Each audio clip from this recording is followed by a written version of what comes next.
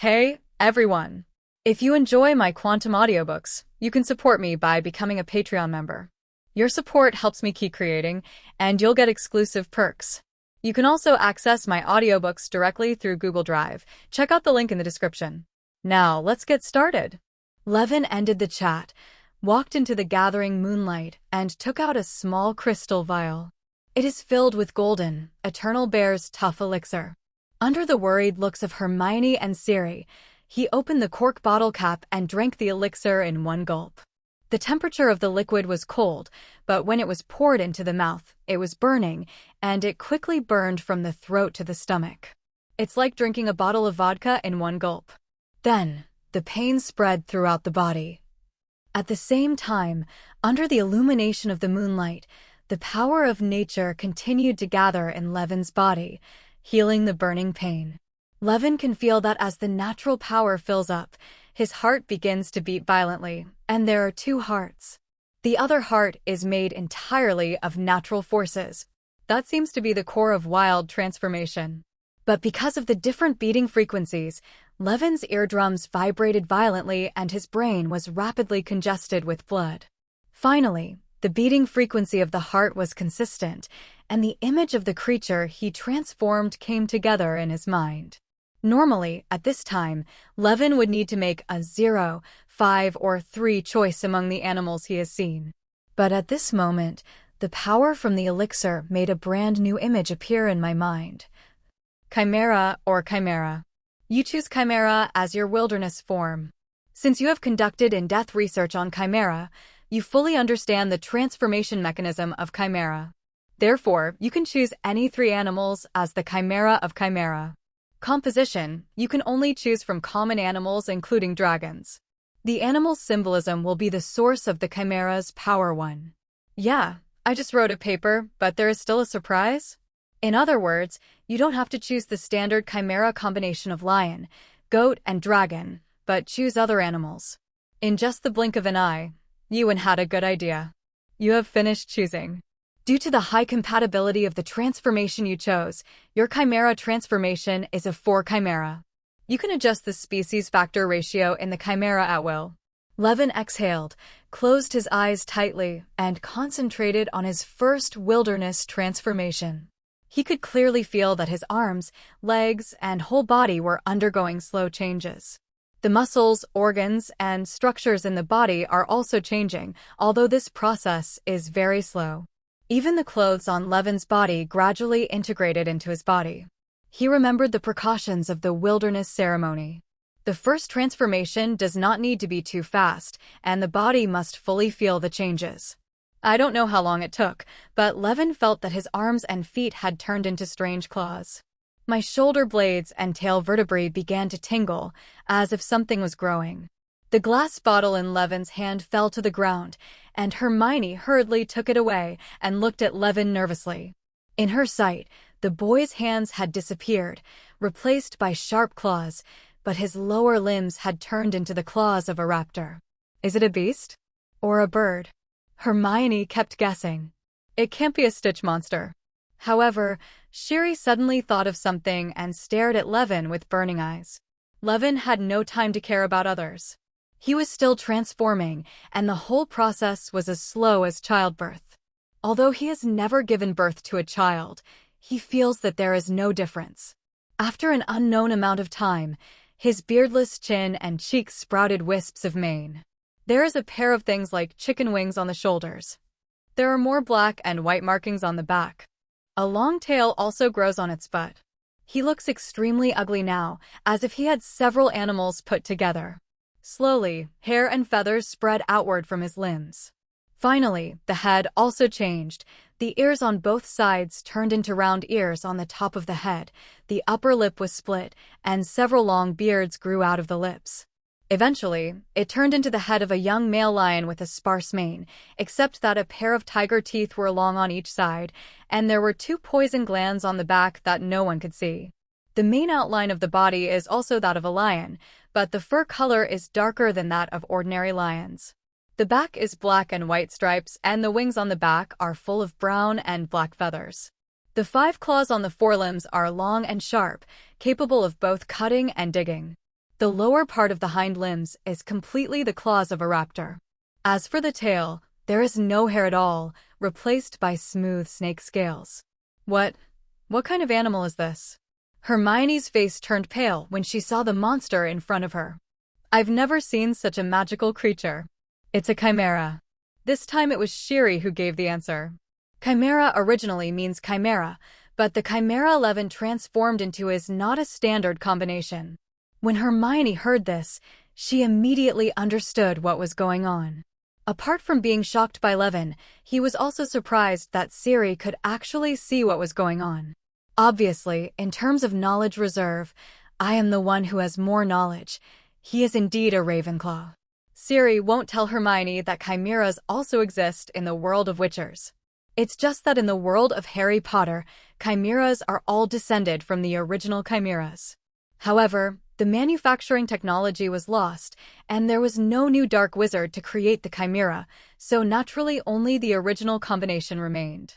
But in the world of Witchers, there are still warlocks making new chimeras. So there are always different chimera combinations appearing. The most common is a combination of a deer-headed demon, a griffin, and a pterodactyl. Understanding the species Levin transformed into, Hermione was finally able to carefully observe the chimera. Although the transformation process is quite weird, but when it was all Harry, in Hermione's eyes, this huge guy looked inexplicably majestic and beautiful. It is tall, standing 1.8 meters long. Not including the tail, which is nearly 3 meters long, the tail is 1.5 meters long, and its single wings are also 2 meters long. It has the head and body of a lion, the wings and hind limbs of an eagle, the coat and forelimbs of a badger, the fangs and tail of a snake. Wait, aren't these the 4 symbolic animals of the 4 major houses of Hogwarts? Good guy. It turns out that Levin put these 4 animals together, and he really had an idea. I saw this newborn chimera staggering out and rushing out. At first I was not used to it, and I stumbled a lot. But he can run quickly. Running, the chimera spread its wings and flapped, then slowly flew into the sky. According to true aerodynamics, given the weight of the chimera, even if its wings are 5 times longer, it may not be able to fly. But Newton couldn't control matters of magic, not to mention that Lord Cow in the Harry Potter world was also a wizard and the top alchemist. Anyway, after several attempts, Levin successfully flew twice over the tower before Sir Shiran landed in front of the 2 of them. At this time, most of the night had passed since Levin started to transform. Let's go, the sun is coming out soon. I will take you to watch the sunrise. Levin's voice rang in the hearts of the 2 of them. Which of you comes first? At the same time, the chimera slowly squatted down, spreading its wings on both sides. Miss Granger was worried about you just now. I'll let her go this time. Ciri lifted Hermione up and let her ride on top of the chimera's huge body. Levin stood up and then fully unfolded his wings, which were a full 4 or 5 meters long. Hurry up, let's take off, Levin ordered. Hermione nodded, quickly grabbed the chimera's neck, and lovingly tucked her head into the warm mane. Almost at the same time, Levin waved his wings, and Shiri next to 0.7 felt a strong wind hitting her face and couldn't help but take a few steps back. The wind and clouds are surging, and the sand and rocks are flying. Levin spread his wings and flew high into the woods, flying over the village of St. Catchpole. Hermer and Circe seemed to sense something and flew out of their nests one after another, came to Chimera, and flew with him. Looking down from high in the sky, the entire village of St. Catchpole is unobstructed.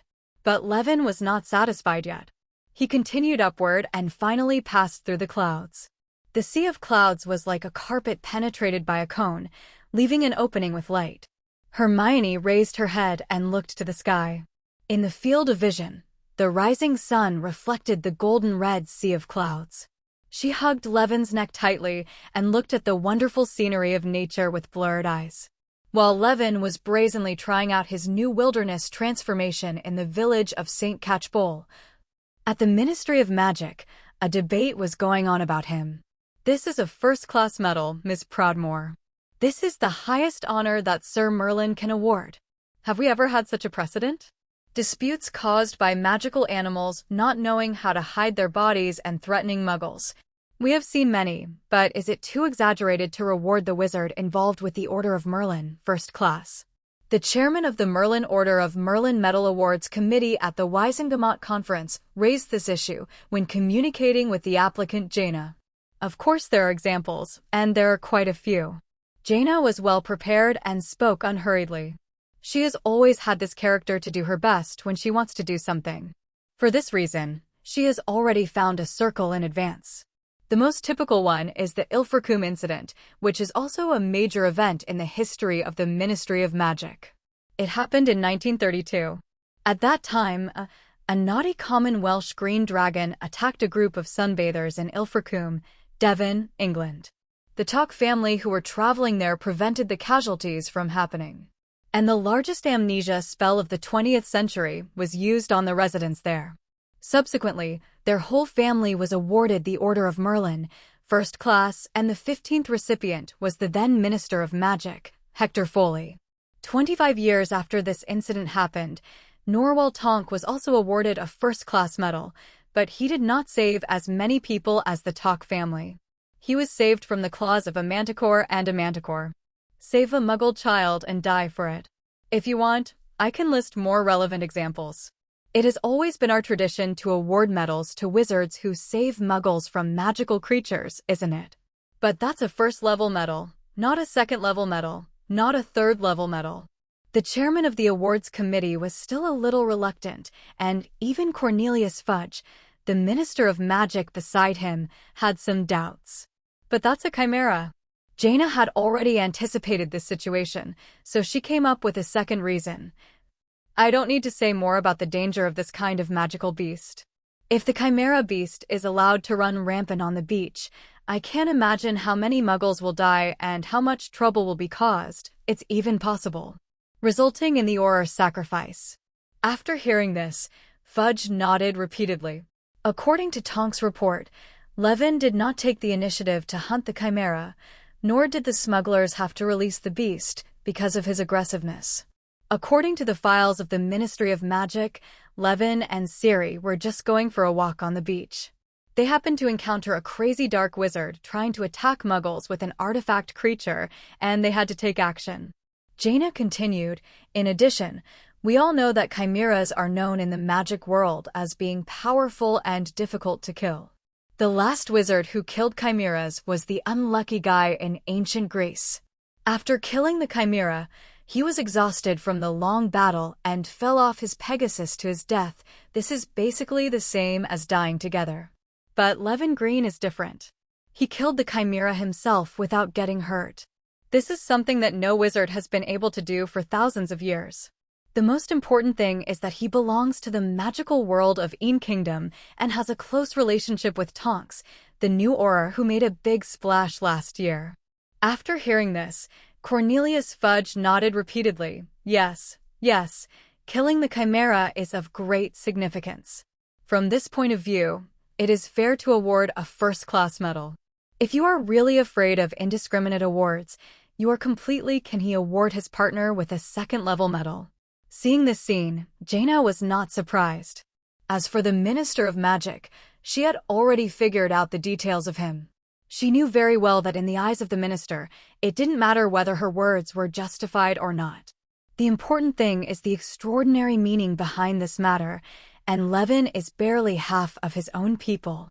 This would be a great benefit to the ministry's publicity efforts.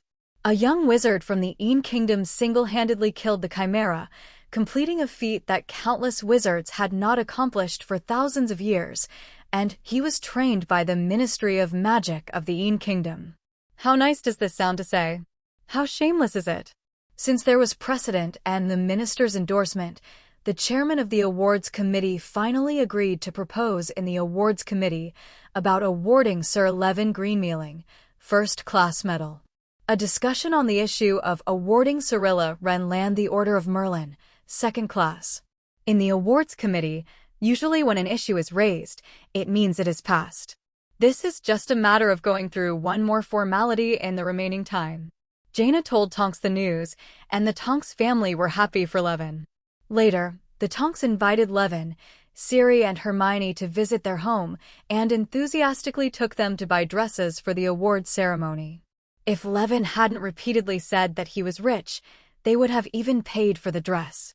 In the eyes of this good couple, since there are no elders in Levin and Siri's family, they have the obligation to guide these two poor children on how to deal with the upper-class society of wizard society. In this regard, the young lady from the Black family, and Tonks, has the most say. The day when the awards will be announced is coming soon. The Tonks family personally led the three Levins to apparate to the Ministry of Magic.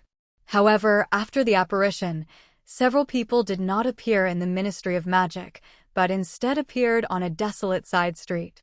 There were only a few shabby-looking offices, a bistro, and a dump truck that was almost overflowing.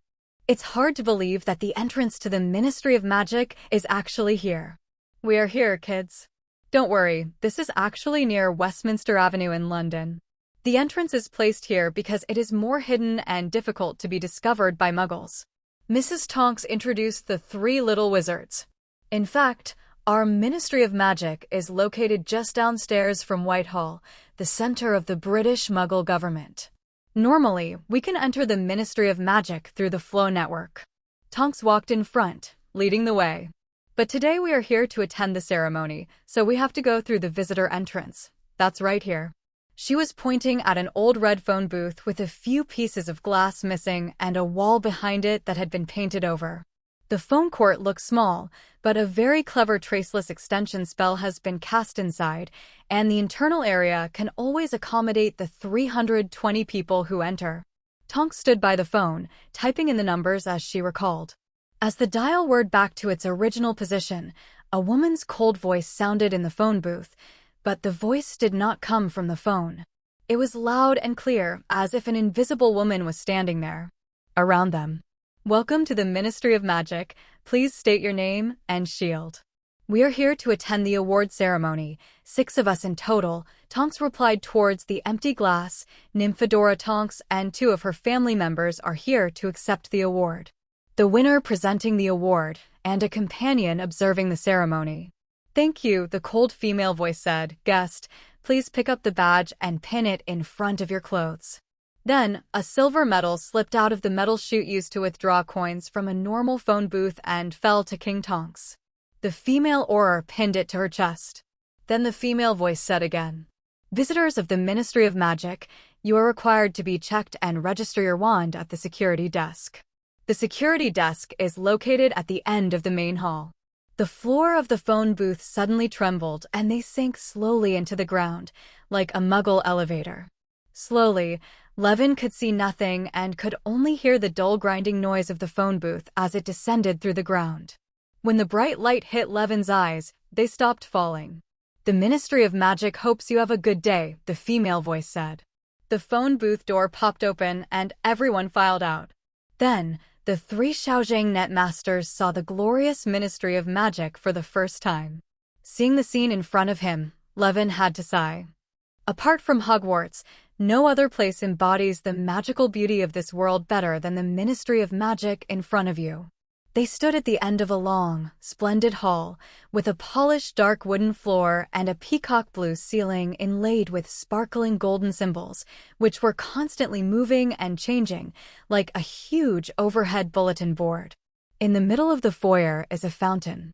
In the middle of a circular pool stands a group of pure gold statues, which are larger than life.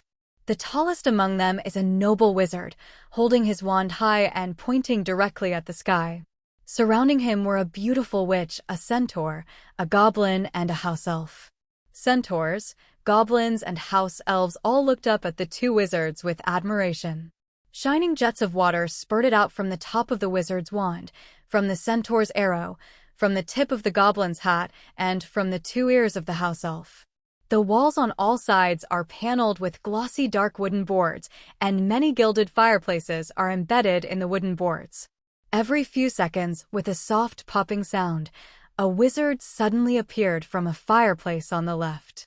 On the right, there are several people queuing up in front of each fireplace, waiting to leave. When passing by, Tonks looked very happy. She happily greeted everyone she knew and introduced District 2, who was about to be honored. Yes, I brought them to receive the Order of Merlin. Levin could see envy and jealousy in every wizard's eyes. It seems that the wizards at the Ministry of Magic value the Order of Merlin very highly. The Order of Merlin was originally an organization founded by Merlin in the Middle Ages. Merlin believed that wizards should coexist peacefully with muggles, so the knights established rules prohibiting the use of magic against muggles. After the founding of the Waisengamot, the first medal was awarded in the 15th century, named the Order of Merlin in memory of Merlin. By the way, Merlin graduated from Hogwarts as a Slytherin, so the green ribbon representing Slytherin is used on the Order of Merlin First Class. Wizards from the Ministry of Magic and members of high society are particularly fond of the Order of Merlin. For the former, this is a brilliant addition to their resume and a symbol of their future. For the latter, this is a manifestation of their noble status. Levin himself doesn't care much about this stuff. For him, knowledge is the real power. Ciri is a visitor from Otherworld, and she has no feeling at all about this. She is also the heir of the ancient blood, the princess of Sintra, and the daughter of the Emperor of Nilfgaard. Is she proud? It's just that considering a future career requires enough fame and connections, Levin is happy with it. At the security checkpoint, they successfully passed the wand test. Then, they passed through another door and came to a smaller hall. There were at least 20 elevators blocked by exquisite golden fence doors. Tonks picked a booth with fewer people in line and quickly entered the elevator. The elevator door slammed shut and began to climb slowly. Every time you reach a floor, the elevator will stop once and people will come in and out. The 5th level has arrived, the International Magical Trade Standards Association, the International Magical Law Office, and the British chapter of the International Federation of Wizards. In the elevator, the same female voice as in the previous phone booth announced the address without emotion. We're here. The 5th floor is the territory of the Department of International Magical Cooperation. The same auditorium is used for awarding the Order of Merlin and for diplomatic cooperation. Tonks walked out of the elevator first and led everyone forward. The sun shone in through the windows in the corridor, bringing warmth to the corridor. But that's exactly what's wrong. Are we still underground? Hermione asked the key question, where does this sunlight come from? These windows are enchanted. Tonks explained, the Magic Maintenance Department decides what weather we have every day. Last time we had a hurricane for 2 months because they wanted to raise wages. 17. The auditorium where the Ministry of Magic holds major events is at the end of the corridor. When they entered the auditorium, there were already hundreds of Waisengamot members wearing various colored attires, as well as recipients of the Order of Merlin, gathering in the audience in 2s and 3s to chat. This is the grand occasion when the first-class medal is awarded. If there is only a 2nd or 3rd level medal, then at most a few members of the Waisengamot will come to confer the medal on you, and then there will be more than 10 or 20 wizards who are weekly medal recipients to come and cheer you up. After all, there are tricks in the issuance of medals, and there are especially many 2nd and 3rd level medals, so the gold content is naturally greatly reduced. The moment they entered, the members of the jazz band in the audience who came to watch the ceremony cast friendly eyes on several people. Among these people, Levin also saw many acquaintances. For example, Dumbledore, who was sitting on the rostrum high in the auditorium, was chatting with an old man about his age. As soon as he saw Levin, he pointed him out to the old man next to him. For example, the Dean of Ravenclaw, Professor Filius Flivy, who will be honored today, Levin and Shariko, are both students of his college, and he has been looking at them kindly since they entered the door. There was also a witch whom Levin had never seen before but recognized at first sight. She wore a gold-rimmed blue-purple cloak, a white dress, and purple high heels, with beautiful blonde hair and a beautiful face. Even when they met for the first time, Levin could tell her name, Jaina Proudmoore. There is no way, even in another world, this girl still wears the same clothes. It would be strange not to recognize her. When Levin saw Gianna, she saw them too. Jaina nodded to Tonks, then looked at Levin with interest, as if she recognized him. Under the leadership of Tonks, several people sat down in the first row of the auditorium. Levin met some leaders in his previous life and liked to deliver some nasty and long speeches on important occasions. Cornelius Fudge, as the Minister of Magic, a member of the Wisengamot, and a recipient of the Order of Merlin First Class, also spoke on the podium of the auditorium for more than an hour. The speech routines are naturally the same. First, of course, I will explain the origin and status of the Order of Merlin, and review the glorious past of the Ministry of Magic and the Order of Merlin. Then it led to the fact that the British magical world under his rule is currently in a prosperous state. Finally, I would like to thank all sectors of society for their support of the award. Before Levin fell completely asleep, the talk of the awards finally came. But Fudge has another trick up his sleeve. After praising Levin and Siri, Fudge attributed this to the strong training of Hogwarts and the strong support of the Ministry of Magic. A brief translation: Fudge shamelessly rubbed the honor of the two of them, and, because he was afraid of being criticized, he dragged Dumbledore along. Finally, before Levin hit him with a fireball in the face, Fudge finally, no money for it, started the award ceremony. Dumbledore came on stage at the right time and waved to the two of them. In his hands were two exquisite boxes. I am honored to announce that Mr. Levin Green successfully participated in subduing the Dark Wizard who tried to attack Muggles on the beach in Cornwall, successfully killed the adult chimera released by the Dark Wizard, and protected the people on the beach. A Muggle, he upheld the Wizarding Statute of Secrecy and was awarded the Order of Merlin, first-class medal. Ms. Cyrilla Leanne successfully participated in subduing the Dark Wizards who tried to attack Muggles on the beach in Cornwall, protected the Muggles on the beach, and upheld the Wizarding Statute of Secrecy. Awarded the Order of Merlin, second class. Please invite the winners to come up to the stage to receive their awards. Cornelius Fudge announced cheerfully, as if he had received a medal. Dumbledore opened the box, and Fudge took out a gold medal with a green ribbon and brought it to Levin's neck.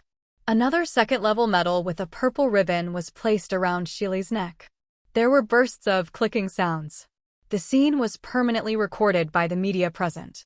Levin and Siri, carrying medals like puppets, stood in a row with him and Dumbledore at the greeting of Minister of Magic Fudge, and began to let the photographers take pictures naturally. After the awards were given, the two stepped down from the stage. Dumbledore came over, patted Levin on the shoulder, and said kindly, "Congratulations, Mr. Green, you did a great job this time. You should be the youngest holder of the first-class medal of the Order of Merlin. And you, Miss Cyrilla, I didn't expect that you still have such a tacit understanding outside of the Quidditch field." "Thank you, Professor, it's just a coincidence. In such a dangerous situation, anyone will take action." Levin thanked you politely and said in a humble tone, "Besides, Siri also helped me a lot. It's just that when the road is rough, we draw our swords to help." Sheely also said calmly, "You are so humble, Mr. Levin Green, Miss Cyrilla Leanne." "Oh, I can also call you sir now. By the way, Sir Green, I heard Principal Dumbledore talk about it before.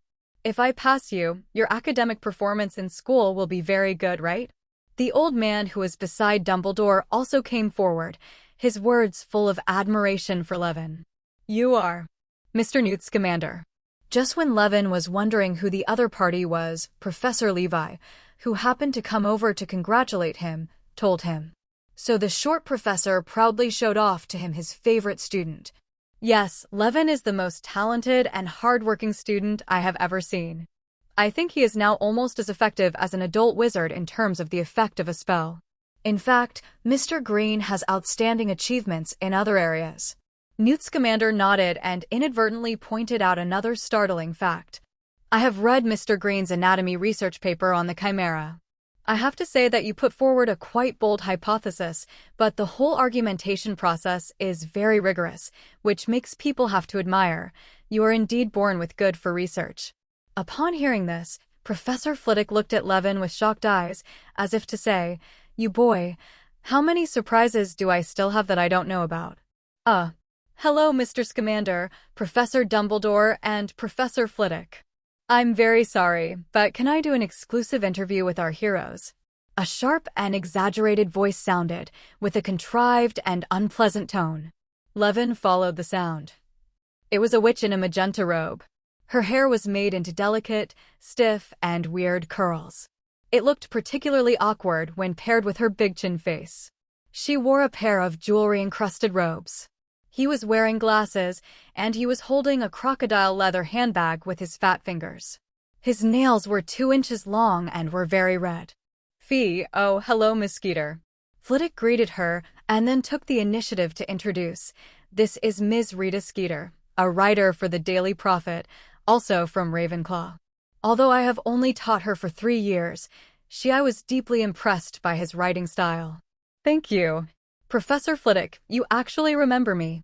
Rita Skeeter was obviously a little surprised. Through his psychic abilities, Levin could feel that the villain in the original work was deeply moved at this time. Professor Flitwick, this cute little old man, is indeed a great teacher. In this case, Levin also planned to give Professor Leeway some face.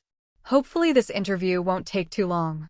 After saying that, Levin nodded to Flitwick and others and followed Rita Skeeter to the corner of the auditorium with Shirley. To Levin's surprise, this female reporter, who was known for exaggerating and distorting facts in the original work, did not ask sharp questions and recorded Levin and Shirley's answers truthfully. Levin almost thought she had transitioned. Before coming, Levin was still thinking about using magic to teach her a lesson, but now it seems that there is no need. It seems that Professor Flitwick's face does not only apply to himself. After the interview, Levin was about to go back to the professor's when he suddenly saw Tonks and her mother, Ms. Andromeda, walking towards them in a hurry. "So you're here, Levin." The expression on Tonks' face seemed happy. "Come with me quickly. Lady Proudmoore would like to get to know you." "Gianna? What does she want from me?" Before I could find him, the other party came to my door first. This struck Levin as odd. But it just so happened that one of the purposes of Levin's visit today was to get to know her. That's good, at least I don't need to find any excuses. As for Ms. Andromeda, she took Siri back to find Hermione. Miss Granger had been staying with Mr. and Mrs. Tonks. To Levin's surprise, the place where Jaina met him was not in the auditorium hall, but in a side hall. Moreover, this was a completely separate meeting between the two of them, and even Tonks stayed at the door of the side hall. There must be something weird in this. At a round table in the side hall, Levin and Gianna sat opposite each other, with 2 desserts and black tea in front of them. "Nice to meet you, Sir Levin Green. I have long heard Tonks say that you are an incredible boy. When I met you today, I realized that she was indeed not exaggerating." As soon as they met, Gianna made no secret of her admiration for Cha-Won. "It's really such an award. In fact, Tonks often mentioned Miss Proudmoore to me, and her words were full of admiration. I have always admired your name for a long time, but today I discovered that you were better than she said it even more charmingly." Being praised like this by a 12-year-old boy, Gianna couldn't help but cover her mouth and smile. "Look what you said. I am almost 40 years old, and I can be your mother." "Hey, is that so?" Levin pretended to be surprised. "I also wanted to call you Sister Gianna." If someone who knew Levin heard this, they would definitely scold him for being malicious and shameless. A 12-year-old child actually called 36-year-old Gianna sister. But judging from her appearance alone, Jaina does not look like a 30-year-old person. Arcane Mage has many ways to take care of herself. In addition, as a World of Warcraft player in my previous life, I had fantasized about one of Jaina's footmen, and calling her sister Jaina was already the biggest compromise. If it were in his previous life, he would have chosen to call his wife on the spot. If you ask Levin to call Aunt Gianna, he will definitely not agree. Finally, and most importantly, there is nothing wrong with being cute, but using high charm and charming humans passively is the biggest waste. One of them is deliberately trying to win over each other, and the other is deliberately trying to be cute. The man is affectionate and the concubine is interested. In just a few words, I became familiar with it. The sister and brother shouted, and the topic changed from Tonks to the Chimera beast. Just when Levin thought the plan was going very smoothly, Gianna suddenly said, "By the way, Brother Levin, I heard from the Aurors at the scene that you suppressed the Chimera's recovery power by bleeding a lot. That's why you left many wounds on it. Sister Gianna is right, Levin still said in a sweet tone. At this time, Jaina's tone became serious. From the photos at the scene, I noticed that the wounds of the Chimera beast were accompanied by a large amount of water stains, frost, and even ice. This shows that you wanted to prevent the wound from healing. An ice spell was used, but according to my observations, these traces do not match any known ice spell. Speaking of this, she looked into Levin's eyes, her eyes full of inquiry. I'm curious, what spell did you use to cause this? After hearing this question, Levin broke into a cold sweat. He suddenly realized that the other party seemed to know something. If this is the case, then this unusual proactive meeting seems to have an explanation. She is worthy of being the wise female mage in Warcraft, the trendsetter of fate, Jaina. Even in the world of Harry Potter, her performance is still wise and sharp. However, I originally had plans to have a showdown with the opponent. It was just a matter of time. The other party can sense something is wrong. Considering that Gianna has always been a kind and sensible person, she basically has no special black spots and is a reliable person. So it's not impossible to have a showdown now. So Levin took a deep breath and said solemnly, since Sister Gianna has asked this, she must also have some guesses about it. That's right, what I used was the power of Ice Arrow. As if he was afraid that the other party would not believe him, Levin grabbed the small table knife on the table and waved it casually. Jaina saw frost on the blade. She could feel the familiar mana model fluctuations brewing between the blades. You can actually attach the power of Ice Arrow to the weapon. It's really an amazing spellcasting skill. Jaina couldn't help but sigh. Even she couldn't do this. It's just a small trick, but it's too late to make a fool of yourself in front of my sister. Levin smiled, waved his hand, and cancelled the spell. Then he asked in turn, I'm very curious, how did Sister Gianna discover this? Obviously, you didn't even see the body with your own eyes. This is also where Levin is puzzled. Jaina most likely discovered something was wrong from here, but he couldn't figure out where he had exposed his flaw. In this regard, Jaina did not want to hide. Perhaps you may not believe it, but the spell you used, Ice Arrow, has actually been my most commonly used spell. As for its magic model, structure, and any possible the variations, effects, possible wounds, etc., I know all the details about the Ice Arrow. Of course, except for the move you just made, I really can't do it. After hearing what Gianna said, Levin immediately believed it. Indeed, Jaina in World of Warcraft is very good at ice element spells. She uses Summoning Water Elemental, Blizzard, Icicle Technique, Frost Nova, and Falling Ice Technique to perfection. As for Ice Arrow, that's totally her level A. Since Gianna told the truth, Levin did not hide it. Miss Gianna, I am not surprised by everything you said. In fact, I know more about you than you think.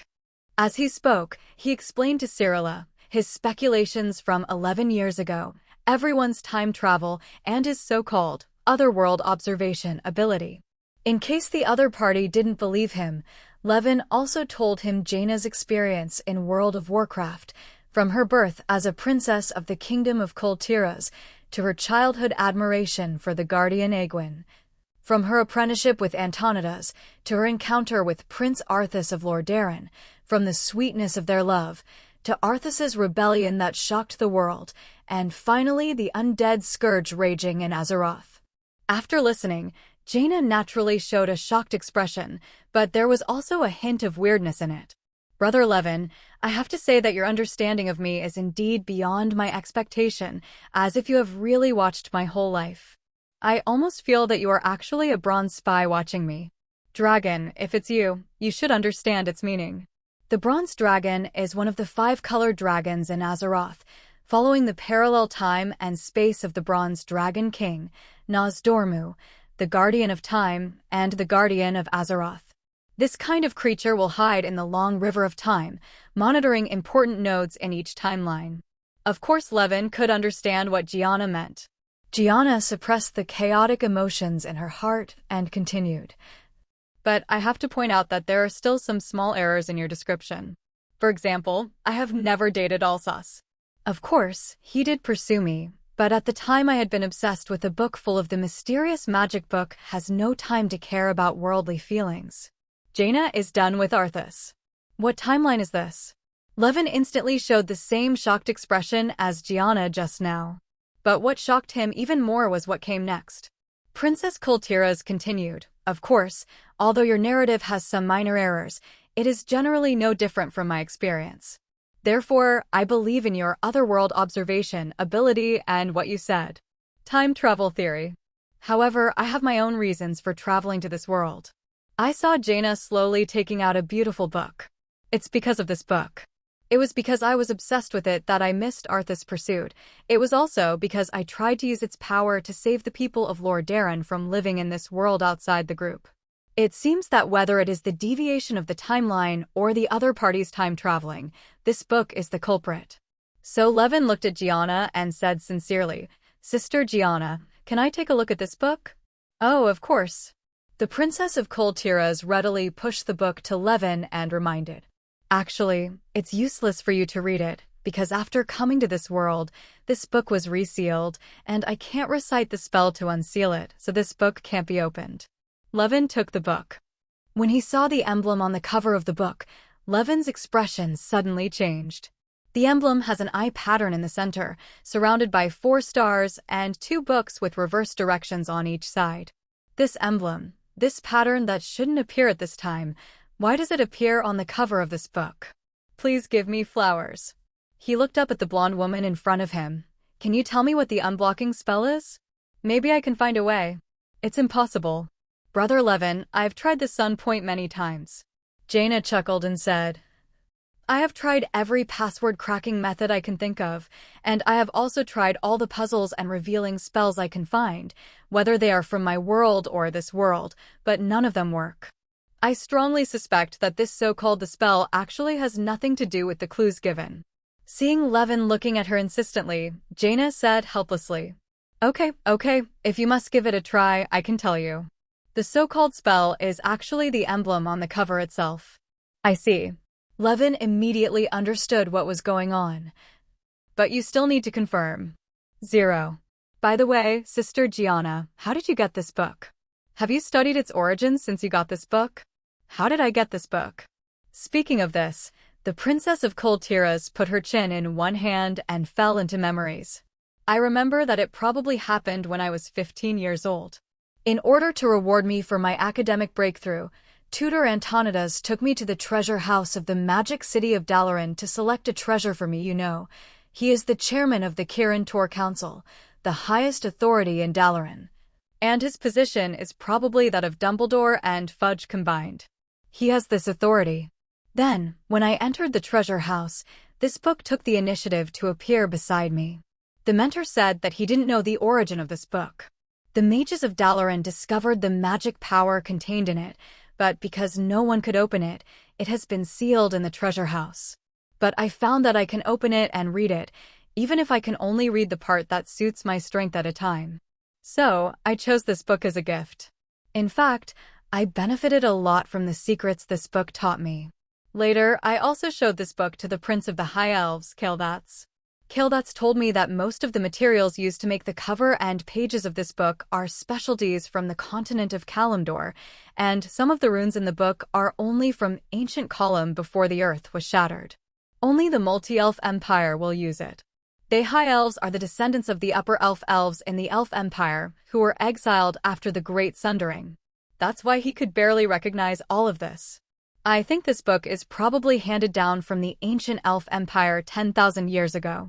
Ancient Kalimdor, the Elven Empire, the sky is falling apart. Plus this badge. Levin gradually understood everything. The picture shows the mark of the emblem. Although there are some speculations about the origin of this mysterious magic book. But Levin didn't tell Gianna. Instead, he tried the emblem on his own. Intellect. Intellectual destiny? Boschesen? 42. It can't be a machine head, right? Levin recited several nouns in succession, but there was no response from the magic book in front of him. How did that happen? Levin was secretly surprised that it was obviously the symbol of intellect in several fates in a certain turn-based game 30 years later. Could it be? He frowned, tried to change into a void voice, and uttered an inexplicable line in the form of an aria. The heavenly bodies keep secrets and count the roots that connect all things. But it is silent, like the mist at the center of the universe. Listen to the silence, and you will know where the stars rest. As soon as he finished speaking, the emblem of knowledge on the cover of the magic book glowed brilliantly. The entire magic book opened instantly, and a powerful magic burst out. It swept around, causing a lot of noise in the room, and then was quickly taken back. Finally, the pages of the book were closed, the light faded, and it lay quietly on the table like an ordinary book. But the overturned chair and the overturned black tea can prove what just happened. How did you open this book? Gian 243, Na was shocked. This is not magic. But Levin knew it was magic. He probably understands why this book has the emblem of intellect on it. Why is the password to unlock the emblem that passage? Because the person who placed this emblem was probably him. Strictly speaking, my future self. The reason why he chose the intelligence emblem is because this mark can only be recognized by him as a time traveler in the world. Of course, there is a 1 in 10,000 possibility that another person from the Starry Sky Railway world has traveled through the world of Harry Potter. And why is the inexplicable sentence that activates the spell? That's because Gohan has to guard against the 1 in 10,000 possibility. That passage comes from a famous PV of Star Railway, Fables about the Starry Sky, which reveals several major star gods in the background of the world through the Riddler. And that passage is a description of the star god of intellect, Bo-Shirzun. At this point, it is obvious why my future self chose this passage as a mantra. He wanted to ensure that he, and only he, could think of this spell immediately after seeing the emblem. Others couldn't think of a spell after seeing the emblem, even if that person came from the world of the Star Railroad. In this case, there are loopholes in keywords such as wisdom, knowledge, and machine brain. But that paragraph is different. That PV uses the NPC's mouth to convey the inside story of the world to players. Even Bo-Shirzun himself may not know this passage. Once you guess the secret behind the spell, the meaning of this book becomes clear. That's how your future self transmits information to your present self. The timeline of the Harry Potter world does not support time travel across long periods of time. But the World of Warcraft plane where the Bronze Dragon Legion exists supports going back to the past. My future self probably borrowed this mechanism to go to World of Warcraft and borrowed Jaina's hand to pass this magic book into my hands. Having said that, Levin doesn't dare to tell Gianna the real reason yet. This is also natural. Jaina has said before that this book is also the reason for her time travel. If only Gianna knew now that the person who kicked her from her hometown to a strange world and stayed there for more than 12 years was the future Levin. She was afraid that she would fall out on the spot. You must know that before she traveled through time, her hometown, as well as the entire continent of Lordaeron, was on the verge of destruction due to the undead natural disaster. Even if there is a chance to return to my hometown in the future, who knows how long it has been since my hometown? What if what she sees then is a completely destroyed hometown, with all her relatives and friends dead and injured? Therefore, until the relationship between the two is close enough, the truth should be slowed down. So Levin replied, I saw this emblem when I was observing another otherworld. It represents a certain deity that symbolizes wisdom, so I came up with this spell. Jaina stared at him. The boy's eyes were full of innocence. Well, every word in that sentence is true. Levin wasn't lying to her. He just selectively revealed the facts. The Princess of Kultiras nodded. Is it a god that symbolizes wisdom? That's right, I understand. Maybe this book is really related to Otherworld, which can also explain the spells in this book. Be different. What makes it so different? Levin asked curiously. I would like to hear the details. Jaina smiled slightly. Since you want to know, why don't you open the book and take a look? Is it really possible? Knowing that this book was probably created by his future self, Levin still asked politely. This is your magic book. For wizards and mages, knowledge is power, so it is normal for spellcasters to be reluctant to share their unique spells. But Gianna is very open-minded. I was able to own this book because it chose me. Now that you can recite the incantation to open it, it means that you are also destined to it. In this case, of course you have the right to consult it at will. Then I won't be polite. So Levin sat upright and turned the pages of the book solemnly. You opened the book of knowledge and obtained a large amount of magic inheritance. Your understanding of magic has deepened, and your wizard level +2. You have learned the new spells, Spell Counterattack, Wandering Step, and Any Door. You have obtained Demiplane Seed. Because you have learned Spell Counterattack and have some understanding of Spell Defense, you have gained the Expertise, Protection School Specialization, and you have gained the Metamagic Expertise, Spell Upgrade. Spell Countermeasure, 3-level protection system. If you try to interrupt a creature that is casting a spell, you need to have a basic understanding of the opponent's spell. If the opponent casts a high-level spell, the counterattack may fail. Mystifying Step, Level 2 Conjuration System. You are surrounded by fleeting silver mist and teleported to an idle space that you can see. Any Door, 4th level Conjuration System. You can bring up to 1 companion and teleport yourself from your current location to any accurately described location. The place can be something you see, imagine, or describe through distance and direction. Spell Upgrade. A spellcaster can cast a certain spell at a higher level cost. This spell is considered a high-level spell. Spells can have additional effects after being upgraded. Demiplane Seed, a legendary rare object. After deploying it, the Demiplane Seed will immediately expand and convert a 1-kilometer radius space into a demiplane under the control of the owner. The size of the demiplane will gradually grow over time. That's it. This was Levin's first reaction after feeling the harvest. The Book of Knowledge is indeed a treasure created by my future self. After opening it, Levin's harvest is not unfruitful. The level alone has been upgraded by 2 levels, and a LV9 wizard can access 5th-level spells without the need for enlightenment. In addition, the several spells harvested are also first-rate and practical. Counterspell is most suitable for research wizards like Levin who have extensive knowledge. The more a spellcaster understands the nature of a spell, the more powerful it can be. Being unable to release key spells is a very painful experience for any spellcaster.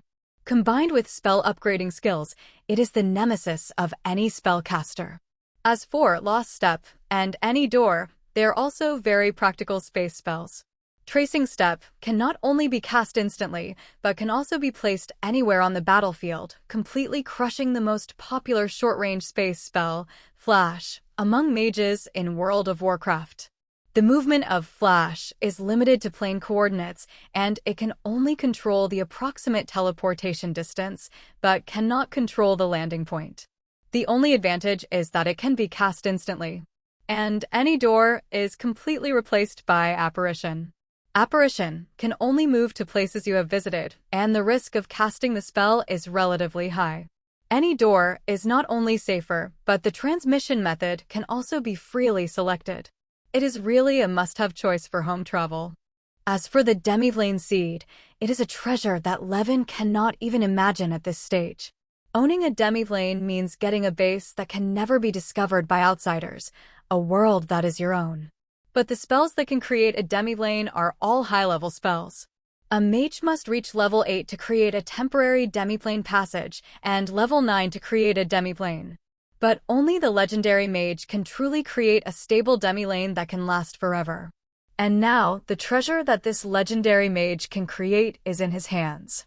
Levin has already figured out how to use this Demiplane Seed. After returning home, he directly converted the tower and the nearby space into his own demi-lane. Normally, just leave it where it is. Once it encounters a threat, it can be hidden in the demi-lane, and the protective effect is far greater than that of the Red Heart Loyalty spell. In addition, Levin can also rely on the demi-lane to perform the mansion technique. This spell allows the mage to return to his mansion for supplies at any time, even when exploring in the wild, turning a difficult adventure into an outing in the park below your home. But this mansion cannot be created out of thin air. The caster needs to build his own mansion in a demiplane. In short, for Levin, a demiplane and a portable space are basically the same. Overall 1.7, Levin, who gained the Book of Knowledge, can be called a wave of fat. But he still wasn't satisfied. Because this book lacks the most critical information from the future. Before opening the book, Levin thought he would receive a message from the future. If you just give some benefits to your past self, your future self will never cause such trouble. Because with your own potential, even if you don't have these benefits, as long as you continue to develop step by step, you will have everything you should have. So, this book was passed down not to leave a message, but to trigger some special effect at a critical moment. Levin secretly speculates on his future thoughts. Unfortunately, there is never any reasonable guess. The same person has almost the same intelligence, and his future self has an information advantage, so it is normal for him to be unable to guess.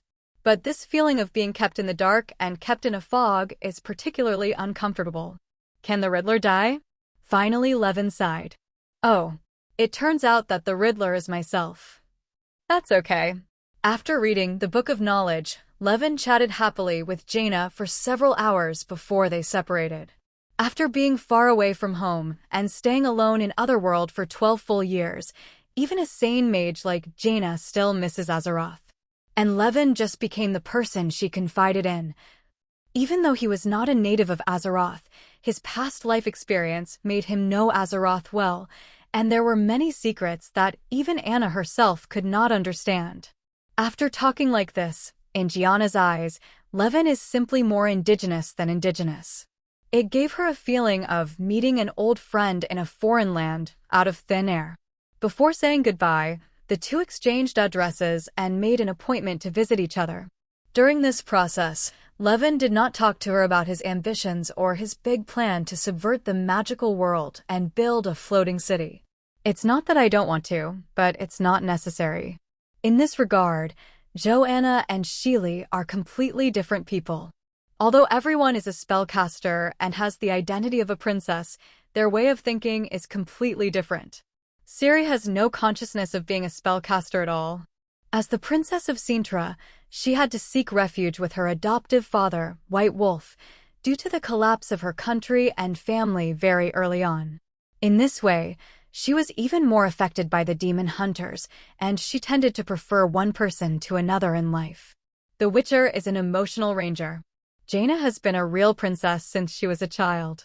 She has received all the aristocratic education and the standard mage education. It can be said that she is a real mage. She is more mature, rational, and more realistic. At least this is the case for Ciri. Faced with such a person, Levin does not need to draw a big pie.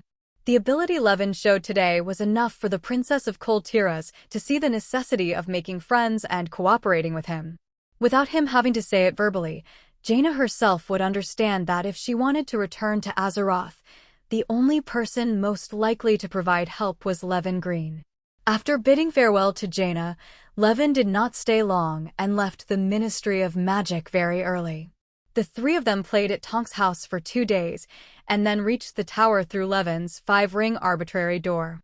According to the previous plan, Levin placed the demi-plane seed in the tower and successfully transformed the tower and surrounding areas into a demi-plane, and bound it with mansion technique.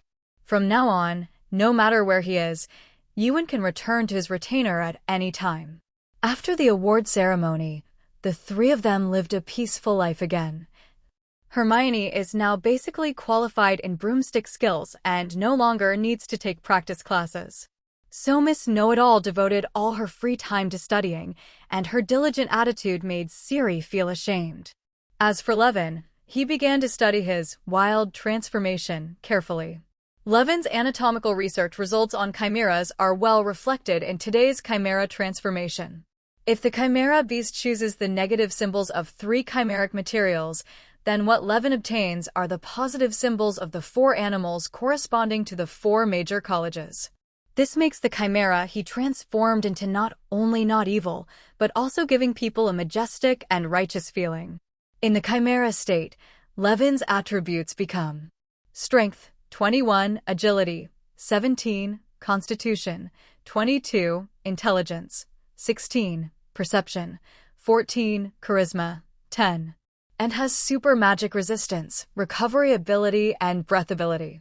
Since the 4 chimeric creatures correspond to the 4 major colleges of Hogwarts, the 4 chimeric creatures show the power of the 4 elements. Levin also mastered the 4 breaths, the fire breath corresponding to the lion, fire, the electric breath corresponding to the eagle, the acid breath corresponding to the badger, water, and the frost breath corresponding to the snake, water. Of course, the 4 animals also give him various conventional abilities. The lion's roar can give courage to friendly troops and intimidate enemies. The wings of an eagle can soar high and create strong winds.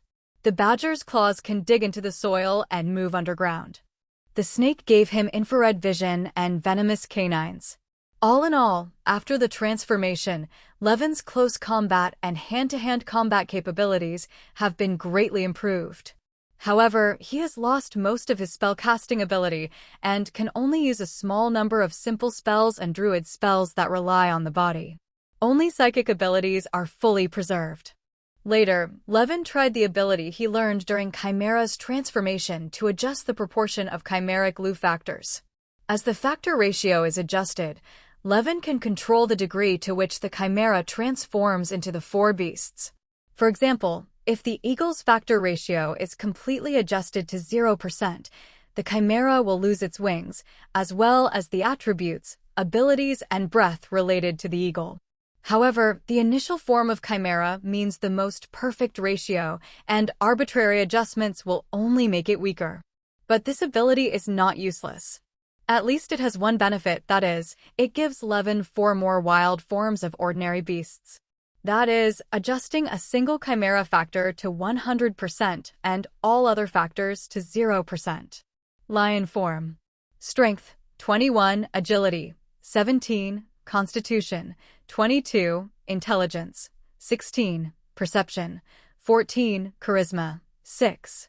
Abilities, advanced magic resistance, rapid healing, fire breath, lion's roar. Eagle form. Strength, 18, agility, 17, constitution, 22, intelligence, 16, perception, 14, charisma, 10.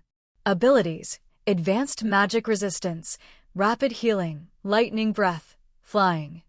Badger form. Strength, 14, agility, 17, constitution, 22, intelligence, 16, perception, 14, charisma, 10. Abilities, advanced magic resistance, rapid healing, acid breath, dig, wounded ferociousness. Snake form. Strength, 17, agility, 17, constitution, 22, intelligence, 16, perception, 14, charisma, 2. Abilities, advanced magic resistance, rapid healing, ice breath, infrared vision, poison, constriction. In these forms, Levin can act like a normal beast without being as conspicuous as his chimera form. He can even go to the Ministry of Magic to declare Animagus separately. Of course, Chan wouldn't really do that. In short, 760 Chimera was indeed his right choice as his first, wild transformation. At the same time, Levin could also feel that if he wanted to perform the second, wilderness ritual, he would have to wait for at least 3 months. Otherwise, if you continuously obtain new, wild transformation, your body will not be able to hold on and will collapse. This is because he has reached 14 points of physical fitness.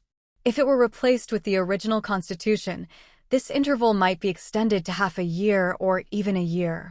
After studying the wild form, Levin occasionally wandered around the village of St. Catchpole in the wild form, or dig around in badger form, or swim like a snake. But what he likes most is turning into a giant eagle and circling in the sky. However, that night, Levin was preparing to go out for a flight as usual. Hermione just wanted to relax after studying for a day, so Levin planned to take her on a flight this time. While the two were soaring above the clouds, enjoying the cool night breeze, they suddenly saw a strange scene. A flying green car rushed out of the clouds and flew towards us. In this unobstructed sky, both sides saw each other. Then, The people on the back of the giant eagle and the people in the car, a total of 5 Gryffindors, completed a dramatic encounter at an altitude of more than 2,000 meters. Good evening, Harry, Ronald, and George, and Weasley. Good evening, Hermione. Why are you here? So, this giant eagle is Levin's Animagus transformation, and you two are out for a walk? And you actually drove this Ford Anglia to Uncle Harry's house and forcibly picked him up? In the sky at this time, giant eagles and cars were flying side by side. Hermione and the 4 people in the car finally figured out why the other party was here. You two actually took a walk in the sky at night. This is so cool. George and Fred looked at each other and praised in unison. George even whistled, making Hermione blush with embarrassment. This is none of your business. In order to cover up her shyness, Hermione said angrily, "How could you do such a thing? Aren't you afraid of being discovered by ordinary people? Ronald, I remember that your father himself works in the department for the prohibition of the misuse of Muggle items. But if we don't go, Harry will have to spend the summer in the attic and won't even be able to go to school." Ronald defended loudly, his tone full of anger.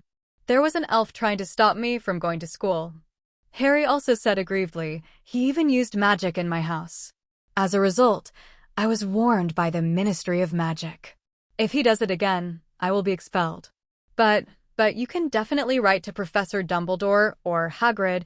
They will be happy to help Harry, instead of taking risks in his father's car without permission." Hermione pointed out sharply. But she immediately received a retort from Ronald. "But aren't you also doing dangerous things? I guess Levin's Animagus transformation was not registered, right?" Hermione was left speechless. She didn't realize that, although she always followed the rules subconsciously, under the influence of Levin and other friends, she was almost becoming a rule breaker herself. After all, most of Levin's daily behaviors are quite dangerous for young wizards and even adult wizards. For example, researching unfamiliar potions, researching new magic, transforming into Animagus without authorization, using space extension spells privately, learning apparition privately, actually, any door, hunting XXXXX level dangerous magical beasts, etc. She was almost desensitized to many deviant behaviors. Seeing that he had convinced Hermione, Ronald felt proud. But Harry Potter discovered something was wrong. "Speaking of which, why are you taking a walk here? Shouldn't you be staying at home?" "That's because I was a guest at Levin's house, which is in the village of St. Catchpole," Hermione replied enthusiastically. "Levin also lives in the village of St. Catchpole?" Ronald was surprised, and George and Fred also looked over. "Of course." Hermione was a little confused. "Is it possible that you also live in St. Catchpole village?" "Of course we live in the village of St. Catchpole." The 3 Weasleys looked at each other and said in unison, "Well, after doing this for a long time, we are all neighbors." Not only could he live in the Weasley family, but he also became neighbors with 2 friends, Levin and Hermione. Thinking of this, Harry looked forward to the next summer vacation even more.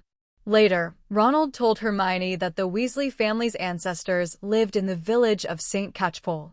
Hermione revealed that Levin just moved here during this holiday season. "It turns out that our new neighbor is Levin," Brother Weasley said in surprise. "The new neighbor has been mysterious since he started construction work. Everyone was guessing his identity before. Ronald guessed it was a very old witch." The giant eagle gave Ronald a sharp look. "I didn't." Ronald immediately defended loudly. He didn't want to be targeted by Levin. "So, how did Levin move here?" Harry asked enviously. He knew Levin's origins, but how could he own his own house here? Harry wanted to leave Uncle Vernon's house so badly. "He bought the place," Hermione answered. "But how much does it cost?" Harry couldn't help but ask. But before Hermione could say anything, the Weasley brothers gave him an explanation. "You don't know yet, but Levin won the Order of Merlin, first class." George said loudly, "The reason is that he killed a chimera and saved the Muggles." "Of course, this happened after buying the house," Fred added, "but it is enough to prove that Levin has the ability to make money." "You are truly a genius." Ronald accepted the fact with some helplessness. Not only did his peers own their own houses, they also received the Merlin Medal. "So, you are living together, right?" George said in a joking tone, "A man and a woman alone. No wonder you come for a walk in the sky at night." "We do not have." Hermione became angry again, and in order to defend herself, she couldn't help but reveal more important news. "We are not alone, and senior sister Shirley is also here. So there are 3 of us." Fred whistled again. "You guys are really having fun." By this time, they had arrived near Weasley's house. The car landed on the ground, the 4 people got out of the car one after another, and Levin also changed back to his human form. "Remember Lisa, Fred?" Levin looked at one of the twins and smiled maliciously. "That muggle girl in the paper shop, what happened to her?" Fred suddenly felt a little shuddering. "I saw you two having a lot of fun with her 2 days ago." Levin showed a dangerous smile. What would happen if Angelina heard about this? Angelina Johnson, like the Weasley brothers, is a player on the Gryffindor Quidditch team. "Angelina? What's wrong? Do she and Lisa know each other?" George asked. Levin ignored him and looked directly at Fred. "If I hear rumors about living together at Hogwarts after school starts, all this will happen, understand?" "Clear." Fred nodded pitifully. This confused George. He was obviously a very smart person, but at this time he became dull, and he actually didn't realize that Fred liked Angelina for a long time. Poor George, he probably still can't believe it.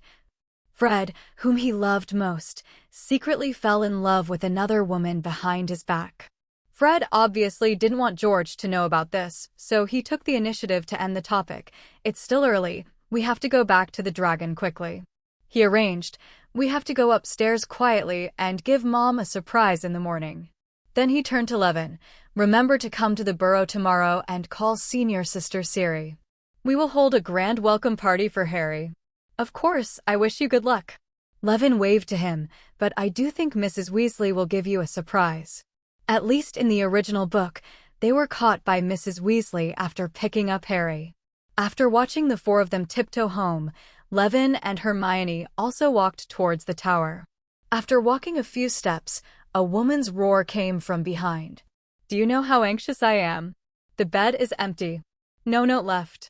The car is gone too." Thinking of the way they lowered their heads and were scolded, the 2 of them laughed involuntarily. The next week was considered the happiest day in Harry's mind. Life in the magical world made him novel. Everyone in the Weasley family liked him very much. He could live with his best friend every day, and his other 2 good friends were his neighbors. He even hoped to live like this for the rest of his life. Never go back to the Dursleys again. As for Levin, Harry's arrival did not bring many changes to his life. During this time, he became obsessed with space magic. After learning Wandering Step and Any Door, Levin's understanding of conjuration spells became deeper and deeper. The more he studied, the more interested he became in the mysteries of space. The existence of demiplane seed has also added a lot of convenience to his understanding and practice of space power. Today, Levin is studying the space expansion spell, and he is committed to casting the spell for every room in the tower. Obviously, this is a good thing, but you have to know that in the Muggle world, how many people are trying to make their houses extra square meters? Nowadays, with just a wave of your hand, the area listed on your real estate certificate can be expanded tenfold. There is such a good thing in the world. But it happened that Hermione and Siri were quite crazy about this. Both girls had to grapple with the problem of how to fill a room that was 10 times the size of theirs. By the way, after Levin learned Any Door, Hermione finally no longer had to stay at Levin's house all day long. Now Levin would pick up Hermione from her house every morning and take her back to his home in the evening. Occasionally, on a whim, Hermione would stay in the tower overnight. Since then, the Grangers have looked at Levin much more kindly. At least Mr. Granger wouldn't be staring at him like he was the brat who kidnapped his daughter. And after the week passed, one fine morning, Levin received a letter from Hogwarts School. It was an envelope of yellow parchment with green writing on it. The letter listed a list of new books he would use this year. Sophomores will read Standard Spells, Level 2 by Miranda Gorshak. Breaking with the Female Ghost by Jo Deluo Lockhart. Walking with Ghouls by Gilderoy Lockhart. Holidays with a Dominatrix by Gilderoy Lockhart. Walking with Trolls by Gilderoy Lockhart. A Voyage with a Vampire by Gilderoy Lockhart. Wandering with Werewolves by Gilderoy Lockhart. A Year with Xe Snowman, Gilderoy Lockhart. It seems that Dumbledore helped Lockhart sell books in exchange for Lockhart's defense against the dark arts professorship this year. Hermione and Siri also received the same letter. Siri's 5th grade textbook had different textbooks on other subjects, but there was also a long list of Lockhart's works. This is too confusing. With Levin's financial strength, just a few books are nothing. But some families are different. For example, the Weasley family. Their family has 5 children going to school this year. This means they have to buy 5 sets of Lockhart's books, for a total of 35 copies. According to the market price, these 7 books are close to more than 20 galleons. 5 sets of books are 100 galleons.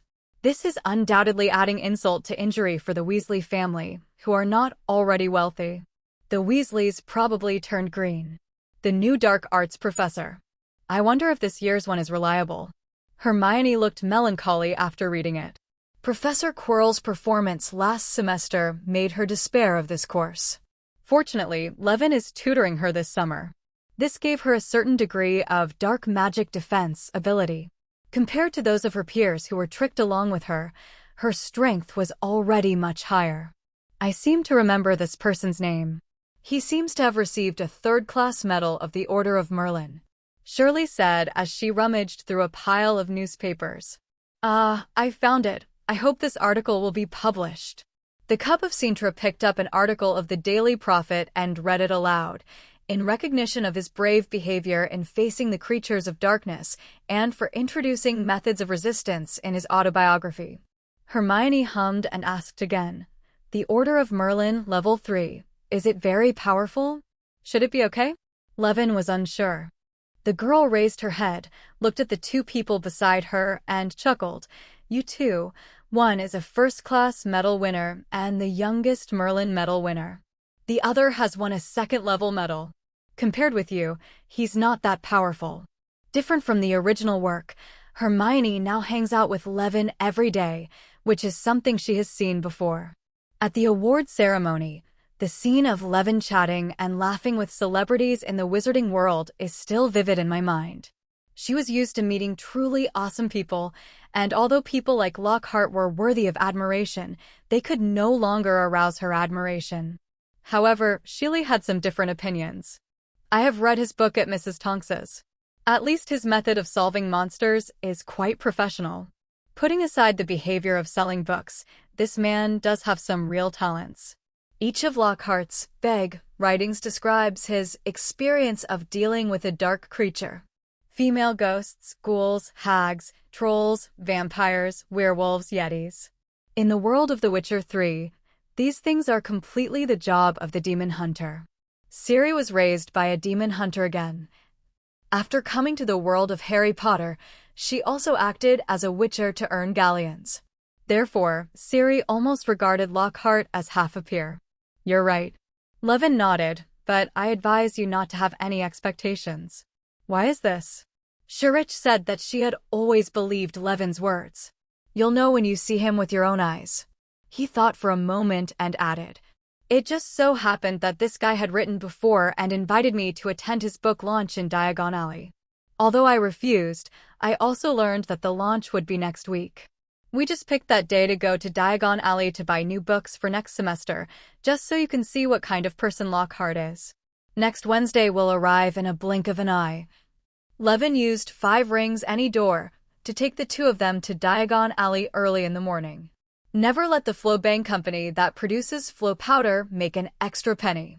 Well, the main thing is that the teleportation effect through any door is more comfortable. From a physical point of view, it is almost the same as walking through an ordinary door. Unlike Flow powder, which has to go through the fireplace, not only does it make the world spin, but it can also easily become smoky. Flow powder itself is not expensive. It was originally invented by Ignatia Wildsmith, a witch born in Ravenclaw. After her death, Floo fans were returned to the state and were controlled by official agencies. Currently, there is only one licensed manufacturer, Flabang Company, in the Een Kingdom. It is illegal for anyone else to sell them. However, this kind of monopoly behavior is not for huge profits, but for the convenience of the people. Because for more than 100 years, the price of Flo powder has never changed. It has always been 2 sickles per spoon. In Muggle society, this is equivalent to cheap subways, buses, and green trains. Such cheap charges make the Flo network the most developed public transportation facility in Dayin, which can be regarded as a rare virtue in magic. In Diagon Alley, the 3 Levins happened to run into the Weasley family. The family had red hair together and stood out among the crowd. The Weasleys were going to Gringotts to get money, and Ronald stayed to chat with them. Ronald asked Levin curiously, "Don't you have to go to Gringotts to withdraw money?" Levin shook his head. "I can't trust those goblins. I would rather keep the money in my own home, which is much safer than Gringotts." Not to mention the goblin Gringotts, he couldn't even trust village banks. "My money is with Levin," Sheely said calmly. "I don't need to go to Gringotts to exchange for galleons. Levin directly uses galleons to buy pounds from my father." Hermione looked at Levin with grateful eyes, and she knew very well that Levin suffered a loss. "You guys have such a good relationship," Ronald said dryly, with a look of disgust on his face. "I guess our family won't need to save money for a long time in the future." Even though he had never met him, he was already full of disgust for Lockhart. "That's a lot of galleons." Levin thought for a while and said to him, "If you really don't want to spend the money, I have an idea. Although there is an anti-copying curse on ordinary books, the anti-copying curse cannot be copied directly with a pen. I created a little spell called Scribe Curse." Ronald's eyes suddenly lit up when he heard this, and he couldn't help but look at Levin with a much kinder look. "Levin. But this is piracy." Hermione said weakly, "Isn't there something wrong with doing this? Perhaps seeing him in person can dispel your thoughts." Levin suggested, "We can go to Flourish and Blott's bookstore first and see it with our own eyes before we make a decision." Not long after, they waited for Mr. and Mrs. Weasley, as well as Harry Potter, who had returned from Gringotts. This unlucky guy made a mistake when using the Flo network for the first time and ran into Nocturne Alley. Fortunately, he was taken out by Hagrid, who was passing by. Several people went straight to Flourish and Blott's bookstore. There were a lot of people in the bookstore, but they were all queuing up outside the store. Today is Lockhart's book launch, and they are all here to sign autographs. Most of the crowd were witches of Mrs. Weasley's age, and it was no exaggeration for Lockhart to be called the Master's Killer. But this creates trouble for them when buying books. If they want to buy the textbooks for next semester, they have to overcome obstacles and break through the siege. Just when the Weasleys were puffing up their chests, breathing out loud, and preparing to fight to the death, Levin took action. He called a clerk out directly. "Oh, it's the distinguished member, Mr. Green." As soon as he saw Levin, the clerk showed a respectful expression. "How can I help you?" After the tower was built, Levin purchased a large number of books from Flourish and Blott's to fill the tower's library. After all, Levin's memory library can only be used by himself, and he is not the only one who lives in the tower. For most authors who are not idiots like Lockhart, Levin is still happy to respect their intellectual property rights and will not use transcription techniques to deal with them, so he chooses to buy physical books directly. If he really can't buy them, he will transcribe yourself. That order is almost equivalent to Flourish and Blott's entire month's sales. Therefore, Levin became a senior member of the bookstore and the most distinguished guest. The bookstore door is blocked. Levin pointed to the crowd in front of him. "Is there any other way to get in?" "Of course. How can we let a distinguished guest like you line up?" The clerk immediately showed them the way. "Please and your friends come with me." So, everyone easily entered Flourish's and Blott's bookstore through the back door. At Flourish and Blott's, they meet the topic of conversation, Gilderoy Lockhart. He sat behind the desk, surrounded by large photos of himself, the faces in the photos all winking at the crowd, flashing dazzling white teeth. The real Lockhart wears a robe as blue as the forget-me-not flower, which matches his blue eyes. The pointed wizard hat is playfully tilted on his hair. A short man held a large black camera, jumping back and forth to take pictures, while Lockhart posed in various poses. Every time the flash flashed blindingly, streams of purple smoke spewed out of the camera. In the process, Tuhart's qualities reached Levin's direction. Levin immediately jumped behind Shirley, using her 170 centimeters height to block his underdeveloped figure. "Turn your head around too, Siri." Levin leaned behind her and reminded in a dull voice, "Don't let him recognize you." He knows very well that Lockhart is well-versed in the ways of modern internet celebrities. What he likes most is to gain popularity. As for myself and Sheely, one is a first-level medal and the other is a second-level medal, both of which are higher than Lockhart's level. Naturally, they are the best candidates to gain popularity. Although she didn't understand what was going on, Siri obediently followed Levin's advice.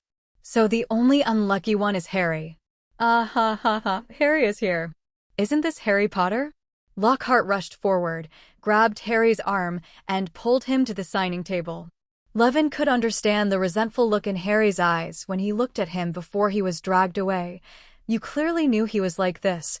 Why didn't you remind me?" "Sorry, Harry." Levin apologized secretly in his heart. Only by sacrificing you can people see his true face. In front of the signing table, Lockhart announced loudly in his grandiose voice. "When young Harry walked into Flourish and Blott's bookstore today, he just wanted to buy my autobiography, Magical Me. But he didn't know that in a short while, he would get something more valuable than this," Lockhart said as he grabbed Harry's wrist and waved around. That gesture made Levin feel like he might burst out at any time. "Brothers, look at me, look at me, look at me. I'm going to announce something dash." In fact, he and his classmates are going to get a real, magical version of me. That's right, ladies and gentlemen. I couldn't be more happy and proud to announce that this September, I will be a wizard at Hogwarts School of Witchcraft and Wizardry. Defense against the Dark Arts Professor. Then, a large stack of Lockhart's autographed books fell into Harry's hands, and he had to take more photos with Lockhart holding the complete set of autographed books. Even Hermione could clearly see this naked act of rubbing against each other. "I didn't expect him to be this kind of person." Miss Granger's face was full of disappointment, and the value of the third-class medal had decreased in her mind. Sheely also frowned frequently. Compared with his current performance and the one in the book, he is completely two different people. If you cheated this kind of person, you wouldn't feel any guilt at all. So the plan to use Scribe instead of buying books was finalized on the spot. The Weasley twins expressed their excitement to participate. As long as it saves money for the family, Percy Weasley and his younger sister Ginny Weasley can accept it. *NTT. As for how to deal with the Weasleys' doubts, Hermione thought of a good way. Just to shirk Levin, he said that he had purchased a batch of local goods internally by virtue of his status as a member of Flourish and Blott's bookstore. As for who to copy from, Harry just got a set of signed books. This set of books was given personally by Lockhart. In other words, there were 9 of them in the group, and they didn't even buy a set of paid books, so they had a perfect free prostitution. Just as everyone was having a great discussion, there was another commotion in the bookstore. It turned out that Mr. Weasley and Lucius Malfoy were having a fight in the bookstore. The scene was really hot-blooded and exciting. The bookstore clerk and Mrs. Weasley were still anxiously trying to stop the fight. "Stop. Don't fight. Don't fight anymore. You can't kill someone without a wand." But obviously, someone has different ideas. For example, the Weasley twins are cheering their father on. "Hit him. Dad, beat him hard. Kick him in the crotch. Kick him in the crotch. Oh, you two, shut up."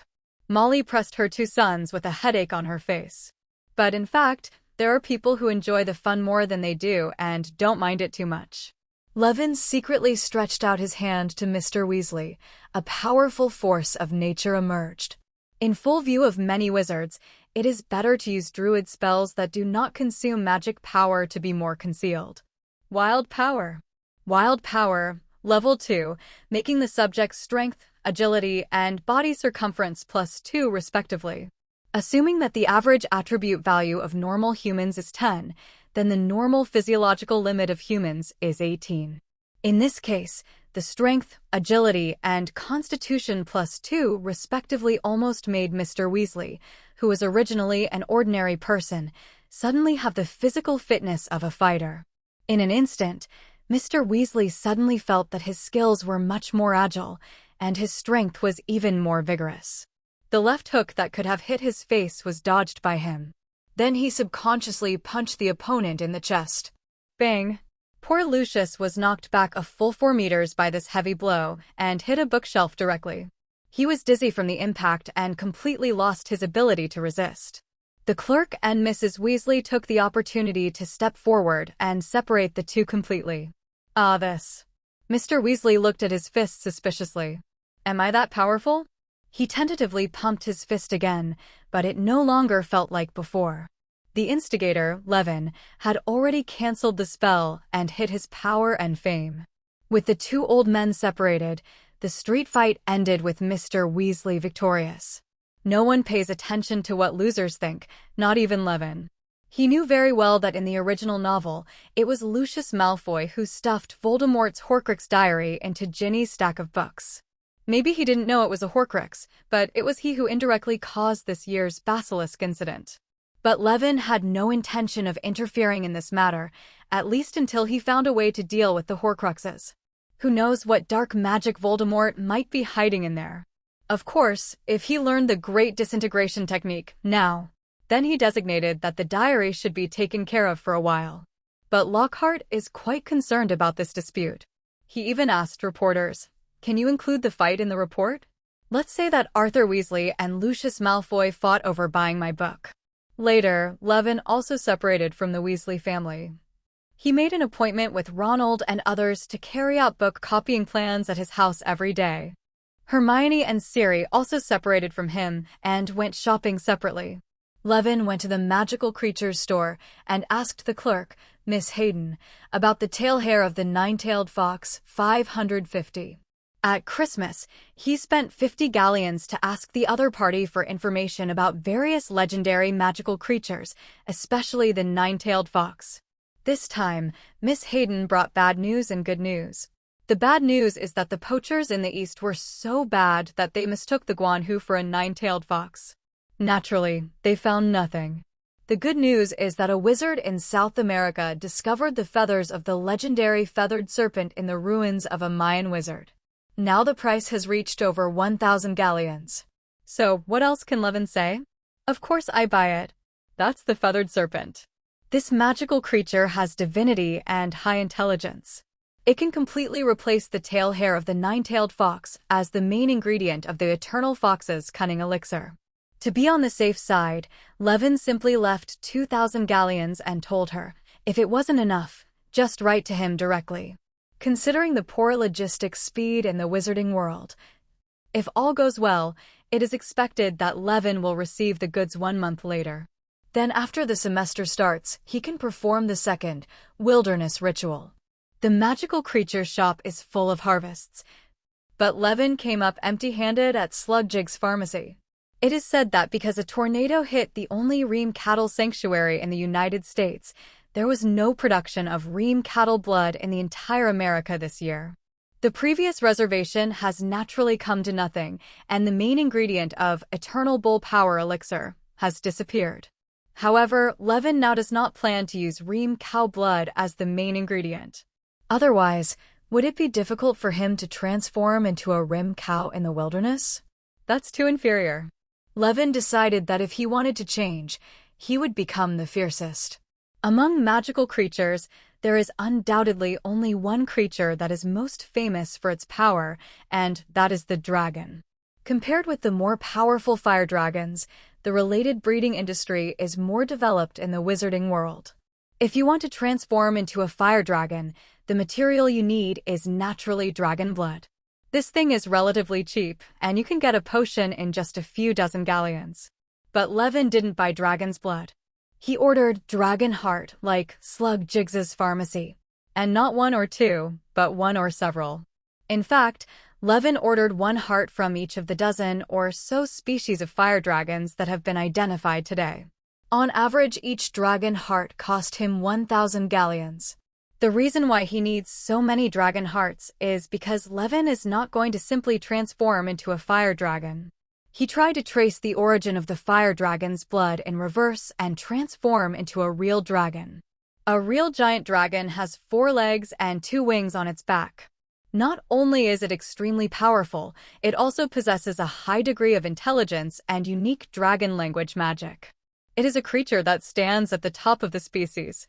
The fire dragons in the Harry Potter world are just unintelligent beasts with wings connected to their forelimbs, just like bats. They're essentially flying dragons. But even flying dragons and fire dragons have the blood of giant dragons. It's just that different types of sub-dragon species only inherit part of the dragon's bloodline. Due to insufficient blood concentration, he lost the greatness and wisdom of the dragon and became a beast. Levin's move is precisely to collect all the different dragon bloodlines in the entire Harry Potter world, eliminate the parts that are not dragons, and then combine the remaining parts to restore the gene pool of real dragons as much as possible, so as to obtain as close as possible you dragon's transformation.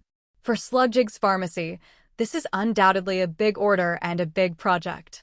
15 or 6 dragon hearts need to come from different types, which cannot be done in a short time. Therefore, Levin left a deposit of 8,000 galleons and entered a new round of waiting. After shopping, the 3 of them reunited and returned to the tower. Early the next morning, Ronald, Harry, and the Weasley twins eagerly visited the tower. Harry was already aware of their copying plan, and he was unhappy with Lockhart being forced to be interviewed, so he happily brought his complete set of autographs. It's just that there is a problem with copy 6. Scribe, even the simplest circle spell is not that easy to learn. Ronald gave up after trying it for a while, and Harry also learned the hard way. On the contrary, the Weasley twins learned very well.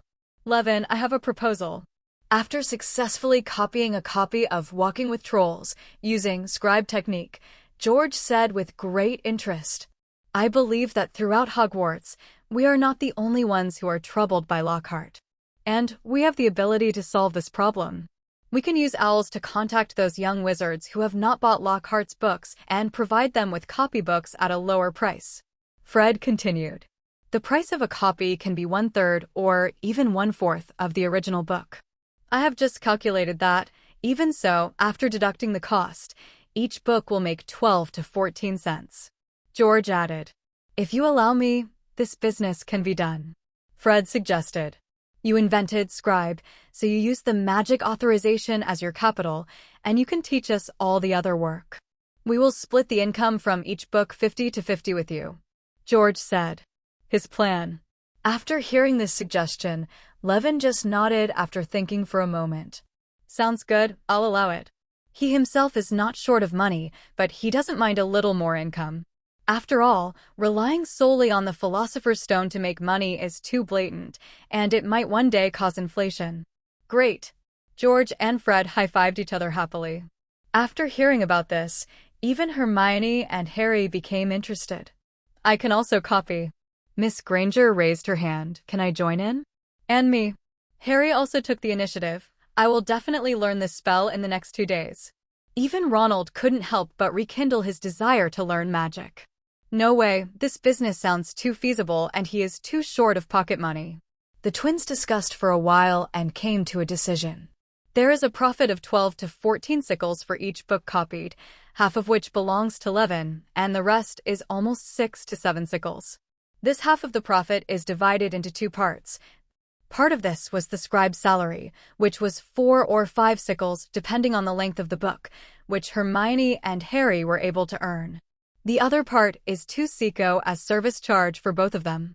In addition to copying books, the 2 of them also have to do product promotion, contact customers, purchase ink and paper, etc. This is the reward for this part of the work. Everyone is very satisfied with this distribution method.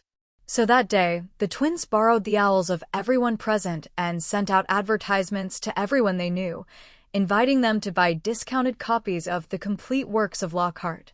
Even Levin's Hermer and Harry's Hedwig had to run errands for them. For several days, owls above the tower came and went in an endless stream. Facts have proved that there are indeed a large number of young wizards who are very dissatisfied with Lockhart coming to Hogwarts to sell books and are happy to buy pirated books at lower prices. So on the first day alone, they received orders for 5 sets of books. This small book copying workshop, based on Levin's tower, is in full swing. And the 5 sets of books are just the beginning. Every day that followed, the orders increased so much that George and Fred had to frequently go to the paper shop to buy copying paper. This made Lisa, the muggle girl in the paper shop, think for a while that the brothers liked her. Seeing the enthusiasm of his friends, Levin also helped out and took the initiative to review and correct errors. After all, people who cast magic are bound to make mistakes. It is normal for copyists to copy something wrong. Levin was responsible for using Scholar's Touch on every copied book to check if there were any errors. Once the book is qualified, he will put his stamp on it. When choosing his magic mark, Levin accidentally adopted the symbol of intellect. Time passed by in a hurry, and in the last week of summer vacation, the small workshop completed the last business, completely ending the book copying career. Although this period of time was not easy for everyone except Levin. But everyone is happy to be able to earn a galleons on their own. Now, it's time for the exciting penny split. Levin's profit was of course the highest, totaling over 300 galleons. Of course, compared with the cost of purchasing potion materials, this amount of money is only a fraction. But for the Weasley family, it was equivalent to 2 or 3 months of Arthur's salary. But Levin can make this money without having to do anything. This is enough to illustrate the value of knowledge. As the initiators of the entire business and the implementers of most of the behind-the-scenes work, the Weasley twins are the hardest working and most rewarding. The 2 of them each received more than 80 galleons. Of course, we also have to deduct publicity and logistics costs. To put it simply, it is a letter and a raw meat king to reward the owls. Actual income is slightly lower. But this is far more than their pocket money in the past year. The remaining 3, Hermione, Harry, and Ronald, are just scribes, earning a hard-earned salary. Hermione has the best mastery of copying and can copy books quickly and well. Naturally, she earns the most, a full 60 galleons. To this end, she copied more than 170 books. Harry earned 40 galleons. For pocket money, Ronald, who was still a little tired of learning, learned the art of copying. He caught the opportunity and made a small profit of more than 20 galleons. After dividing the money, of course everyone went back to their respective homes to find their respective mothers. Improve your life with the money you earn. It was a pleasure working with you, Levin. Before leaving, George said to Levin, "Next time we have similar business, we will come back to you." Fred also announced loudly. Although Levin only provided the license for spells and made half of their hard-earned money. But the twins knew very well that without the scribal technology, that greatly reduced the cost of copying books, this business would have been impossible to start. Today's wizarding society is actually a stock society. There has been no fundamental progress in productivity, so everyone is doing existing business and only involving in existing fields. Newcomers who want to enter these fields will probably not be able to compete with the veterans who have been iterating for dozens or hundreds of years. If you want to get rich, the only way is to innovate. Create new technologies and create new demands, or develop blue ocean industries yourself, or directly reduce the dimensionality of vested interests in red ocean industries. This is how you can start a successful business. When it comes to new technologies, we naturally have to rely on talented players like Levin who can create new magic at will. What's more, Levin is not just good at technology. In the process of running this business, George and Fred, who were just starting out, naturally made many mistakes. Things like miskeeping accounts, tight delivery schedules, and buying too much or too little raw materials often happen. It was only thanks to Levin's advice that there was no big problem. In the eyes of the twins, Levin is not only a future investor and technical support, but also their business mentor. Actually, I am very happy to cooperate with you. Levin also encouraged. I think you are very talented in this area. If you work hard, you may be able to do a lot of business in the future. He was naturally very satisfied with the Weasley twins. In the original book, The twins were able to start a business on campus by themselves, and they even ran a Weasley's Magic Wheezes after graduating from school, and it was prosperous. This proves that they not only have great vision and business acumen, but also have excellent alchemy, potion technology, and innovation capabilities, making them excellent investment targets. The twins were very happy to hear Levin's comments and immediately revealed their plans. Actually, we want to do some new business in the school, Incy said. But there is only a plan at the moment. Fred also said, We'll come back to you when we have a plan, Levin. Of course, Levin nodded. I look forward to future cooperation. In addition to the scribal business, Levin also gained something else during this holiday. For example, he spent time going to the Burrow to exchange technology with Arthur Weasley on transforming Muggle products and successfully made televisions, game consoles, and other household appliances appear in the tower. The modified electrical appliances do not need to be plugged in and are completely driven by magic power. However, they can search for Muggle signals, and they can use both paid and free channels for free. The same goes for game consoles. As for computer and internet functions, this part is too complicated and has not yet been conquered. In addition, he also met several neighbors in Ottery, St. Catchpole Village, under the introduction of the Weasley family. For example, Cedric Diggory and his family from Hufflepuff. And Luna Songjia, they had met on the seaside in Cornwall. September 1st is the first day of school again.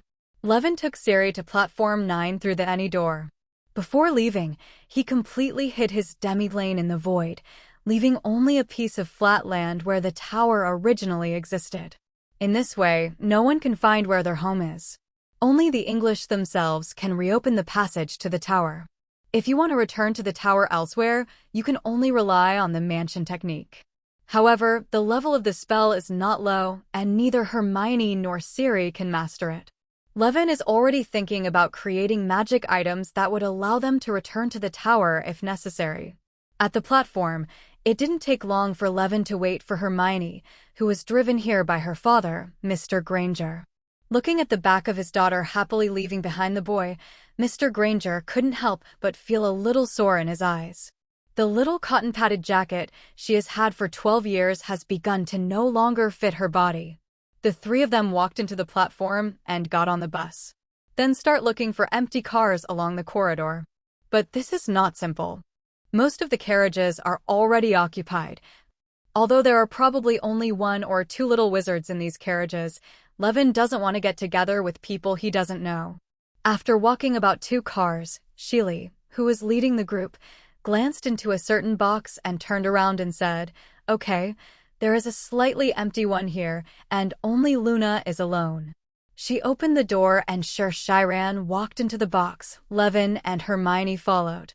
Hello, Luna, she greeted. Are you the only one here? Luna nodded and said in a daze, It seems like this. There were many students who wanted to come in before, but they just took a look and left. Levin looked closely and immediately understood what was going on. I saw the little witch in front of me. She was wearing a necklace made of butterbeer corks and had her wand inserted behind her left ear. She looked weird and her beautiful face was blinded. Plus, when she read The Quibbler, she actually held the magazine upside down.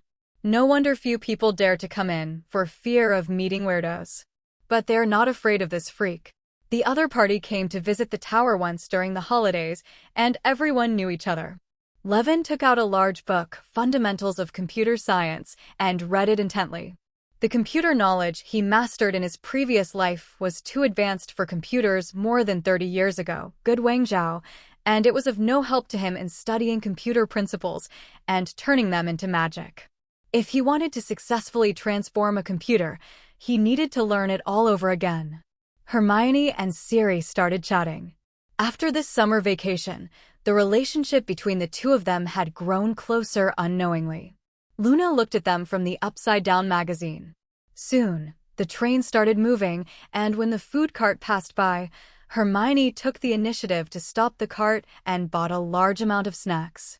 Having earned pocket money for the first time, she couldn't wait to enjoy the fun of treating guests. The peaceful train journey was finally broken after several hours. After a burst of noisy footsteps, the door of the box was pushed open violently. The twins and Ginny poked their heads in. Their looks are hurried. Especially Ginny, who looked like she was about to cry. I didn't see them here either. There was a cry in her voice. What's wrong? Hermione looked at Ginny confused. Harry is gone. Ginny burst into tears. The current attributes of the protagonist have been updated related to the work, so I won't include the word count in the main text. Seeing that the box was full of acquaintances, the twins were not polite. They took 2 bottles of iced pumpkin juice from the snack pile and drank it down. They checked almost all the carriages along the way and were almost exhausted. Hey, how come Harry is missing? Levin asked, pretending to be surprised. That kid, can you get lost on a train? Sheila shook her head. This was the first time she had encountered such a road idiot. No, I'm not lost. Ginny quickly explained. Harry crossed the platform with us, and I was the 3rd from last to cross the wall. Harry was right behind me at the time, so there was no way he could have gotten lost. So, you didn't realize anything was wrong until you got in the car? Hermione asked somewhat reproachfully. Ginny's face suddenly turned red. I'm sorry. Our family got up late today and arrived at the station 5 minutes before the train departed. At that time, everyone was in a hurry and didn't have time to say goodbye, so I didn't wait until I got on the bus. Found Harry missing. Have you searched all the carriages? Hermione continued to ask. As a friend, she was already starting to worry. It's not finished yet, but it's almost done. George interjected. We started looking from the rear of the car until we reached this carriage, and there were still at most 3 carriages left, Fred explained. At this moment, a faint voice sounded in the carriage. Did you just say that you were 3rd from the bottom? Everyone looked and saw that it was Luna who was speaking. When everyone was chatting about Harry, 680 buried herself behind the magazine and seemed very insignificant. Who would have thought that people were listening carefully all the time? You mean? Ginny reacted immediately. Yes, I was the 3rd to last pit stop. What about the last one? Luna asked. What? Her jumping question made Ginny unable to react. What she means is, since you are the 3rd to last and Harry is the 2nd to last, then who is the 1st to last? Levin sighed and explained to the girl thoughtfully. After all, if the 2nd to last Harry doesn't catch up, then the last to last will still be watching, right? Yes, there is also the last one. Ginny clapped her hands suddenly. Then who is the last one? She suddenly looked at herself, then at her twin brother, counted on her fingers, and suddenly her eyes widened. Where's Ronald? F.A. Fred. Everyone. You guys have been looking for Harry for a long time, but you didn't even find out that Ronald was missing too. These Weasleys are too exaggerated. Although Ronald has no sense of existence, he is Ginny's brother and the twins' brother. You can't just ignore it, can you? Unacceptable. Dang, dang, dang. At this moment, there was a sudden knocking sound on the car window. Beck. Levin and everyone turned their heads. Outside the train window, an owl was flapping its wings and following the train closely, tapping the glass with its beak from time to time to attract the attention of people inside. It's Homer. Levin quickly stood up, opened the car window, and put it in. Helmer flew into the carriage briskly, threw a roll-shaped object in front of Levin, and then stopped on the owner's shoulder to comb his feathers. Levin didn't rush to look at the goods, but took out a strip of beef jerky from his pocket and put it into the little guy's mouth. He scooped out a small spoonful of water from the snack packaging box and handed it to it. What is your all bringing you at this time? Shirley asked curiously. Let me see. It's the Daily Prophet, Levin replied. Normally it doesn't come at this time. It's probably a temporary edition. Yeah, let me see. Sheila took the initiative to open the Daily Prophet and scan the pages. She soon revealed an intriguing smile.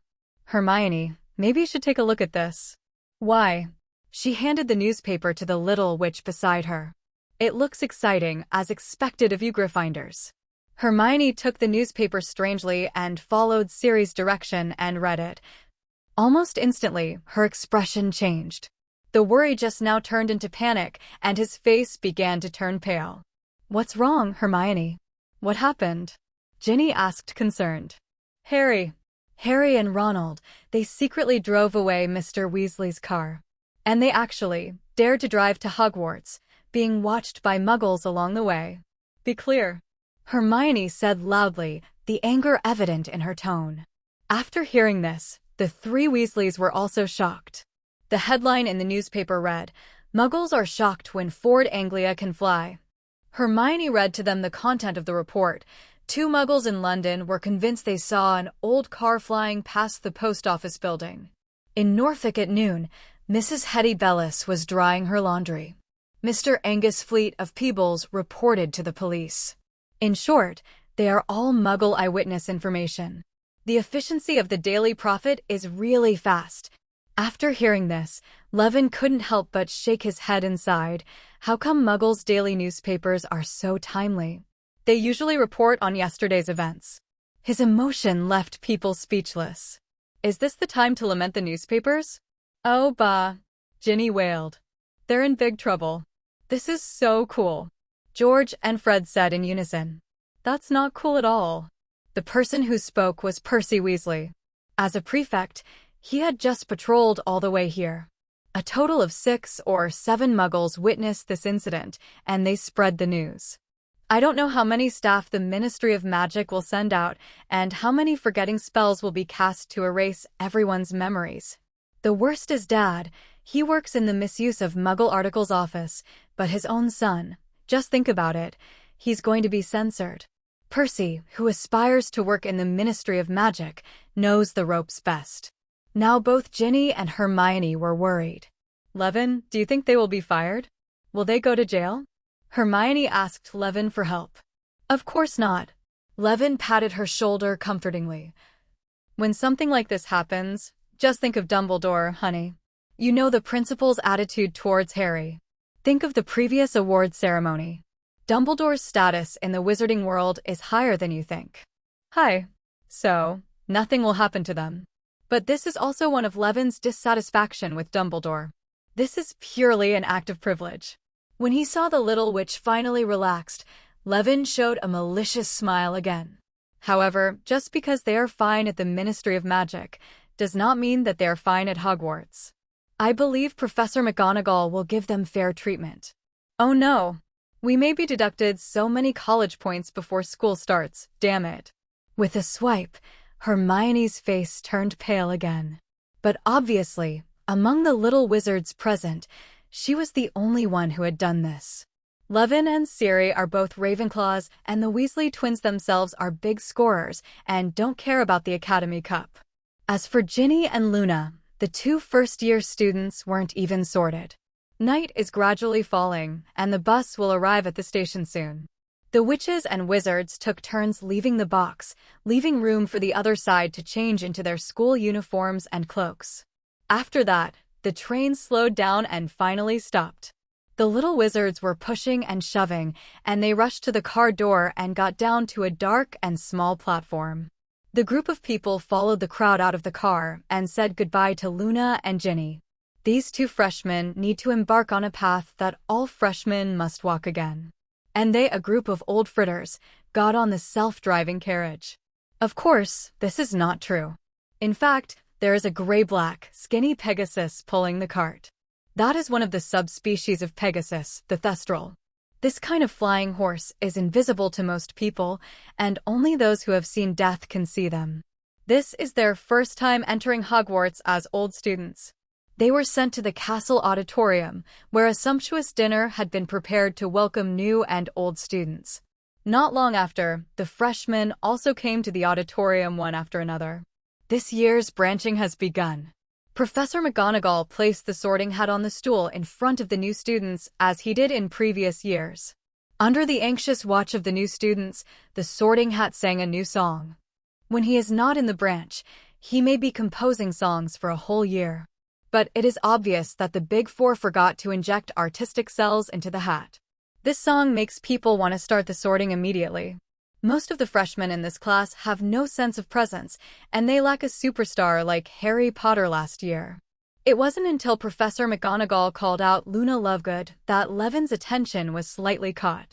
The girl jumped up to the chair and picked up the sorting hat, but did not put it on immediately. Instead, she flipped the hat curiously. She even took a needle out of her pocket and tried to mend the sorting hat. "Oh my God, the Big Four are here. Someone come and save me." The originally proud sorting hat immediately screamed in embarrassment. That scene made Levin laugh out loud. The farce didn't end until Professor McGonagall's stern reminder. Then, the sorting hat touched the girl's head, and he couldn't wait to say loudly, "Ravenclaw." Ravenclaw students applauded one after another, but not too enthusiastically. Obviously, even the maverick little eagles have to say one thing when facing Luna. "You seem to be a little too extreme." It wasn't until Levin took the lead in applauding that the applause became enthusiastic. The next little climax was Ginny. The Gryffindor Weasleys loudly celebrated that their sister was assigned to Gryffindor. But Ginny didn't seem so happy. She was still worried about Harry Potter and her brother Ronald. At this time, only Snape's seat was empty on the faculty bench. It seemed that he was going to block Harry and the others. At Hogwarts, who could be the first to discover something strange about the boy who lived was definitely Snape. In this regard, his performance is even better than that of Headmaster Dumbledore and head of Gryffindor, Professor McGonagall. Because Harry is the son of the man Snape hates most and the woman he loves most. Although Snape mocked Harry every day and showed his deep dislike for him, but in this world, he is the person who cares about Harry the most and hopes that he is safe the most. As for Snape's ill will towards him, there is certainly an element of revenge in this, but it is also the disguise of a double agent. Since before the Philosopher's Stone incident last year, he and Dumbledore had been convinced that the mysterious man would come back one day.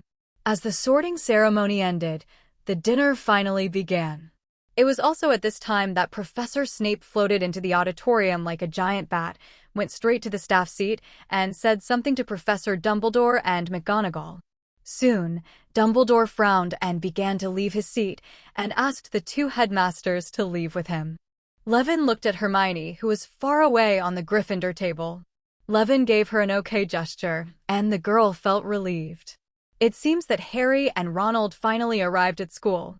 At the very least, Hermione only had to worry about Gryffindor's house ranking. Of course, facts have proven that even this worry is unnecessary. Since the incident happened before school started, Harry and Ronald did not deduct points from the Gryffindor. Soon, Hermione also came. She was alone and got up early as usual, preparing to review her textbooks. This directly led to Harry and Ronald being regarded as heroes by the Gryffindor students after they returned. The two of them were still a little complacent. This was Hermione's complaint to Levin at breakfast the next morning. They're still celebrating there, thinking it is such a glorious thing. The girl said angrily, "If this continues, I won't be surprised at all if they are really fired." "Okay, don't be angry." Levin put a piece of strawberry pudding into Hermione's mouth. Hermione glared at her, and then ate naturally, completely unaware of the surprised looks of the classmates next to her. Living together during the summer vacation made many intimate gestures between them natural. Seeing that Hermione's mood had calmed down a bit, Levin said, "Gryffindors are like this many times. They just don't realize the seriousness of the problem before they do something. So, this is wrong, they should reflect deeply." Levin discovered that when Hermione said this just now, her expression was exactly the same as Professor McGonagall's. No wonder many students secretly call Hermione Little McGonagall. I just wonder when someone will call Professor McGonagall Big Hermione? Just when Hermione was angry, retribution came. A deafening roar suddenly came from the Gryffindor table. "If they fire you for stealing a car, I wouldn't be surprised at all. See how I deal with you then. You probably have never thought about how your father and I felt when we found out that the car was gone. I received Dumbledore's letter last night. Your father was so ashamed that he almost died. We worked so hard to bring you up, but we didn't expect you to do something like this. You and Harry were almost €3. It's so irritating. Your father will be scrutinized at work. It's all your fault. If you don't behave yourself, we'll take you back right away." The roar finally stopped, but the effect was extraordinary, almost providing the next week's supplies. The morning classes were not difficult, especially for Levin, an unusual student. Whether it was the Transfiguration class where Professor McGonagall asked them to turn beetles into buttons, or an herbal medicine class, Miss Sprout asked them to repot the mandrake. He performed flawlessly as always and scored extra points for Ravenclaw. This state even lasted until the defense against the dark arts class in the afternoon. As a well-known best-selling author in the magic world, Gilderoy Lockhart made a big splash in the first class. Please give me flowers. I see you've all bought my complete set. That's great. I thought we'd do a little quiz today. Don't be afraid, just to see how you get on with your reading. After handing out the papers, Gilderoy returned to the podium and said, "I'll give you 30 minutes. Now, start." Levin looked helplessly at the paper in front of him. The questions above had nothing to do with defense against the dark arts. Instead, they were more like a fan club entrance test. 1. What is Gilderoy Lockhart's favorite color? 2. What is Gilderoy Lockhart's secret ambition? 3. What do you think is Gilderoy Lockhart's greatest achievement to date? And so on. There are 3 pages of paper, and the last question is 54. When is Gilderoy Lockhart's birthday? What is his ideal birthday gift? Half an hour later, Lockhart put the test papers away and looked through them in front of the whole class. 0, 0. Tisk tisk. Almost no one remembers that I like lilac the most. I mentioned it in A Year with the XC Snowman. A few students want to read Wandering with the Werewolf carefully. Chapter 12 of the book makes it clear that my ideal birthday gift would be for all magical and non-magical people to live in harmony. But I wouldn't turn down a bottle of Ogden-aged fire whiskey either.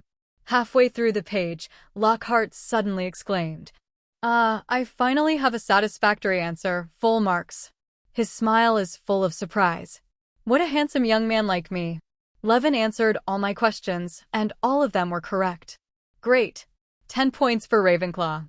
You can sit in the front seat next time. Hermione was stunned at the side. You were obviously the first to look down on him, but you got full marks in private? But in fact, for Levin, all the books stored in his mind can be recalled at any time, and it is not difficult to get perfect scores on these questions. Levin nodded reservedly to Lockhart as a thank you for the extra points. The reason why he came out like this was not only to maintain his perfect grades, but more importantly, he wanted to pretend to be friendly to Lockhart. Only in this way can he trick him into signing his autograph. Throughout the last year, Levin had been coveting the restricted areas of Hogwarts. If you want to enter the restricted book area, you need to receive a signature array. It's hard to find such a fool who is easy to fool as a teacher. Can he fool a few more signatures? This school year, Levin has to count on Lockhart for every trip to the restricted areas. However, Lockhart's activities in the classroom did not stop there. After the test, the other party actually pushed a huge cage covered with black cloth into the classroom. Feeling the thick sulfur smell behind the cage, Levin felt bad all over. He actually brought this thing into the classroom. What on earth was Lockhart thinking? Now beware. My mission is to teach you to defend yourself against the most evil the wizarding world has ever known. Lockhart grabbed the black cloth with one hand and said loudly in his exaggerated tone, "You will face the most horrific things in this classroom. But remember, as long as I am here, no harm will come to you. All I ask is that you remain calm." "I must ask you not to scream," Lockhart said in a low voice. "That will s them off." The other students were mesmerized by Lockhart's performance. I have to say that in addition to his excellent appearance, Lockhart's acting skills are quite passable. His voice is full of emotion when he speaks, his eyes and micro-expressions are very spot-on, coupled with his rich body language. You can tell he is an experienced actor at first glance. Sometimes Levin couldn't help but sigh. The path to transcendence in this world was too narrow, causing many wizards to go astray. If in the D&D world next door, a person like Lockhart could become a bard, and then he would most likely have greater achievements that truly belong to him. Instead of relying on stealing other people's achievements as we do now. The whole class held their breath. Then, look. Lockhart grabbed the black cloth 250 and pulled it away. When the black cloth was lifted, the students collectively leaned back and took a breath of cold air. The air pressure in the entire classroom seemed to drop. Under the black cloth is a huge iron cage as tall as a person. Inside the cage were a group of humanoid creatures about 20 to 30 centimeters in size, with long and narrow bat wings, brown-red, brown-green skin, and a pair of long ears. This is a Cornish elf? Some young wizards from wizarding families recognized it. Hearing this name, most of the students looked like, that's it. Only Levin's face turned dark. This isn't a Cornish elf at all. The color doesn't look right. Cornwall elves are all iron green, but the little guy in front of you is brown-red or brown-green. The most important thing is that they have scorpion-like tails, and their legs are not normal human-like structures, but recurved structures similar to lizards. How could this be an elf? Lockhart is still explaining. Don't be so sure. They may also be cunning little destroyers like little devils.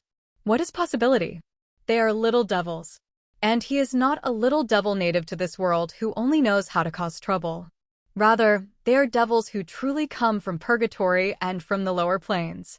They are truly malicious and dangerous creatures that can kill people. They have sharp teeth and claws only found in predators. It has a highly poisonous tail hook. It can also transform into various small animals. Serve powerful devils in purgatory, serving as waiters, scouts, etc. These creatures are by no means native to the world of Harry Potter and are mostly visitors from other worlds. Levin really can't figure out why the harmless Cornish elf Lockhart got in the original novel turned into these things. What he didn't know was that the culprit was himself. The time was just before the summer vacation. The supplier who was supposed to provide Lockhart with elves was the smuggler who was conveniently arrested while Levin was hunting the chimera. As for the elf that was supposed to appear here, he had been released as a weapon by smugglers long ago and then was forced to flee by Sheely. Lockhart had no choice but to take the risk and use the summoning elf, he thought, spell recorded in a notebook. The note came from an old wizard who he had impersonated. What Lockhart didn't know was that the spell he thought he was using to summon elves was actually a devil summoning circle. However, the students didn't care much about this little thing and still looked unbelieving. Lockhart's poor performance further confirmed their identity. And the cunning little devils also saw the truth. One by one, they all pretended to be harmless elves. Well, Lockhart shouted, let's see how you deal with them. After that, he opened the cage door. The last shackles were lifted, and the little devils suddenly showed their fangs. In the imagination of the little wizards, what they have to face is just a bunch of troublemakers. At most, I would tear a few books, pull down a few curtains, scratch a few faces. I saw a few little devils directly showing their fangs and claws and gnawing at the little wizard, making blood dripping all of a sudden. There are also little devils waving the stingers on their tails to P********K people's heads. One P*******K will cause a big bump. There were even little devils who turned into spiders, mice, and even wild boars on the spot, causing chaos in the classroom. The little wizard screamed and fled in all directions. Professor Lockhart, the initiator of all the chaos, didn't fare well either. As the summoner, these little devils resented him for locking them in such a narrow place. So I have been eyeing him for a long time. As soon as the cage door opened, a little devil flew forward and poisoned him with a sting. Although Lockhart wanted to fight back, he couldn't stand it. The flying little devils quickly snatched his wand away and threw it out the window. Several little devils flew over, pulling Lockhart's hands and feet, forcing Lockhart into the cage, and then slammed the cage door shut. Just listen to a click. Lockhart himself was locked in the cage. Although Levin already knew that Lockhart was useless, he didn't expect him to stretch his hips like this, right? Ordinary adult wizards cannot be this weak. You have to know a few commonly used spells, right? Even a basic floating spell can deal with this little guy. But on the other hand, Lockhart can't be blamed too much. In terms of strength, these little devils are equivalent to LV2 wizards. At least half of the little wizards in the classroom can't beat them. However, Lockhart was locked up like this, and the classroom became even more chaotic. No second-grade student has ever seen this kind of world. Although they had wands in their hands, they were caught off guard by the sudden attack, coupled with the destructive power of the little devil. For a time, there were screams and wails everywhere in the classroom. Seeing that if things continued like this, lives would be lost, so Gwyn had no choice but to take action. He saw a little wizard who was bitten with blood and waved his wand. Anti-evil magic circle. In the blink of an eye, the little wizard's bloody body glowed with white light. The two little devils who were biting his arms suddenly looked like they were biting into pancakes and a soldering iron. They covered their mouths and howled. All the little devils from purgatory are of the evil camp, and anti-evil spells are extremely effective against them. Immediately afterwards, he waved his wand again and fired ice arrows at the little devils. This group of visitors to purgatory are naturally highly resistant to fire and poison, but are afraid of thunder and ice. Kacha! Kacha! One after another, the little devils that were attacking the little wizard were frozen into lumps of ice. Immediately afterwards, he kept tearing at the mouse that was tearing at the little wizard's robe, and the spider that jumped on the girl's head. Animal holding technique. The druid's power burst out, and the two little devils who transformed into small animals thought they were immobilized and unable to move. Then the little wizard took the opportunity and pulled him to the ground, and was smashed into pieces by a copy of Walking with Trolls. Levin's counterattack reminded other little wizards. More students along the route calmed down and tried to fight back. Hermione used the skills she learned during the summer vacation, one disarming spell after another, and was able to knock away a little devil every time. Harry recited a stun spell and killed one on the spot. Ronald is more miserable. His wand had been broken in two after the car accident last night. Now it's just a matter of force, using a spell to hit a random one.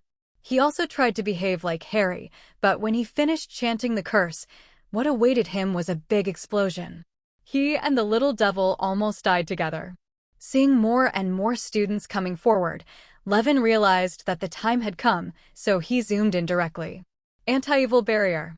This is an upgraded version of the anti-evil magic circle, which can create a barrier against the evil camp and harm evil camp creatures that touch the barrier. Levin's anti-evil barrier is like a huge net bag, compressing the little devil's activity space bit by bit. Finally, when the remaining little devils were cornered, Levin cast Expulsion. Expulsion, 5-ring protection system, forcing creatures to return to their original plane. With waves of space distortion, some little devils were driven back to the purgatory facade. There are still a few clever little things that break the windows and run away, so we can't control them. The next thing is to clean up the mess. In the process of exorcising the little devil, Levin was the first to step forward, and he was also the most experienced. Coupled with the performance last semester, the little wizard of Ravenclaw was originally headed by him. The Gryffindor was willing to obey him now. Under Levin's command, several seriously injured little wizards were rushed to the school doctor's office by their classmates. Patients with minor injuries can only walk on their own. The classroom was in disarray, turned to the ground, and even the dismantled tables and chairs, torn books, and the body of the little devil had to be cleaned up. Well, what about Lockhart? After cleaning up, Hermione pointed at Lockhart, who was locked in the cage and was unconscious the whole time, and asked, "Leave him alone. Let him stay here and calm down." Levin said coldly, "He has to pay a price for bringing out such a big crime." After the incident involving Harry and Ronald driving to school exploded, the incident in Defense Against the Dark Arts successfully surpassed the former in terms of popularity and dominated the hot searches of Hogwarts for a week. Harry and Ronald felt a lot more relaxed, because except for Malfoy and his gang, everyone stopped joking about Mrs. Weasley's howler letter. Instead, he made jokes about Lockhart. However, it is obvious that Lockhart became a star writer not just by pretending to be someone else's experience. He also has an extremely thick-skinned face, and he is well-versed in the ways of celebrities and big versus in later generations. If such an accident happened, someone with a thinner skin would probably not be able to stay in the school anymore and would have to resign directly, setting a record for the shortest tenure as a Defense Against the Dark Arts professor. But Lockhart is different. The day after this happened, not only did he act like a normal person, he was even the same as **T. This kind of above-board shamelessness made the little wizards unable to deal with it. Some even began to wonder if they had actually remembered it wrong. It was Lockhart who showed off his power that day. However, this experience did not have no impact on him. At least from now on, he will never take any practical classes again. The content of the class changed to reading plus acting in a drama. In each class, several little wizards are invited to perform on the podium to reproduce certain dramatic passages in their books.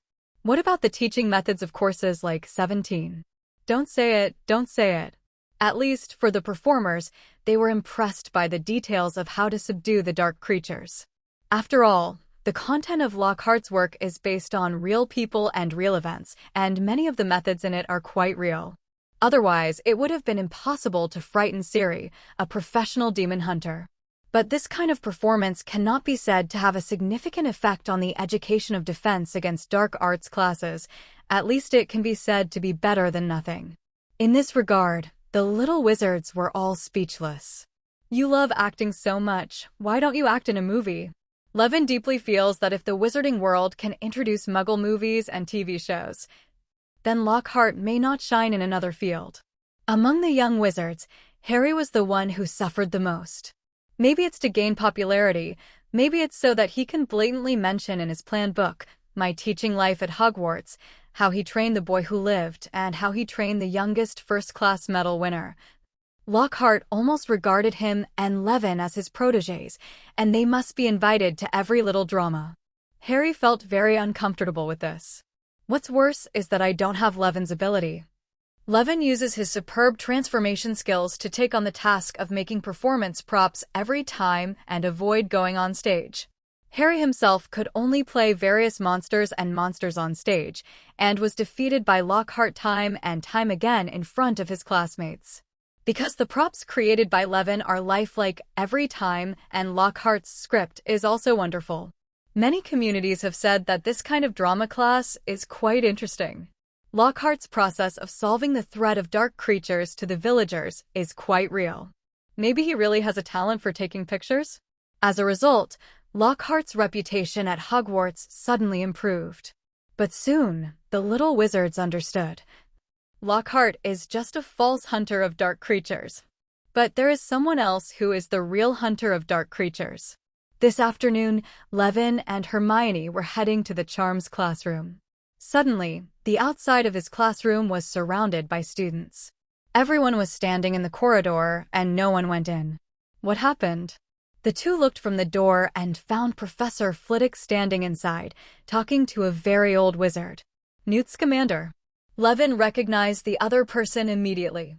At the award ceremony for Sir Merlin, Dumbledore introduced him to him. At that time, the other party also praised the paper he sent to the Annual of Magical Beasts. Is it possible that the other party's visit this time is related to the paper? When Flitwick talked to the other party, his attitude was very respectful, not only because of the other party's achievements in magical creatures, but also because of Newt Scamander's age. He was a contemporary of Dumbledore. At that time, he joined Hogwarts and was assigned to Hufflepuff. The young Dumbledore was his transfiguration professor. Due to an accident, Newt had to drop out of school and started researching magical creatures alone. Later, he and the principal fought against the first generation of the Dark Lord. Today he is almost 100 years old. Suddenly, Newt saw Levin at the door and waved enthusiastically. With all the students watching, Levin walked in. "Hello, Mr. Scamander. Why are you here?" Levin said respectfully. He was happy to show the most basic respect to such an academically profound old man. "What else can I do?" "Of course it's about your paper." The old man smiled. "Is the article about to be published?" Levin asked, confused. "But this doesn't require you to notify me personally. That's just part of it. I came to you today for both business and private matters." Scamander explained. "Let's start with personal matters first," Scamander said. "Actually, ever since I studied magical creatures, I have always had a dream, which is to study chimeras, whether alive or dead. Unfortunately, I have always had a dream. Unable to do so. This kind of creature is too powerful and too rare. So, I envy you very much." You have the luck and ability to meet the chimera of your dreams and complete the research perfectly. Levin could feel that the eyes of the old man in front of him were indeed full of envy when he looked at him. So, can you let me, an old man, see with my own eyes the materials and results of your experiments? If it's convenient, I can go get them with you at any time. After hearing the other party's request, Levin smiled slightly. Mr. Scamander, I have to say, you are very lucky. As he spoke, he took out an exquisite dragon skin wallet. This is not the trophy from the Christmas vacation of the first grade, but it was made by Levin during the summer vacation after he learned the space expansion spell. I have always had the habit of carrying important experimental materials with me, and I have what you want. So, Levin took out a complete chimera skin right in this classroom. The head is made of lion skin, the body is made of sheepskin, and the tail is made of dragon skin. The three different skins are strangely connected together. At first glance, it looks like a clumsy prank by a cobbler. But the old man grabbed the skin excitedly. That's it, that's right, that's it, chimed Ramon. Not only Scamander, but the little wizards who were blocked at the door also exclaimed in surprise after seeing the fur of this legendary dark monster. Hermione timely revealed that this chimera was killed by Levin himself, for which he also received a first-class medal. Now, the little wizards were even more shocked. During the summer vacation, of course they heard the news about the chimera, and also knew that someone had received a first-class medal for it. But even though Levin's name was mentioned in the news, few people believed that it was a first-grade teacher who accomplished this feat. To be honest, the Wisengamotts and the members of Lord Merlin 513 would not believe that Levin had really accomplished all this unless they saw it with their own eyes. But now there is physical evidence, and Professor Flitwick and Newt Scamander endorse it. There is no room for them not to believe it. Deafening applause soon came from the crowd. What was supposed to be a spells lesson turned into a popular science lecture on magical animals. Levin not only took out the chimera skin, but also took out a large number of specimens such as the chimera's muscles, nerves, and organs, as well as research reports from his own experiments. At this time, many young wizards had already heard the news and came over, crowding the classroom. Scamander read the experimental report on the spot for fun. While reading, he displayed the corresponding specimens and praised Levin's experiments and analysis. It turned this into a magical zoology course. The little wizards around listened with great interest. This scene made Professor Flitwick dumbfounded. In Levin's experimental report, what Scamander admires most is Levin's bold and reasonable guesses and rigorous experimental demonstration methods. It is filled with a large number of strictly controlled variable comparisons. This is something that many scholars among wizards cannot do. Finally, he sighed, if all wizards could study in the same way as you, the magic world would progress much faster than it does now. Of course, Levin thought to himself, because he completely borrowed Muggle biology and chemistry experimental standards in this aspect. This is what he wants to promote in the wizarding world. Scamander returned the experimental report to the boy and said, "Okay, now that my personal request has been fulfilled, let's start the business. Next, I want to give you this certificate as well." With that said, he handed Levin a certificate with a gold edge. I saw it written in gilt font, Annual Discovery Award. Levin was stunned for a moment, then took the certificate. This is the first academic award he has received. In his previous life, he studied engineering and did not pursue further studies in scientific research, so his experience in this area was almost unfamiliar. They originally wanted to award you the Rookie of the Year award, but I stopped it. Scamander said with a smile, I personally feel that your paper, whether it is the discovery itself or your groundbreaking experimental methods, is of great significance to the study of magical zoology, and no one will surpass you in the next few decades. Therefore, it's really unfair to put you on the same stage as other newcomers.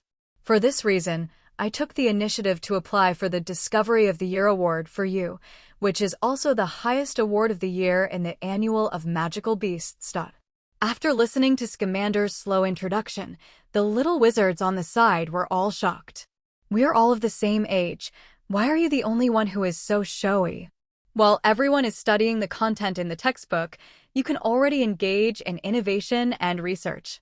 Not only do you innovate and conduct research, but you also directly publish your research results in top journals in the discipline. Your research results will not only be featured in top journals, but they will also be so good that they can compete for awards. Even if your research results can compete for awards, you can skip all newcomers and compete with established scholars on the same stage. Not only did you compete with veteran scholars on the same stage, but you also won in a crushing manner. What a legendary experience this is. After understanding Levin's achievements, not many people will still criticize him. The gap is too huge, all the envy and jealousy are turned into nothingness, and even the sourness cannot be felt. And now what is the focus among them? Wei Wen's own thoughts? After receiving the certificate, his first thought was not excitement. Based on his current research on arcane magic, any piece of it would be a shocking result that could overturn the theoretical basis of the entire magic world. If we take out a few more, it won't be a question of whether to reward or not. The entire magical world is not worthy of awarding him an award. Any award should be named after him. In comparison, a mere Discovery of the Year award is nothing.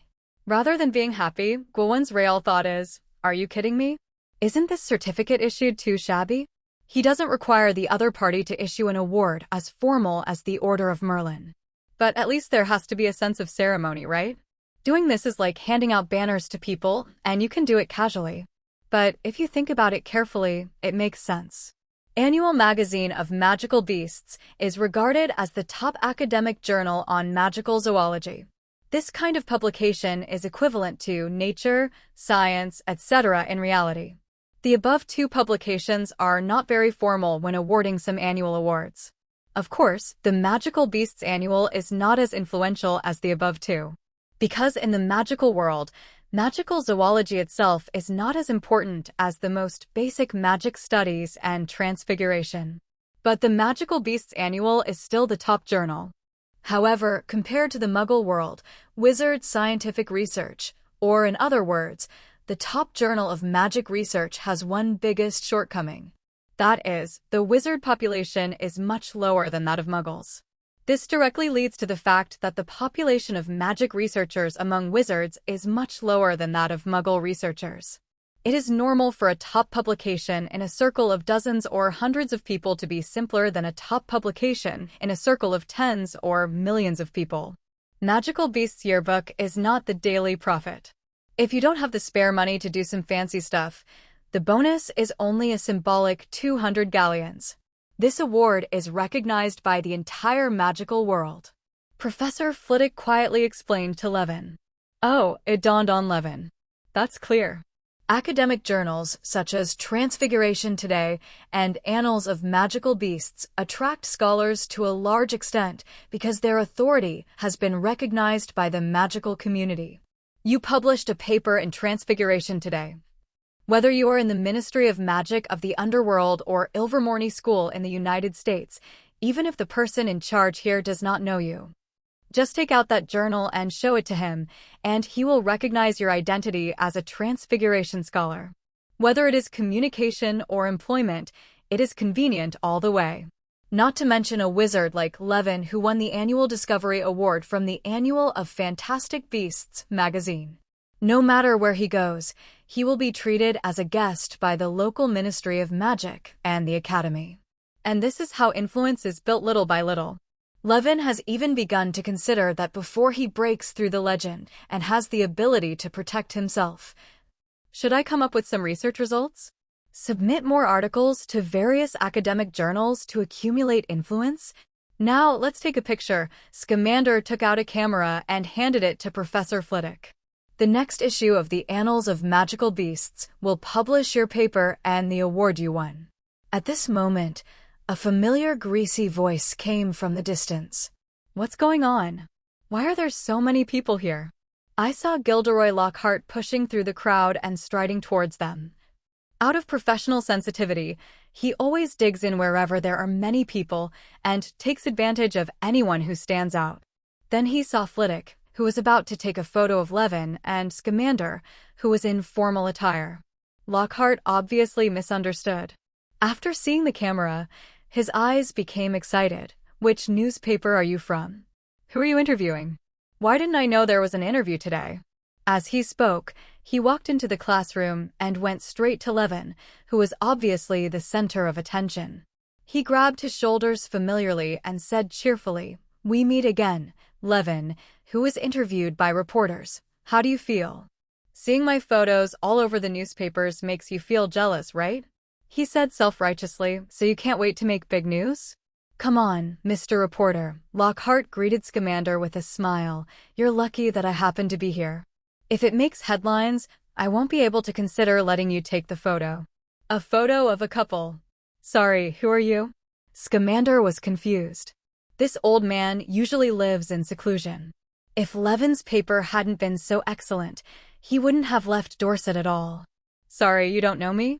I am Gilderoy Lockhart, Order of Merlin, 3rd class, honorary member of the Defense League Against Dark Arts, and 5-time winner of the Wizard Weekly Most Charming Smile Award." Scamander still shook his head. He has seen a lot of people with 3rd-level medals. "Who do you think you are?" Lockhart saw that the other person was not interested, so he turned to Levin next to him, saw the certificate in his hand, and read, "Regarding the anatomical analysis of the chimera." "Chimera. I am very familiar with this magical creature. In fact, in my countless experiences of eradicating dark creatures, there was a scene where I killed a chimera, but I haven't had time to write it into a book yet." Lockhart couldn't wait to brag without thinking. "So you're the 2nd wizard in history to kill a chimera?" Upon hearing this, Scamander immediately stopped feeling sleepy and looked at him with interest. Wizards, history. Although Lockhart didn't know exactly what a chimeramon was, he knew as soon as he heard this that it was no ordinary guy. Even though he brags about it, he only dares to attack the more common ones like female ghosts, ghouls, and snowmen. In this way, the bullshit won't be so exaggerated and can be easily exposed. Who knew that if one of these things was killed, it would go down in history? He thought he couldn't afford to brag about a guy of this level. Don't brag about things you can't afford. This is one of the principles he has learned from years of deception. This is also the fundamental reason why he has not been exposed for so long. Wang Nuheo was immediately frightened, pretending not to hear what the other party said, and then asked Levin, "What newspaper are they?" "The Magical Beasts Almanac." "Magical Yearbook of Magical Beasts?" "I've never heard of the name. It seems to be a small newspaper." Then his back straightened again. Fortunately, it's not a big newspaper, so a little timidity won't hurt his reputation. If the other party reports something, he can also use the excuse that tabloids are chasing rumors for fame. But after hearing these words, the little wizards burst into an uproar. Forget about ordinary wizards who are unlearned and incompetent. A wizard like you, Lockhart, who deals with dark creatures every day, doesn't even know about the Fantastic Beasts Annual? Levin almost asked, "Then do you know Hownet?" Seeing other reactions, Lockhart also felt that he might have made a serious mistake. He didn't care what made the headlines, just found an excuse and ran away. "Where did Professor Dumbledore find such a funny guy?" Scamander complained in a voice that could be heard by the young wizards. He should be in the circus, not Hogwarts. Lockhart's reputation has improved slightly for a few days, but its deletions have declined again. The tides at Hogwarts change as quickly as the wind. Within a few days, the Annals of Fantastic Beasts, a niche academic magazine, became popular among the young wizards at Hogwarts. Walking on campus, you will see a little wizard holding a book almost every few steps. Everyone rushed to read the articles inside, especially Levin's anatomical analysis of chimera beasts and the formation mechanism of its dark magic power, regardless of whether they understood it or not. Then in the communication with colleagues, he mentioned a few awkward terms in the paper, such as pericardiophrenetic artery, atrial isovolumetric systole, etc., as if not doing so was not enough to prove that he understood. During lunchtime, Harry was eating lunch with Ronald and Hermione at the long Gryffindor table, and he saw Hermione spreading a copy of the Fantastic Beasts yearbook on an empty dinner plate. She kept holding the magazine after eating and occasionally picked up a pen to write something on it. "I said, Hermione, could you stop holding that magazine all the time?" Ronald said impatiently, "I really don't understand what's so good about that kind of book. Of course, everyone is reading the annals of magical beasts now. If you read Levin's paper, you will realize how little your previous understanding of magical creatures was." Hermione retorted sharply. Even Mr. Scamander highly praised this paper, especially the experimental methods used in 340. There are many thought-provoking methods that cannot be learned in textbooks. Don't you study with Levin every day? Doesn't it seem to him that you are hiding something secret? Harry asked doubtfully. Levin is not that kind of person. Hermione frowned and asked Levin's defense seriously. It's just that some theories are too advanced and I can't master them yet. In fact, being able to understand and being able to see through the theory behind are two different things. In the process of writing this article, he conducted many experiments that they all participated in it personally, but that doesn't prevent him from writing this article, but I can't. This article actually has your credit? Ronald said sourly, and he didn't know where the target of his sourness was. If it were me, I would also strongly appreciate that article. Harry poked Ronald. Ronald said unhappy. What's wrong? Did I say something wrong? Of course that's not right. I just recommend this article purely from the academic field, and it has nothing to do with whether I participated in it or not. Hermione stared at him fiercely, and Ronald felt as if he was being stared at by Professor McGonagall. Mr. Weasley, if I were you, I would try my best to write articles like that instead of saying weird things. Hermione snorted, turned away from talking to Ronald, and continued to draw in the magazine. Harry had a headache and was afraid that the two of them would quarrel again. This happened often since the first night of school, and quickly changed the subject. Hermione, what are you writing? After Ronald heard this, he couldn't help but leaned over, and then said in surprise, Why did you draw a heart on Levin's name? I saw Parvati Patil would do this on Lockhart's class schedule. When her little secret was revealed, Hermione closed the magazine suddenly and blushed angrily. This is none of your business. After saying that, he stood up and put away his books. Goodbye. I'm going to the library. She glared at Ronald and left in a hurry. When Hermione walked away, Harry whispered, Ronald, you shouldn't ask that question. That's too stupid. I'm just curious. Why is she so sensitive? Parvati was like this before. Ronald curled his lips and said, You provoked Parvati before? Harry was speechless. It's just a glance. Don't you think there's something wrong with Hermione, Parvati, and the others? Or are girls so sensitive? Until this moment, Ronald didn't realize what he had done wrong, and even tried to persuade Harry. It's not like us. You see, we usually have so much fun, and we never quarrel like that. Harry sighed. If it were in the past, he wouldn't think there was something wrong with Ronald. But recently, he suddenly wanted to draw a heart on the name of the girl named Zhang Qiu. Therefore, he began to feel the same way about certain things. Seeing that Harry didn't speak, Ronald said to himself, Forget it, just be angry when you're angry, since she won't copy her homework for us anyway. Harry was even more speechless. Do you want, Baya, to listen to what you're saying? Have you forgotten how you passed your first grade exam? He shook his head and finally took out a copy of the Magical Yearbook of Magical Beasts from his bag. No, Harry, you actually read this magazine? Ronald felt betrayed for a moment. But Harry said without realizing it, I just suddenly discovered that I am still very interested in magical creatures. The reason was certainly not as simple as Harry made it sound. At breakfast today, he saw with his own eyes Zhang Qiu holding a copy of the Magical Yearbook of Magical Beasts, asking Levin for his autograph, and asking him questions. That was the treatment he dreamed of. It seems that Zhang Qiu also likes this magazine very much. If he can understand it, there won't be no topics to talk about when he has the opportunity to chat with Zhang Qiu in the future. So he borrowed a copy from George and Fred. Unexpectedly, when he turned to Levin's article with a long title, he was embarrassed to find that he couldn't understand it at all. In fact, this is also a problem faced by most young wizards, including Zhang Qiu. There is a huge gap between them and Levin. Only certain senior students could see the excellence of this piece of paper. For example, Ravenclaw's prefect Pinello. She had patted her thigh more than once, envious of Sheely's decisiveness. "Why wasn't I as shameless as you before?" She leaned on Sheely's shoulder and pretended to cry. "It would be great if I could be so shameless as an old cow eating young grass." Then he turned around and was spanked by Shirley. Because I really couldn't understand it, the Fantastic Beasts Almanac craze passed quickly. Harry no longer has to worry about how to have a common topic with the goddess in his heart when he can't understand the paper. And soon, he got the opportunity to write about a goddess face-to-face. This year's Quidditch season is coming.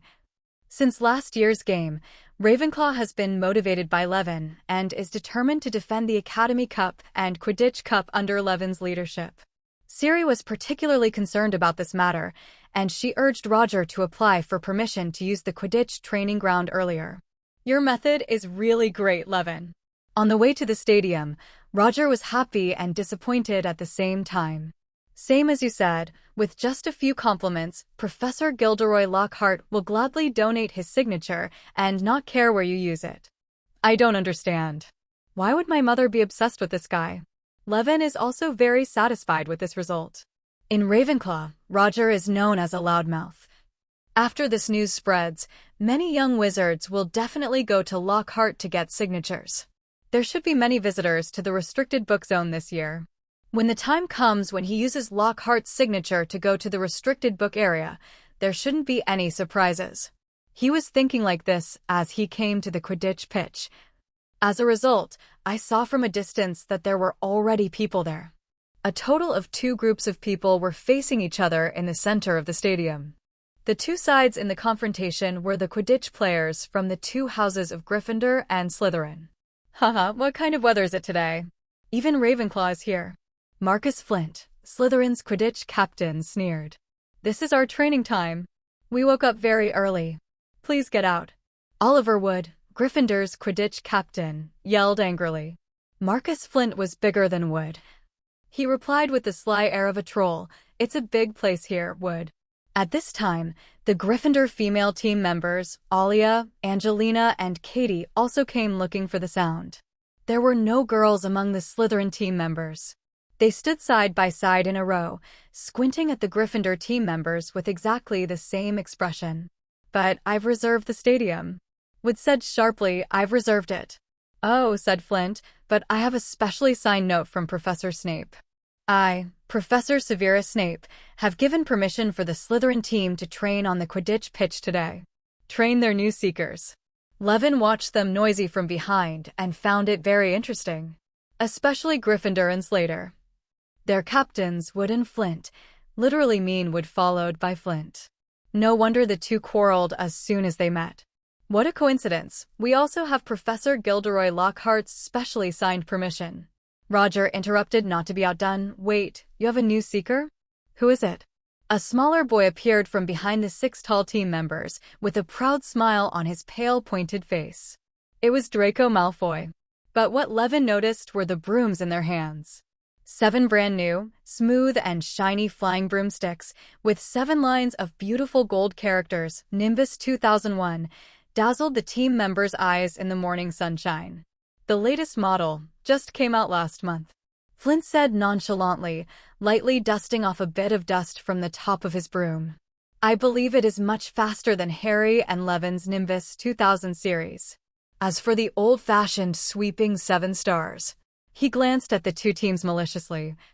"Sweeping 7 stars is indeed the mainstream, and the Weasley twins have even older sweeping 5 stars. These brooms, use them to sweep the floor." For a moment, the training ground was silent. Levin and Shirley looked at each other, and both showed the brooms in their hands. "How do you know I changed to Nimbus 2001? Wood's face became even paler. The 2 main opponents actually started to replace the latest brooms. Krypton Gold rich people are so outrageous. Can this game still be played? Malfoy stared into Harry's eyes, licking his dry lips, his eyes burning. Finally, the distance between him and Potter is even closer. Although one of them is a Gryffindor and the other is a Slytherin, they are separated from each other by the Academy. But on the court, he can communicate with Potter about his playing skills. When the game starts, they can chase each other to their heart's content in public and have physical collisions and exchanges on the broomsticks in simple and easy-to-understand terms until they are dripping with sweat. This awkward Slytherin boy has been trying to be friends with Potter since the day he entered first year. But because the method was too naive and the pure-blood shame Weasley hindered him, he has always been unable to love. But in Malfoy's heart, Potter is actually the same person as him, and they should be friends. Just when his thoughts were wandering, the annoying Weasley suddenly appeared. Hermione and Ronald came together to visit Quidditch practice. After receiving training from Levin, Miss Granger was finally able to appreciate the fun of Quidditch. "What's wrong?" Ronald asked Harry strangely. "Why don't you play ball? Why are there 3 teams here?" "I'm the Slytherin team's new seeker, Weasley." Malfoy showed off proudly, hoping to defeat his opponent in this way. "Just now everyone was admiring the brooms my dad bought for our team." As he said that, he looked at Ronald with evil intentions. "So, what are you doing here, Weasley? This is the territory of Quidditch players, and you are not welcome here." "Listen, Weasley, there is going to be a Quidditch match at Hogwarts. Harry and I will both be attending, but guess who won't be invited?" Ronald's face turned red with anger at his words. He really wanted to play ball with Harry, chase each other to their heart's content in public, and have physical contact and communication on the broom in a simple and easy way until they were dripping with sweat. But unfortunately, he has neither talent nor money, so he can't do this at all. If it was in the past, if it couldn't be done, it wouldn't be possible. But now Malfoy actually became a Quidditch player. The thought of Malfoy being able to chase each other on the field with his Harry, having physical contact and communication on the broom in a simple and easy-to-understand manner until he was sweating profusely, made him so angry that his liver ached. Malfoy's triumphant appearance really attracts hatred. At least Hermione couldn't stand it. "At least none of the Gryffindors have to pay to join the team," Hermione scoffed bitterly. "They get in purely based on ability." Being poked in the painful spot, Malfoy's proud face turned red, and he became angry and said, "No one asked you, you stinking little mudblood." But as soon as he finished speaking, he realized something was wrong. It seems that there are rumors that the mudblood has a good relationship with the guy from Ravenclaw. Although that person was also a mudblood, he was someone he couldn't afford to offend. Unfortunately, it's too late to regret. After he said these words, it was like a depth charge. Flint had to rush in front of Draco to prevent someone from jumping on him and G him. Alia screamed, "How dare you!" Even Ronald, who only quarreled with Hermione every few days, subconsciously took out his wand. Zhang Qiu looked at Levin nervously, fearing that he would do something terrible. "Please give me flowers." She had been paying attention to this handsome fellow member for a long time and knew about Hermione's relationship with him. Just a few days ago, Scamander confirmed in front of everyone that Levin killed a chimera with his own hands and escaped unscathed, completing a feat that no wizard in history has been able to accomplish. If he puts the means to deal with the chimera on Malfoy, then he will have to become Malfoy-chan. Now I can only hope that as a Muggle-born, he doesn't know what mudblood means. However, in her eyes, Levin looked serious at this time, frowning, staring at Malfoy closely. Obviously, he knows how dirty this sentence is. But he just crossed his arms and had no intention of taking action. Is it difficult for him to have a conflict with Hermione? Zhang Qiu guessed with some surprise. But soon, she understood the real reason. Levin didn't take action because he felt he didn't need to do so. Because Hermione took matters into her own hands. Expelliarmus. Before anyone could react, a red light passed over Flint's shoulder and hit Malfoy's face. His wand and Nimbus 2001 flew out, and he stumbled. But it's not over yet. Hermione waved her wand again. Activated rope. Malfoy's clothes immediately seemed to come to life, twisting on their own, and quickly tied up the original owner. At this time, Malfoy lost his weapon and could not move his hands and feet. He could only twist around on the ground like a green maggot. Seeing Malfoy being attacked, his 2 little followers couldn't stand it anymore. As Slytherins, Crabbe and Goyle do not have the cunning of Slytherins. Their IQs are very worrying, but they are very tall and strong. Their families have been attached to the Malfoy family for generations. Their fathers licked Lucius Malfoy, and they are Draco's followers. Now that they saw their boss suffering a loss, they subconsciously rushed forward. Facing the two men's surprise attack, Hermione showed no fear. Grease technique. A thick pool of oil appeared under their feet. The two big fools both slipped and fell. Hermione resisted the urge to add a burning hand and used activated rope, twice more to tie up the two of them. Fortunately, she was calm enough, otherwise they would have been imprisoned in the school doctor's office. Hermione's wonderful performance shocked everyone around her. In less than 10 seconds, Hermione completed 3 kills by herself. Is this still Hermione? No wonder you didn't take action. Zhang Qiu looked at Levin with more complicated eyes. He knew very well that Hermione from last semester was not at this level. She heard from Prefect Pinello that Levin bought a house in the village of Ottery St. Catchpole during the summer vacation. Miss Granger spent her summer vacation with him. Now that she has such fighting power, it is all due to this boy. Seeing his teammates being knocked down, Flint finally couldn't bear it anymore and yelled, "Everyone, come with me. Don't let her get too arrogant." No matter how much Malfoy curses, he is still a junior in the same house and a player on the team. If he was beaten in front of someone and he didn't take action, then who would believe him in the future? What's more, my family just donated a batch of Nimbus 2001 to the team. Just for the broomstick's sake, they had to avenge Malfoy. Chaser Adrian Pusey asked weakly, "Are you really going to take action?" Levin Green is watching from the side. It is said that he has a good relationship with the girl. When Flint heard this, he became furious. There are so many of us. No matter how powerful Levin Green is, he may not be able to kill us all before his magic power is exhausted. The Slytherins thought he was right, so they all pointed their wands at Hermione. Now, the situation became serious. The 3 Malfoys are just 3 young wizards who have just entered the 2nd grade. They have not mastered a few spells, but they take up a lot of people. And now, including Flint, there are 6 or 7 Slytherins, each of whom is in the 4th year or above and has mastered many more spells than the little wizards in the lower grades. For Hermione, it is undoubtedly a big trouble. Under Sheely's gaze, Zhang Qiu took the initiative to approach Levin and asked, "Why, aren't you ready to take action now?" Ever since she heard that Levin killed the Chimera with his own hands, she had always wanted to see Levin's heroic fighting spirit. But Levin still crossed his arms, looking confident. It doesn't matter, Hermione can handle it. Facts have proved that Miss Granger's response is indeed amazing. Facing the siege of 6 or 7 people, she was not prepared to resist forcefully. That's the stupidest way to fight. All she saw was a wave of her magic wand. Cloud and mist technique. In an instant, the surroundings became filled with smoke, and the Slytherins suddenly lost track of her. If you don't even know where your opponent is, how can you hit the enemy?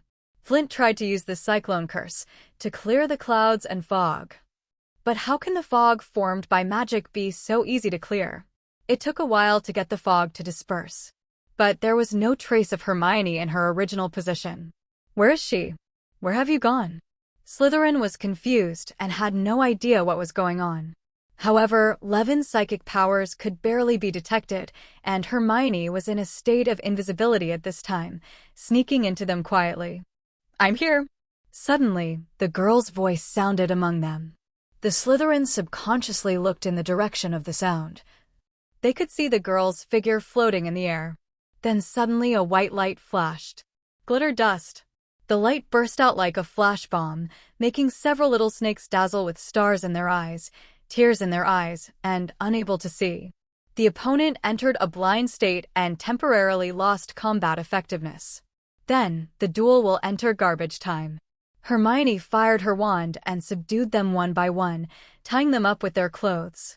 The number of green maggots on the pitch quickly increased from 3 to 9. Maggots, you look at me and I look at you, and they all sigh. They seem to have provoked some serious guy. This time I'm embarrassed. How should we deal with this kind of thing? Should we tell Professor Snape? If you don't say it, they won't be able to swallow it. Tell me, what should I say? That they were beaten by a second-year Muggle-born wizard? Or 1 against 7? So hard. As for the Gryffindors and Ravenclaws, they looked at Hermione differently. In their eyes, Hermione was full of light at this time, like a Valkyrie. Especially Ronald, for him, the scene just now was too relieving. Hermione chopped down the most hated Malfoy and all the senior students like a chopping melon. He wished he was the one who did this. So, regardless of the awkwardness he had with Hermione before, he took the initiative and asked, "Hermione, how did you do that? I mean, why did you suddenly become so powerful?" "That's because Levin teaches well. I trained with him for a while during the summer vacation." After saying that, she looked at Levin, who was smiling at her gently. To be so good in one summer vacation, this training must be very good. Ronald praised, "If only he would be willing to teach me." Hermione completely agreed with this. After seeing Ciri and Levin hunting chimeras together, Hermione also realized her own weakness. So she trained extra hard every day. At that time, she spent at least 2 hours every day sparring with Levin. This kind of practical training is very painful at first. If I hit her just a little harder, she would be in so much pain that she would be unable to walk. But after becoming a little more proficient, she began to get better. But after all, Levin is not an opponent on the same level as her. Every time, she would be so tired that she was sweating profusely and exhausted. You can fall asleep even if it touches the floor. But she still looks forward to training every day. This kind of training can make her truly feel full and satisfied. Hermione is sincerely grateful to Levin for his hard work. He allowed her to grow from an ordinary Muggle girl into a real witch. With the Slytherin team being dealt with by Hermione alone, they could no longer hinder the Gryffindors' training. As for Ravenclaw, after all, they have no fundamental conflict with the Gryffindors. In addition to Hermione and Levin's reputation, Wood simply allocated half of the field to Ravenclaw, and both sides practiced together. Everyone is happy. And what about the Slytherins? They were hung by Levin in the auditorium, watching them practice, and were not put down until the evening. This matter did not cause a big fuss, at least not to the professor. Malfoy thought about complaining to Snape, but was held down by Flint and others. They don't want to make a fuss known to everyone. There was no way, for Malfoy, this kind of thing would be a big deal if it was too big. Anyway, it was not the first time that Malfoy was beaten because of his bad mouth, and his skin was already bruised. But for them, as long as the professor is not involved, it is just a petty quarrel among students. When others ask, they will say it is a rumor, an exaggeration, or a bragging. In this case, they will be laughed at for a week or two at most. Others will forget about it. But once it comes to the professor, it will be equivalent to the official conclusion of the matter. And once identified, they might even be tied to the Slytherin Pillar of Shame, and would be pulled out and whipped by Gryffindors every year. After that, the Slytherin Quidditch team developed a phobia of Hermione and would avoid her whenever they saw her. This did give the Gryffindor Quidditch players some credit. And Levin's reputation among the little wizards has increased a bit. In the eyes of the little wizards, Hermione was able to challenge an entire Quidditch team just by getting guidance from Levin. Then Levin has no idea how high he is going to be? For a time, many people even thought that if Levin were to be the defense against the dark arts professor, he would be much better than Lockhart. They're playing Levin here. But Levin still has to make a living under Lockhart. After another defense against the dark arts lesson, Levin came to Lockhart with a note. "Professor Lockhart." Levin stopped him as he was about to leave the classroom. "I want to borrow this book from the library. I hope to learn some knowledge about werewolves from it." Levin handed the note to Professor Lockhart, but this book is in the restricted area of Library 3.0, so I need a teacher to sign the note. I believe that this book will help me understand you. The humanoid restoration spell mentioned in Wandering with Werewolves. Werewolf. Hearing this, Lockhart smiled enthusiastically. "This book is very exciting, isn't it? Indeed, you are very good at dealing with chimeras, but when it comes to dealing with werewolves, I still have a little confidence." Of course, who and wouldn't object to me giving the best student in the grade a little extra help? As he spoke, he pulled out a huge peacock brush, quickly signed a big cursive name on the note without even looking at the words on the note, and returned the note to Levin. But I have to admit that the magic spell to restore human form is too complicated, and I can't use it successfully every time. Good guy, are you saying this because you're afraid of being exposed? Are you giving me a warning in advance? But Levin doesn't intend to do this. This whole semester's restricted reading plan is directed at him. Taking this signed note, Levin said goodbye happily and left. Levin got the signature and immediately headed to the library. Of course, he didn't want to learn about werewolves. Werewolf? What werewolf? Which werewolf soul is more attractive? The books in the restricted area, Levin has long wanted to read them. He has even decided to take advantage of this semester to read as many books in the restricted area as possible. But the most urgent thing at the moment is to find some research and discussion on the soul. He owes Helena's ghost a crown. Except for Professor Lockhart, I'm afraid no professor would sign a note without looking at it. This also includes the defense against the dark arts professor in the next few years. Entering the dull and quiet library, Levin found Mrs. Pants. Gilderoy Lockhart? She glanced suspiciously and took the note from Levin's hand. But she didn't let it go directly, but said earnestly, most of the books in the restricted area are not suitable for little wizards like you. Faced with Mrs. Pants's dissuasion, Levin could only show a sincere smile, and at the same time silently turned on the charm human, effect to the maximum. This is actually because Professor Lockhart thinks that my performance is better than other little wizards in the defense against the dark arts class. So he gave me a little extra help, trying to teach me some things outside of the textbook. Here, Levin plays a word game. At the same time, she secretly prayed that Mrs. Pants was also a fan of Professor Gilderoy Roart. After listening to his words, Mrs. Pants looked at the signature in her hand again. Although he didn't show any expression on the surface, Levin's psychic ability could detect that there was a feeling of joy in the other person's heart. Good guy, you can hide it deep enough. Sure enough, Professor Lockhart is a friend of middle-aged and elderly women. Mrs. Pants opened the bars of the restricted book area with a click. Levin walked in and saw a dozen low bookshelves in front of him. Compared with those bookshelves outside that are built from floor to ceiling and are 6 or 7 meters high, the bookshelves in the restricted book area are only over 2 meters high, which is really not worth mentioning. But in terms of the preciousness of books, the gap between the two sides is obvious. None of the books in the restricted book area are simple. Levin could see that many books on the bookshelf were not simply placed, but were physically bound and sealed with chains and hemp ropes. There are also books that just have a seal on the outside, but when you get closer, you can tell that the seal is engraved with ancient magic texts. Of course, not every book in the restricted book zone is dangerous enough to need to be sealed. But if you use Detect Magic to look at it, you will find that almost every book here is exuding the light of magic. This is why most real magic books are unique. Some knowledge itself contains power. The most extreme of them, such as the books of the old ones, will pollute the spirit as long as they are read, and the viewer will either fall into madness or become a monster. For this kind of book, copying techniques and scholars' touch cannot take effect, so you can only read it by yourself.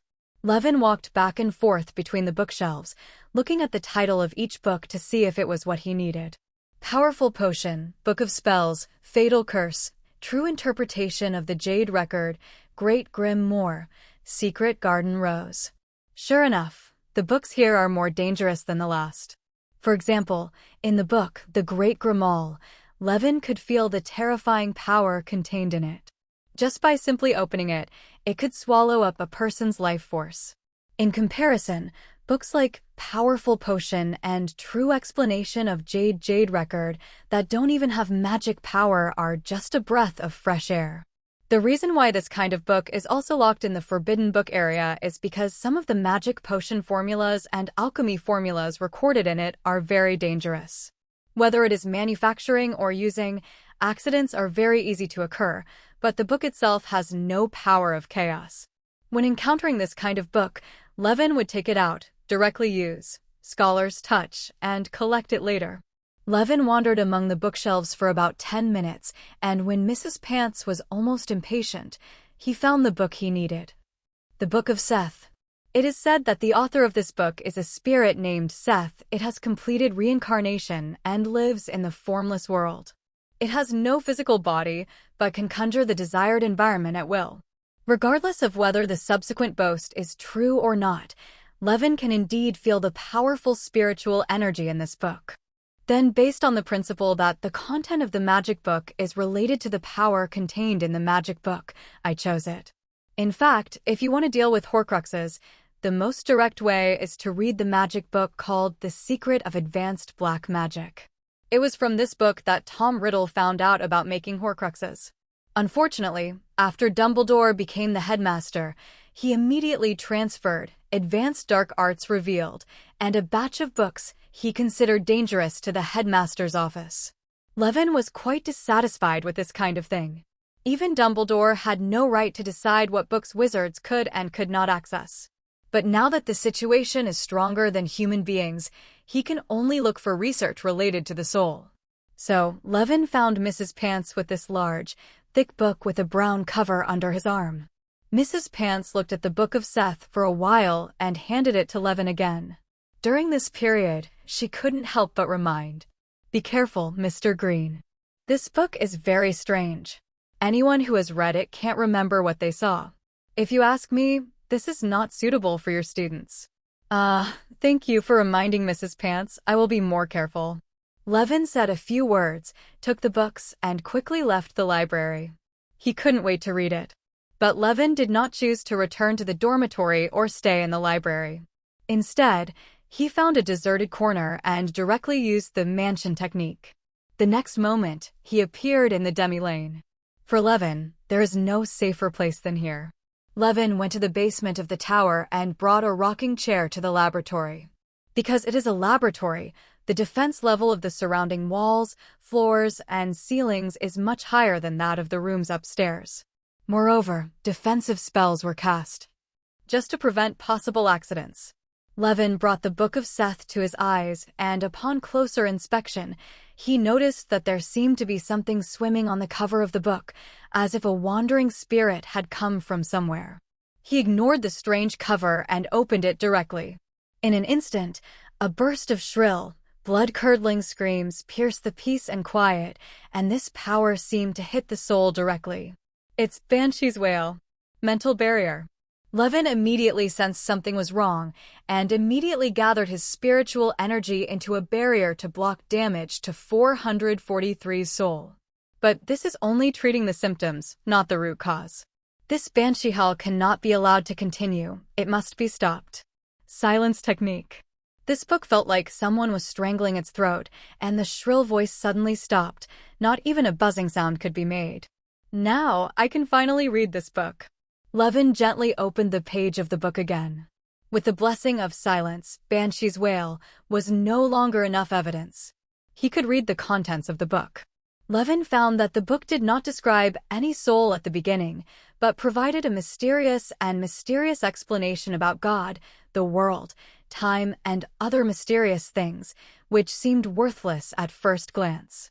The other parts of the book are also filled with fanatical delusions about the devil, hell, and heaven, as if they were the craziest ravings of a religious maniac plus psychotic patient, and are not at all like the writings of a wizard.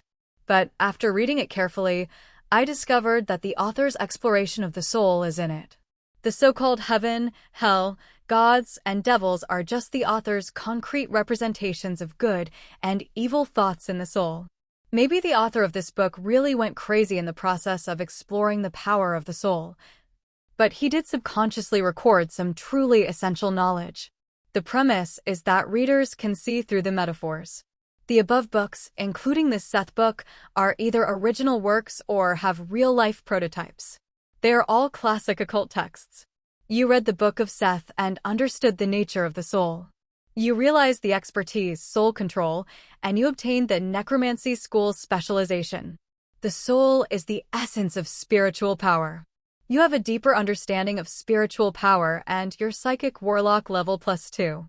Levin was sitting in the recliner, feeling the power he had gained from reading the Book of Seth, and he couldn't help but feel a little astonished in his heart.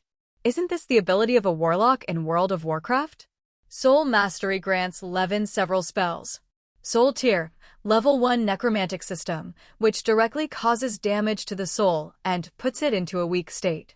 Absorb Souls, 2-level Necromantic System, absorb the souls of the weak living or dead and create soul fragments. Soul fragments are necessary materials for casting some other spells. Creating Soul Stones, 2-level Necromantic System.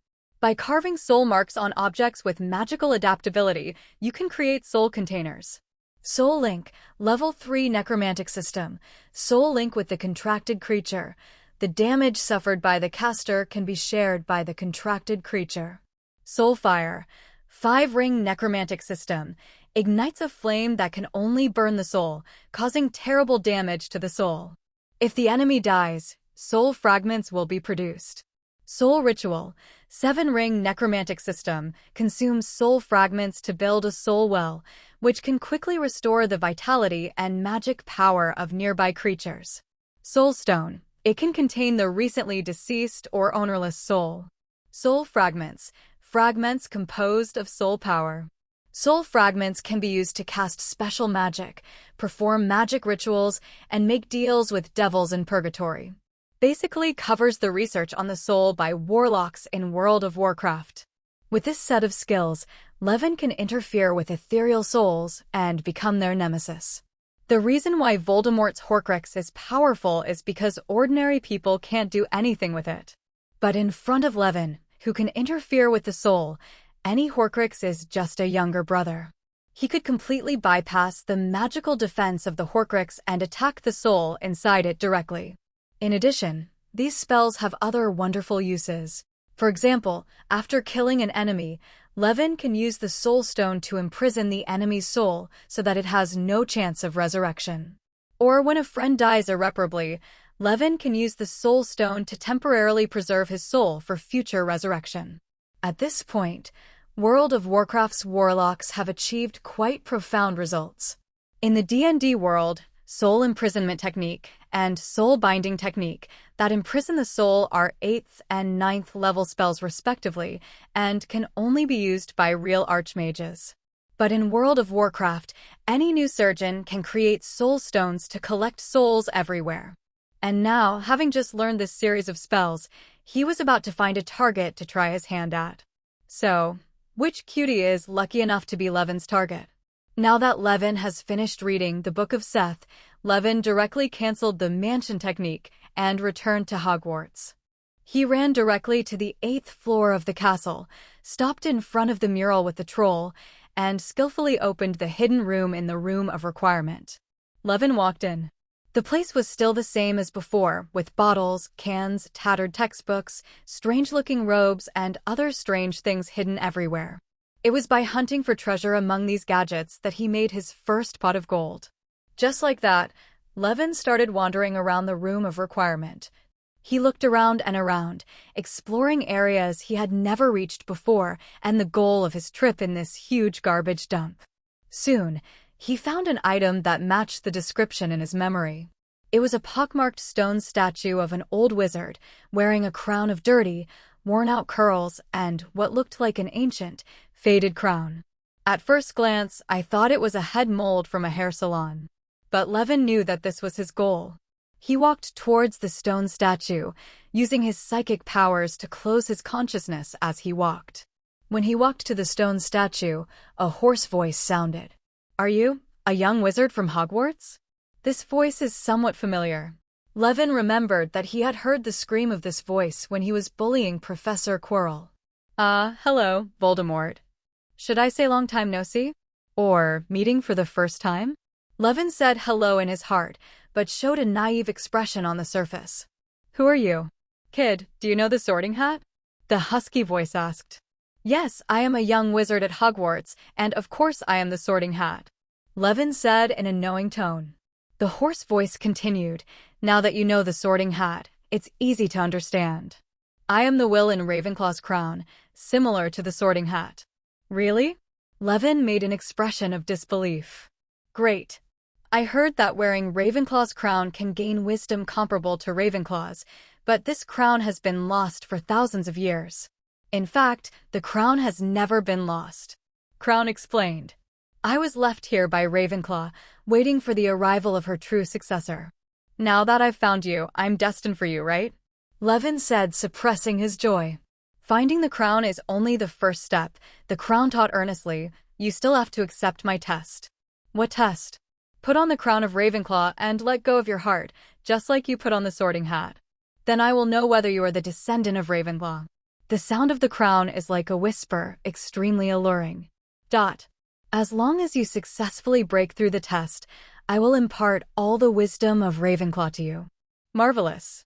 Levin put on an impatient look. He stepped forward, grabbed the crown, and lifted it directly over his head. Great, kid, that's it. The voice of the crown was still chattering in Levin's ears. However, when the crown touched his hair and was about to be put on his head, Gawain stopped what he was doing. What are you waiting for? Boy, don't you want to gain the wisdom of the Ravenclaw? The crown also tried to seduce him. But Levin just smiled coldly. I'm waiting for the skill CD. What are you waiting for? Having said that, before the crown could react, Levin's hands grabbing the crown ignited with pale and transparent flames. The flame was not violent. The flames danced in Levin's hands as if they had no temperature at all. But when it spread to the crown, the flames rose up. Accompanied by it is the mournful howl from the crown. What kind of flame is this? Well, it still smells the same. Levin was extremely satisfied with the reaction of the crown, or the remnant soul in the crown. This scream was exactly the same as Professor Quirrell's scream when he touched Harry's hot body. Actually, for me, it takes a long time to prepare a 5-level spell.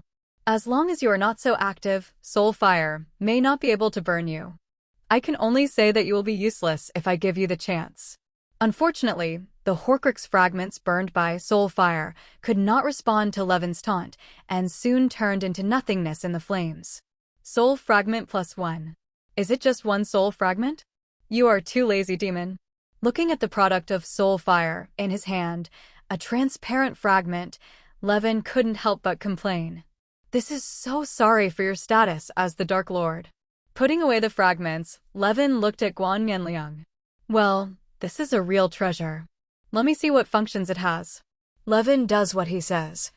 He used magic to check repeatedly and made sure that the crown did not contain any negative power or any strange will, and then he put it on his head. This time I really wore it. In an instant, he felt his brain become clear, but that was all. Apart from slightly enhancing intelligence and spellcasting ability, this crown does not seem to have any additional power. I always feel sorry for its prestigious reputation. However, in the results of Identification Technique, Gawain found something unusual.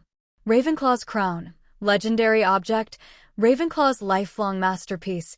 This intricate silver crown can give the wearer a +2 enhancement bonus on the intelligence attribute and increase the wearer's spell casting level by +2. There seems to be some unknown power hidden in this crown. Unknown power? What is it? Upon seeing this, Levin began to use his spiritual power to investigate carefully. Then he could feel that this so-called unknown power was a piece of thought and memory. If one's own mind power were not sensitive enough, most likely one would not be able to detect it. Levin carefully touched the memory with the power of his mind. In an instant, a large amount of knowledge and insights poured into his mind. Levin could feel that the knowledge was about Rowena Ravenclaw's research on emotions, imagination, and soul. However, the specific content is not how to control the mind and soul, but the power contained in emotions and imagination. The effect of magic is determined through imagination, and emotions can increase the power of spells. This is the characteristic of magic in this world. To use apparition, the wizard needs to imagine his destination and make the determination, emotion, to go to that destination. Using the unforgivable 767 curse requires visceral malice. The transformation spell requires imagining the effect of transformation. Normal spells can also enhance their power through emotions. The greatest love can even create a guardianship that lasts for more than 10 years.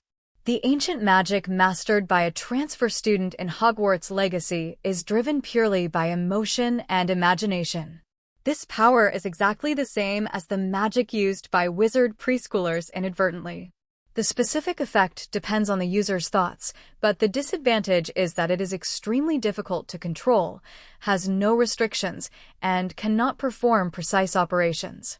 This is why, in the end, the transfer students have to face an energy ball containing evil thoughts. That is the emotion itself that contains malicious intent. Based on the knowledge of the Crown's feedback, Rowena Ravenclaw's last research before her death was about the power of emotions and imagination. Imagination comes from thinking, which means the framework and shaping of magic. The magic is the filler, which is filled in the frame to form the magic. Emotions seem to work the same way as magic. In the process, she discovered that the power of emotions exists not only in wizards, but also in ghosts. In other words, the existence of ghosts itself comes from obsession. That is, some kind of paranoid and persistent emotion. Therefore, Rowena Ravenclaw came up with a surprising conjecture.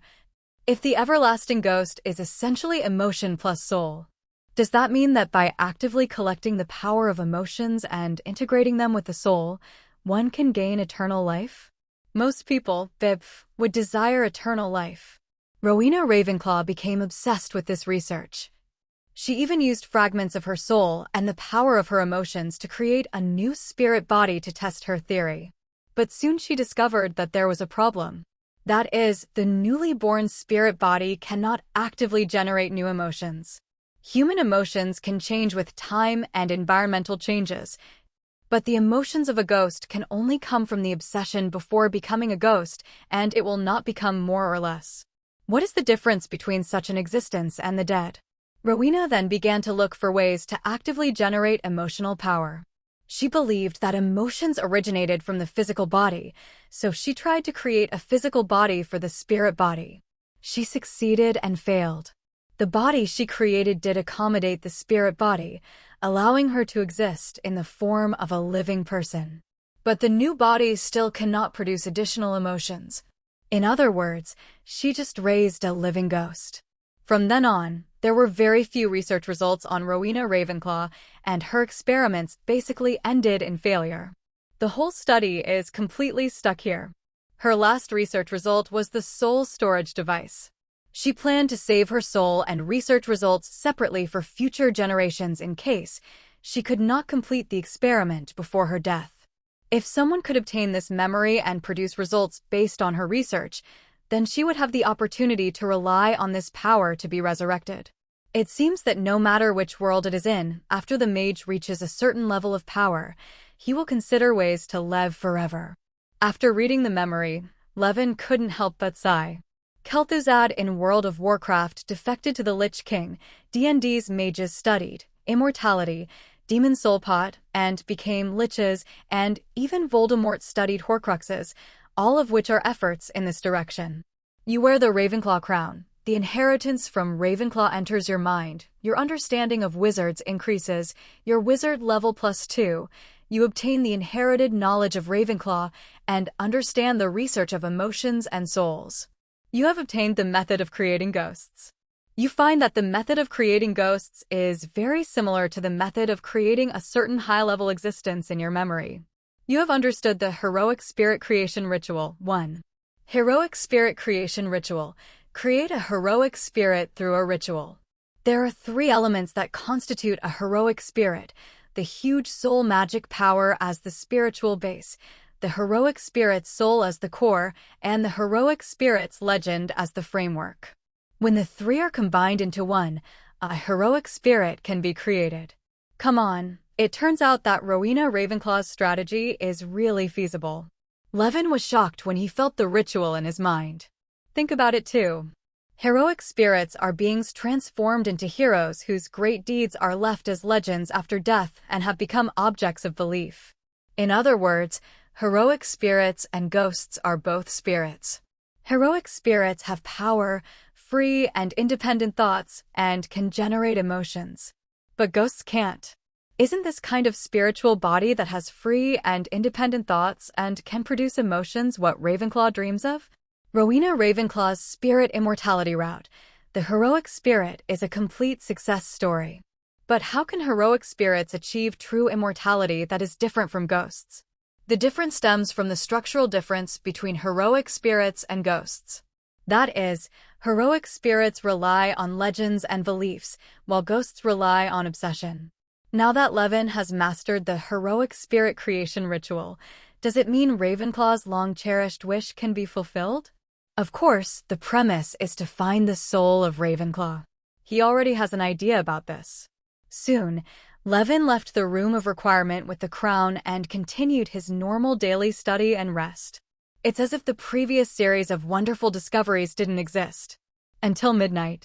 Levin woke up from the bed, and after making sure that all his roommates were asleep, he tiptoed into the common room. There was no one in the lounge at this time. Levin wasted no time in taking out the crown and tried to put it on the head of Ravenclaw's bust. When he put the crown on, Levin was surprised to find that the shape of the crown perfectly matched the texture of the statue's hair. Sure enough, the secret is hidden here. The moment he put down his crown, a change occurred. The crown seemed to have been rust-free and electroplated, and its true appearance was restored with a brush. It was a delicate and complex golden crown.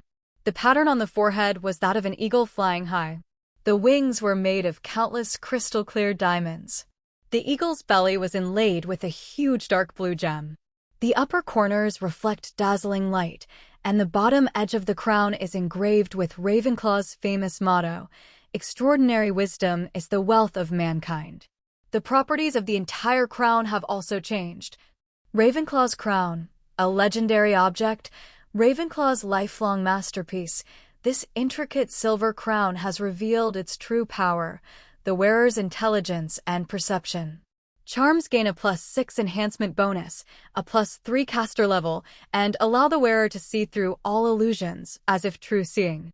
At the same time, Levin noticed that there were two more same sapphires under the center of the crown.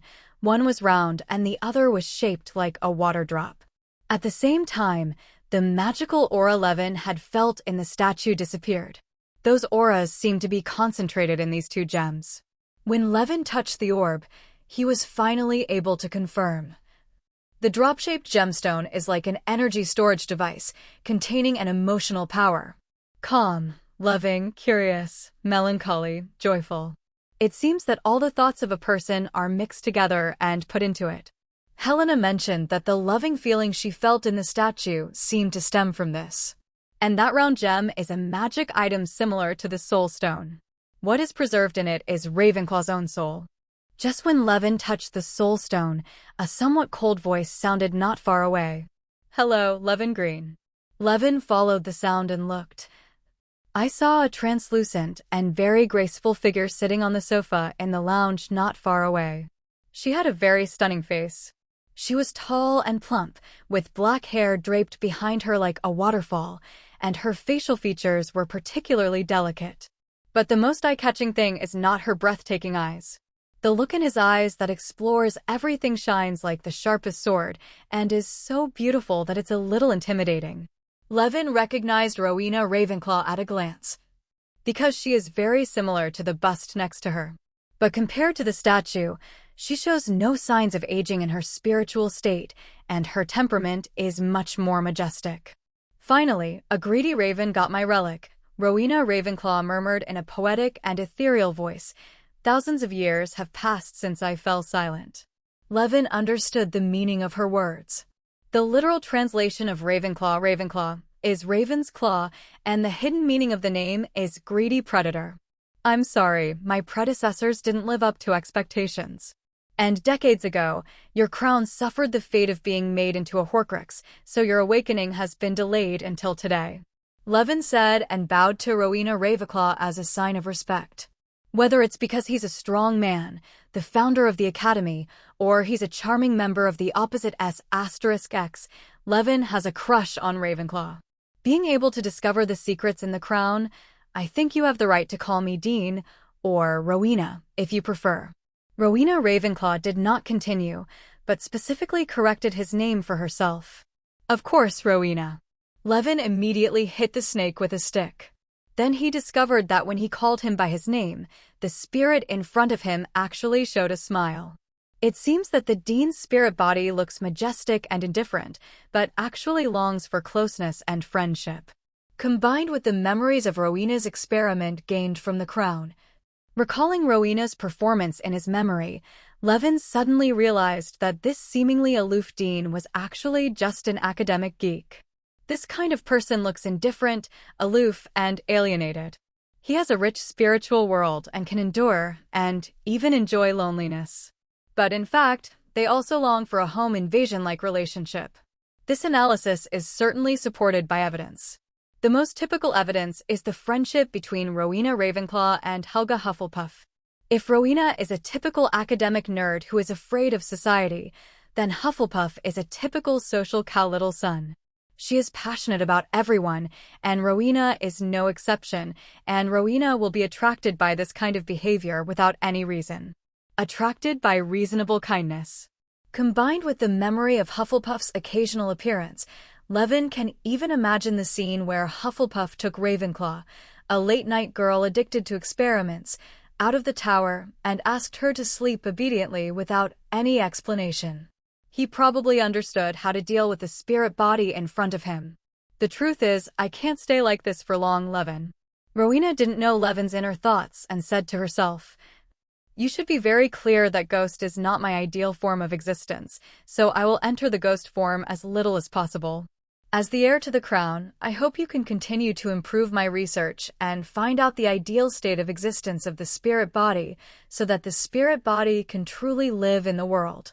While saying this, Rowena looked at him carefully, staring at Levin's face motionlessly.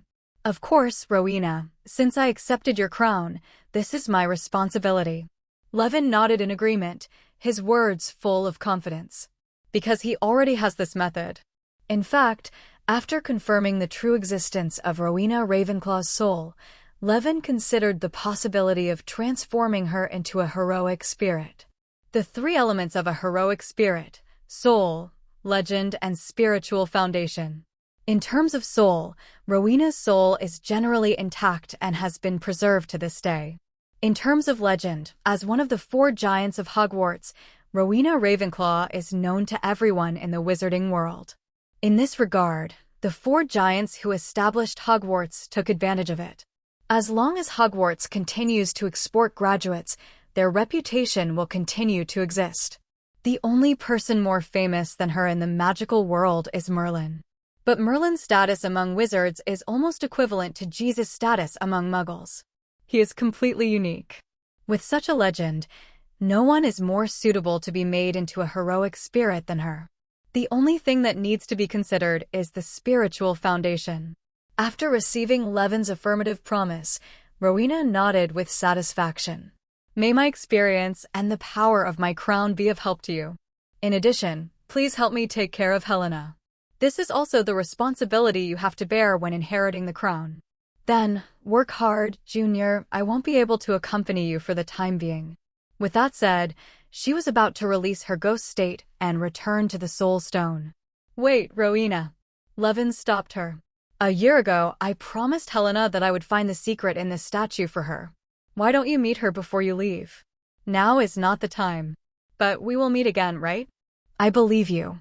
Rowena looked at Levin, leaving a smile. Her figure gradually faded and finally disappeared. The next moment, a ghost that was 70% similar to her suddenly passed through the wall and appeared in the lounge. "It's Helena Ravenclaw. Levin Green, it's you." After saying hello to the boy, the female ghost said eagerly, "Did you notice anything unusual when you were here just now?" Then she spotted the crown in Levin's hand. "Oh my gosh, you found it, you found the crown. Thank God." She looked very excited. "And this is the crown in its complete form. You have fully activated its power. I haven't seen it like this in a long time." The female ghost was in a particularly agitated state, and it took her a while to gradually calm down. Seeing Levin's confused expression, she explained the reason carefully. "It turns out that in Helena's memory, Ravenclaw's crown exists in 2 states: activated and inactive. When the crown is worn on Ravenclaw herself and her true descendants, its powerful power will be fully demonstrated. Please give me flowers. But when it is held in the hands of an outsider, it can only increase a small amount of intelligence and mana. When I stole the crown from my mother, I discovered that the crown did not show its true form in my hands. Because of this, I was very sad and thought it was a sign that my mother didn't care about me, so I fled all the way to Albania. You know what happens next. Mentioning this matter again, Helena still had tears in her eyes. Levin, thank you. Thank you for helping me get my crown back and make up for the big mistake I made. For the crown to appear in your hands like this means that you are the true heir of your mother. I misunderstood you at the beginning, and I'm sorry. It's okay, Helena, I don't care about that anymore. Although he couldn't touch her, Levin still stepped forward and patted her shoulder twice to express comfort. Well, thank you for your forgiveness. Helena wiped away her tears and then asked, just now, I suddenly felt that a familiar and kind force appeared in the lounge. That's what the crown does, right? 0. Faced with Helena's question, Levin hesitated for a moment before telling the truth. He told the other party that Ravenclaw's soul was still alive and her resurrection plan. So, Mother is still alive and has a chance to return to this world? Helena didn't care at all why her mother didn't see her for the last time, and all her attention was focused on her possible resurrection. You are right, Helena. Ms. Rowena does have this plan, and the success rate of the plan is not low. As long as she continues to experiment step by step, it is very possible to find a way to immortalize the spirit form, at least in my judgment. That's it. Levin replied. Well, I trust your judgment. After hearing this, Helena looked happy. She hesitated for a moment and then suddenly bowed solemnly to Levin. You are the genius of this generation and her heir. In my heart, no one is more likely to realize her long-cherished wish than you. So, I'm asking you to help her, okay? After saying that, without waiting for Levin to reply, she added, although I'm just a ghost and don't have much ability, if you are willing to help her, I can swear that I will always work for you or your descendants. Although ghosts do not have complete emotions, as long as there are no accidents, their existence time is forever. For the ghost, such an oath is indeed very solemn. The deep love between mother and daughter is evident. For the mother and daughter, one was gifting the artifact and the other wanted to be loyal. With this in mind, Levin had no reason to refuse. If you think about it carefully, if you really create a heroic spirit, there will indeed be many benefits. For example, by using the identity of Ravenclaw to appear everywhere, it is not a problem to fool a lot of people. For another example, she can serve as her assistant or even the tower spirit of the magic tower. After all, heroic spirits have stronger computing power and can do many things that humans cannot do. In short, whether you are an assistant, a stickman, or a thug, heroic spirits are a good choice. So, Levin nodded towards Helena. Okay, I promise you. After that, he looked towards the place where Rowena disappeared. You're right, we will indeed meet again. After receiving Levin's promise, Helena left happily. Levin was left lying on the bed alone, lost in thought. Indeed, for him who has mastered the heroic spirit creation ritual, it is indeed not difficult to create a heroic spirit. And Rowena, Ravenclaw is also the most suitable being in this world to be made into a heroic spirit. But now there is still an unsolved problem before him. That is, where does the spirit base come from? First of all, magic won't work. No matter where Levin wants to squeeze out the magic power at the level of a heroic spirit. After all, what he wanted to create was a heroic spirit, not a servant. Therefore, what he needs is not just huge magic power, but a powerful force derived from worship and belief. In the Xingyue world where the heroic spirit system is developed, this power is naturally collected by the heroic spirit constellation. But in the world of Harry Potter, there is no such convenient thing as the heroic soul seat, nor is there a 317 Alea who works tirelessly to collect the souls of heroes. So where should I find the spiritual base? For several days, he struggled with this problem. This directly caused him to be absent-minded all day long, even when playing against Hufflepuff on the Quidditch field. Of course, this does not prevent him from bleeding his opponent. But this nonchalant attitude allowed his opponent to break his defense. Especially when Levin was wandering around while guarding Cho Chang, blocking the way from Hufflepuff's captain and seeker, Cedric Diggory, preventing him from getting close to Cho Chang until the girl caught the golden snitch. I know that our level is far inferior to yours, but you can't treat us with any attitude. After the game, Cedric Diggory stopped Levin in front of the locker room and shouted to him. As he spoke, he glanced in the direction of the Ravenclaw women's locker room. Quidditch is indeed about respecting the strong, but that doesn't mean that you can do whatever you want with strength. You should at least respect us who are competing with you. If you want to think about academic issues, why don't you go to the library woolen cloth? Finally, he made a serious judgment on Levin. People like you, no matter how many points they score, will never gain the sincere admiration of fans. After saying that, he turned around and was about to walk away. Who would have thought that he would be caught by Gawain? Since the match has just been completed, Levin's bull power buff has not disappeared yet. So Cedric felt the pain in his wrist being scratched. He turned around and heard Levin ask, "Cedric, say your last sentence again." At this time, the dispute between the two people had already attracted onlookers. Even though there were only Quidditch players from both sides in the locker room, a lot of people still gathered. Since the two sides are currently only arguing verbally, with neither swearing nor physical action, everyone is still just watching the fun. At the door of the women's locker room, Marietta was secretly saying to Zhang Qiu, "Have you ever thought that Cedric Diggory looks a bit handsome and dares to speak to Levin like that?" But Zhang Qiu looked uninterested. "Your vision is too strange. How could you like such a person? What's wrong with Diggory?" Marietta was a little annoyed. Hufflepuff isn't more handsome than him, right? You can't ask everyone to compare with Levin. What's more, are there not enough girls around Levin? You've been hanging out with him every day lately, and you haven't seen him look at you twice. Speaking of this, Zhang Qiu was also a little discouraged. But then, she strengthened her belief. After all, no matter what, he is handsome. From the time Levin entered school, she began to pay attention to this boy of the same race. At that time, I just thought he was cute. But as time went by, in her eyes, Levin grew older and more handsome, which made her blush and heart beat more and more. How could you let such a handsome little boy go? So, people like Cedric Diggory are called masculine. Marietta was still raving about Diggory. Zhang Qiu immediately retorted, "No matter how manly he is, it will not prevent him from breaking through Levin's defense on the court. I have personally experienced it. No matter how Diggory broke through, or even used physical collisions, he was firmly blocked by Levin. Levin even had psychological problems, and his threat was not taken seriously at all. Inside, you haven't been protected like this by Levin. I think this is called manhood and this is called security. It's probably because the women's locker room is a bit close. Probably two girls accidentally forgot to lower their voices. Anyway, the sound of their argument accidentally reached Levin's ears. He looked ahead and saw Diggory's ugly expression, and he probably heard it too. Now it's embarrassing. Being told by a girl in front of her that she is not as good as another man.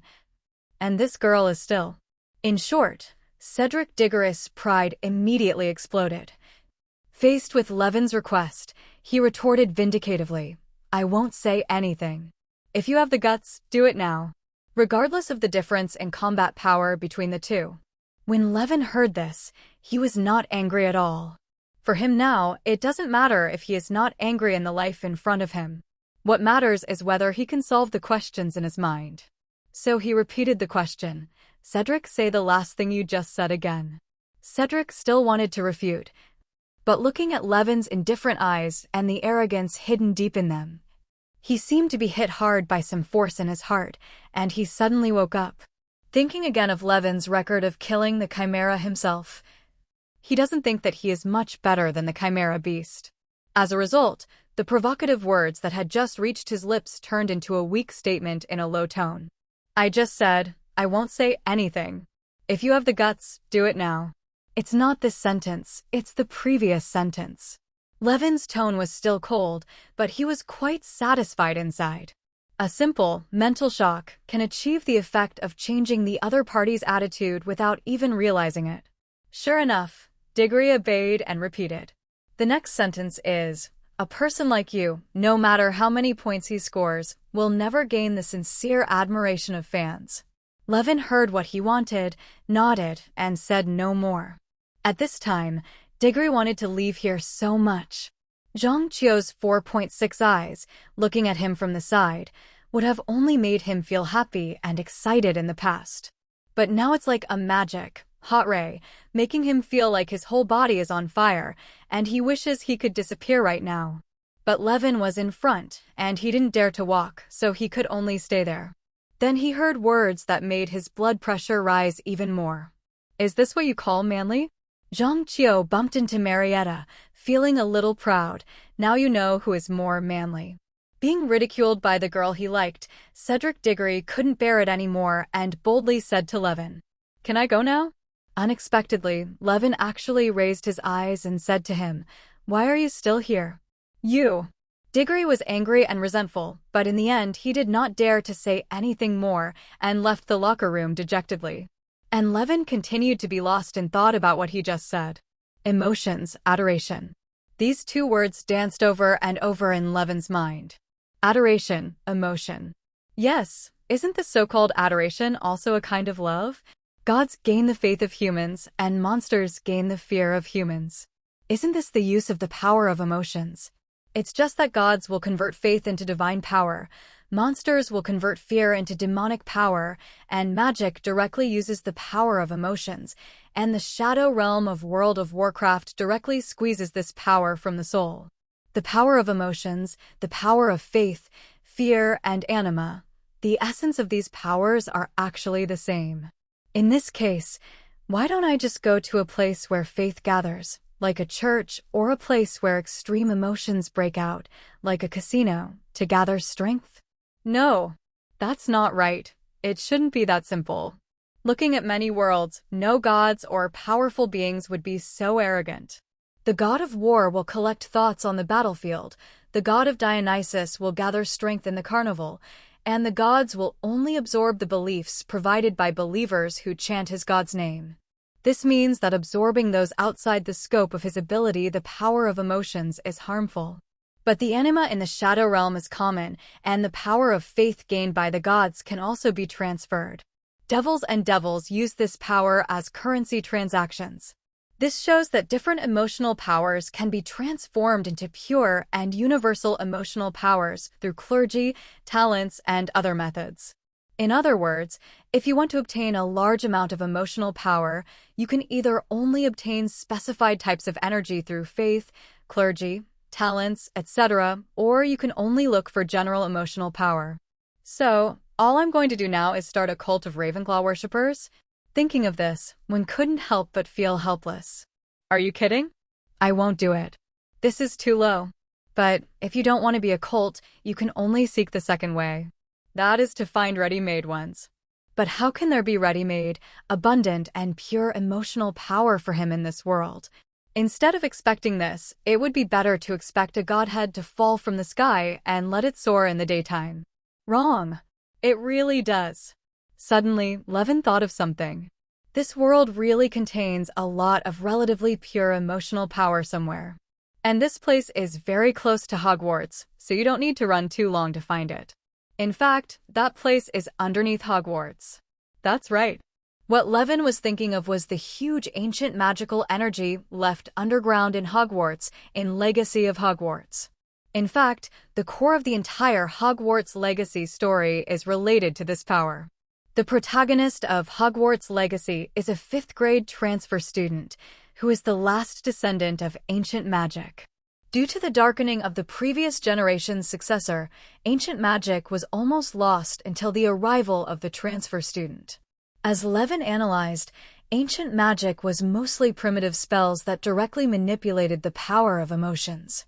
And emotions are divided into positive and negative. The previous generation's descendant, Isidora Morgana, used ancient magic wantonly. After discovering the power contained in emotions, She not only used her own power, but even tried to extract the power of others for her own use. But it is very dangerous to extract other people's emotions without authorization, even if her original purpose is to get others out of the turmoil of negative emotions. The result will naturally be a catastrophe. After she turned black, she was killed by her mentors. And the power of a large amount of negative emotions she collected was sealed. The entire Hogwarts legacy is the struggle between the transfer student and a goblin named Lanlock. Lanlock's ancestors participated in creating the secret vault that sealed the power of negative emotions. According to the tradition of fairies, the maker of an item is naturally the owner of the item. Therefore, the items entrusted by wizards to goblins are essentially handed over to wizards for temporary safekeeping, even if wizards provide rewards and raw materials. After the wizard dies, the goblin has the right to take back his creations. According to this tradition, the evil fairy Lanlock tried to obtain the secret vault, lift the seal, obtain the forbidden power, and then launch revenge on the wizard on behalf of the sister fairy. In the final battle, Lanlock, who controlled this power of negative emotions, became extremely powerful and turned into a flying dragon made of pure magic power. It breathed terrifyingly nonstop, and even the entire underground cavity was filled with magma. Come out. If the transfer students weren't strong enough, maybe the entire Hogwarts would be gone. It is enough to reflect the power of this force. In the end, Lanlock was killed, and this huge force was left underground in Hogwarts. Hogwarts' legacy has two endings. The ending of the good line is that the protagonist seals this power underground in Hogwarts. The evil line is that the protagonist personally absorbs this power and becomes an extremely powerful dark wizard. In this world, we should follow the line of kindness. Otherwise, there will be nothing to do with Dumbledore and Grindelwald. The transfer student can rule the magical world by himself. In this case, the underground cave is indeed worth exploring. Levin, what are you thinking about? We're in the auditorium. Just as he was thinking about this, Shilly's voice suddenly came to his ears. Turning around, he saw the female witcher looking at him with concern.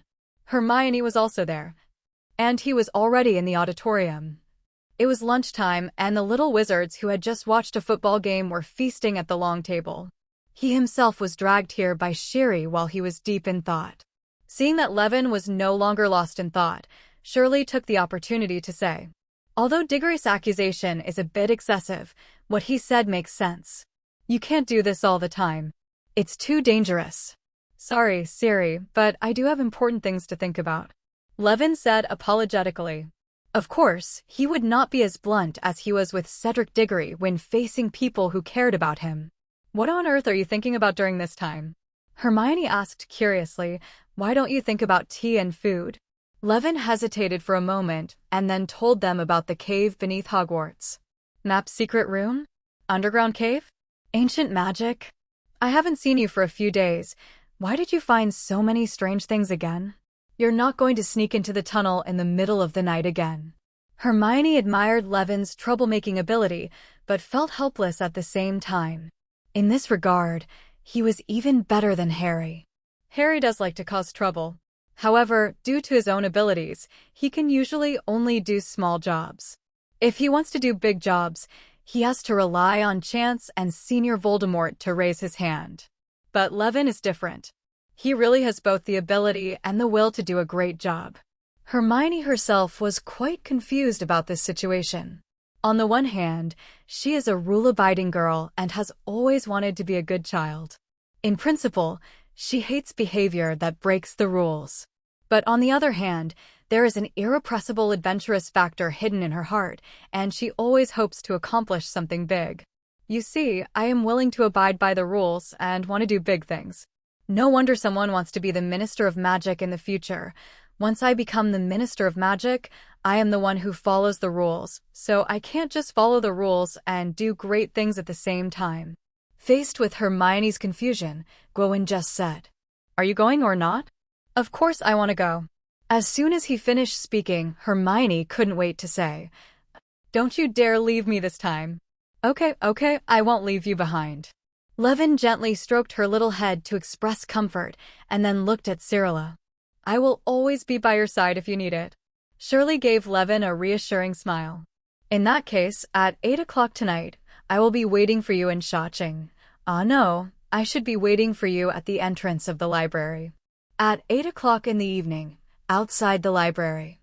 Hermione and Cyrilla had been waiting here early. Seeing that Levin didn't come, the two of them started chatting and discussed what ancient magic was like. But when the time was approaching, the boy was nowhere to be seen. Why hasn't he come yet? Hermione was a little anxious. He always arrives a few minutes early.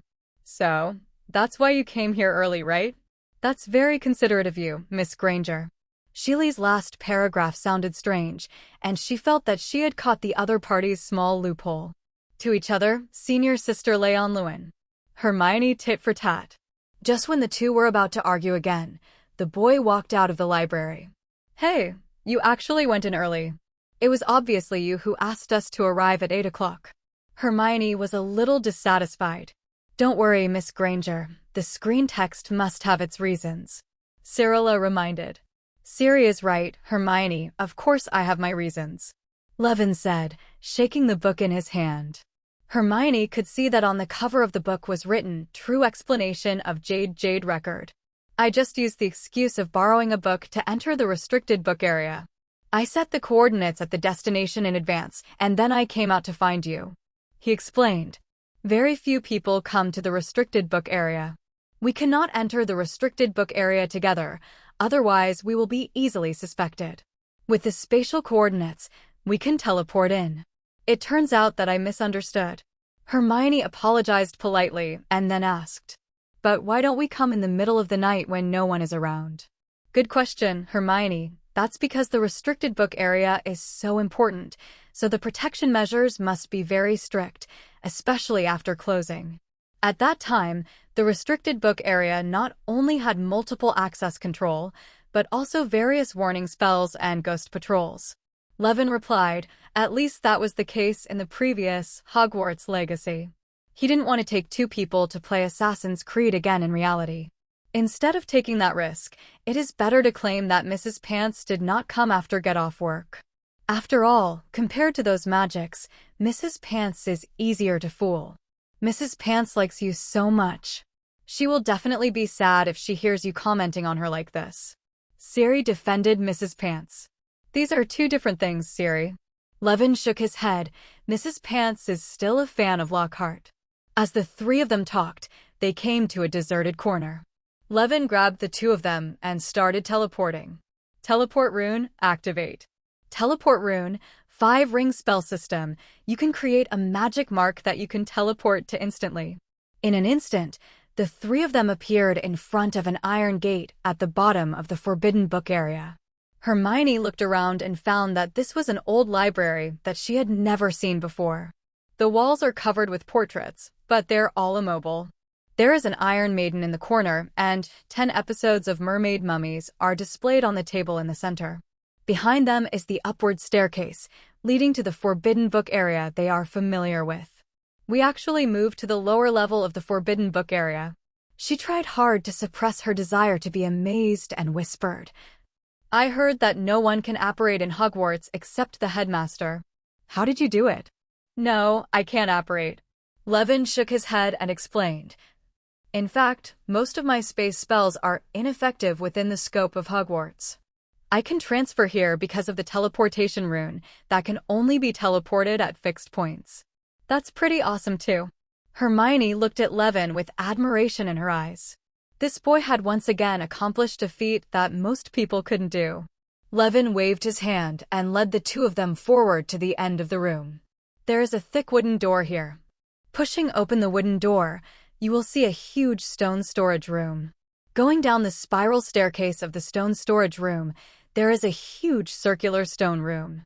The stone chamber was empty except for a magic arch stone door in the center. In Legacy of Hogwarts, the protagonist with ancient magical talents can trigger the stone door to reveal the real door leading to the destination. In the eyes of Levin today, Sherman is just Sherman. Can you enter the map secret room you mentioned by going down here? Hermione looked at the stone door in front of her. Eager to try. A Lejo cave opens. She directly cast a lockpicking spell. But there was no response because the stone door was not locked. Door is open. Upon seeing this, Hermione cast the open door curse that she had often used before. Or say, kicking the door curse. But when the curse was cast on the stone door, not even a speck of dust was stirred up. Obviously, the protective spells on this stone door are very high-end, and these opening spells are useless. Hermione connected with another, Open Sesame. But the door dismantling curse cannot take effect either. Seeing that she couldn't open the door, Hermione cast a series of revealing spells, but to no avail. Helpless, she had no choice but to look at Levin. Levin was already thinking about it just now. The power of ancient magic is very powerful. At least the spellcaster who built this secret room must be stronger than himself today. At my own level, it is obviously impossible to enter by forcibly breaking the curse. But it doesn't matter, Levin is good at more than just ordinary spells. He has learned a lot and has many other means to carry out misplaced competition and dimensionality reduction attacks. For example, although the door in front of him was strong and the protective magic was perfect, Levin found no interfering magic on it. In other words, Levin can completely use the magic power on the stone door to reversely detect the space that the stone door will lead to when it is opened. After all, the founders here would not know that there are still people who can do such a thing. The specific analysis and precise construction of spell effects is one of the biggest differences between arcane magic and the world of Harry Potter. If the magic in the world of Harry Potter is the art of magic, arcane magic, then, is an exact science. Analysis portal. With Levin's level, he quickly detected the coordinates of the space that the stone door would lead to when it was opened. Although teleportation is prohibited near Hogwarts, the coordinates between such teleportation gates are naturally connected. Levin seized this gap, used any door, followed the existing coordinates between the portals, and led the two to their destination. Easily bypassed the portal. There is a good saying in business war. The person who kills you may not be your peers, but cross-border. At the other end of the portal is a dim hall. The decoration of the hall, Manos, is very gorgeous. The floor is a huge and smooth piece of marble. Golden plant patterns cover the floor, stone pillars and walls, making the whole hall look unique. Externally brilliant. The hall was empty.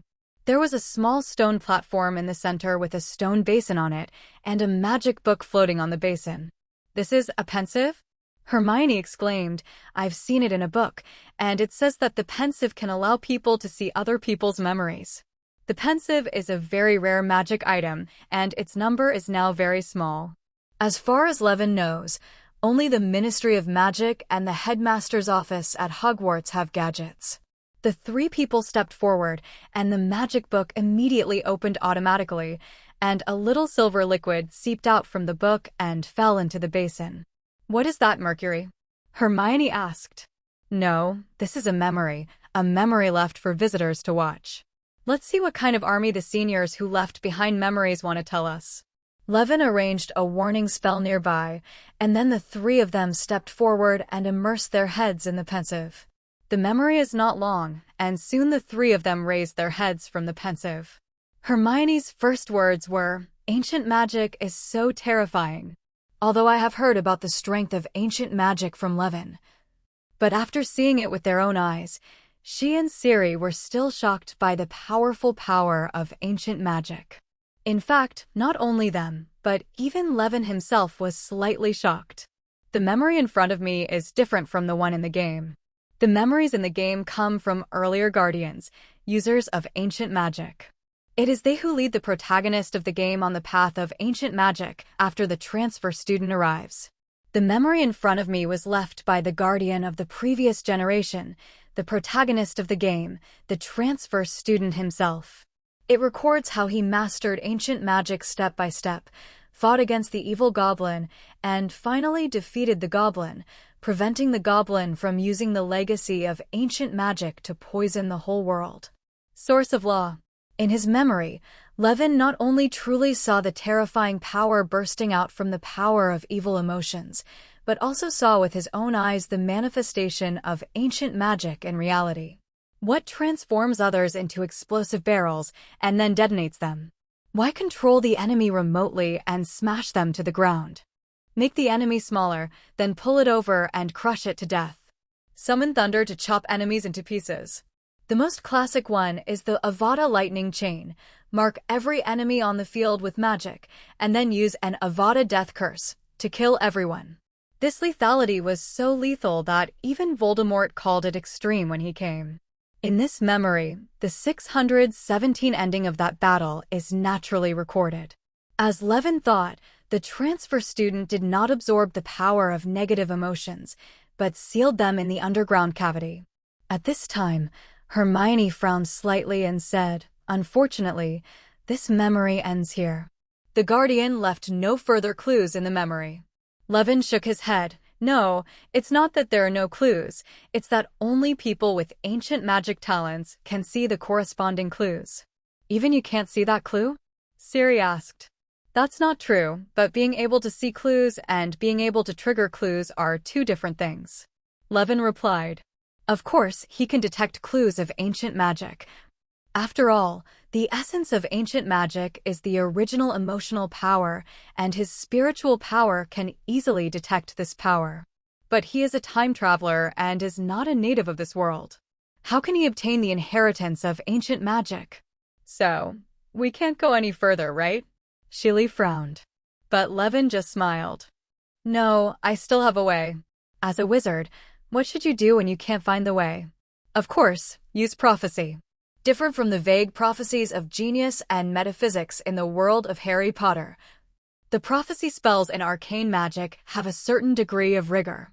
You can explicitly ask for what you want to know, whether there is hostility, detect hostility, the identity of the enemy, identify the opponent, the motive for fighting, know the motive, or the enemy's weaknesses, know the motive, analyze weaknesses, enemy beliefs, detect heretics, all have related spells that can be used.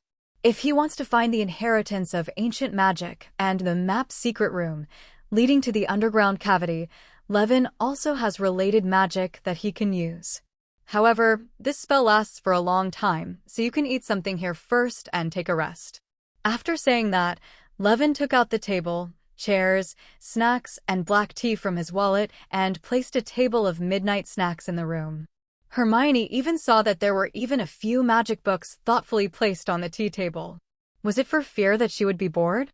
MJU4 NDA2 NTC3 ODM1 MZU2 NDMXOJE smiley face. "So, you always have these things with you, right?" Seeing the tea party arranged in front of her, Shili couldn't help but complain. "It's really an exquisite life.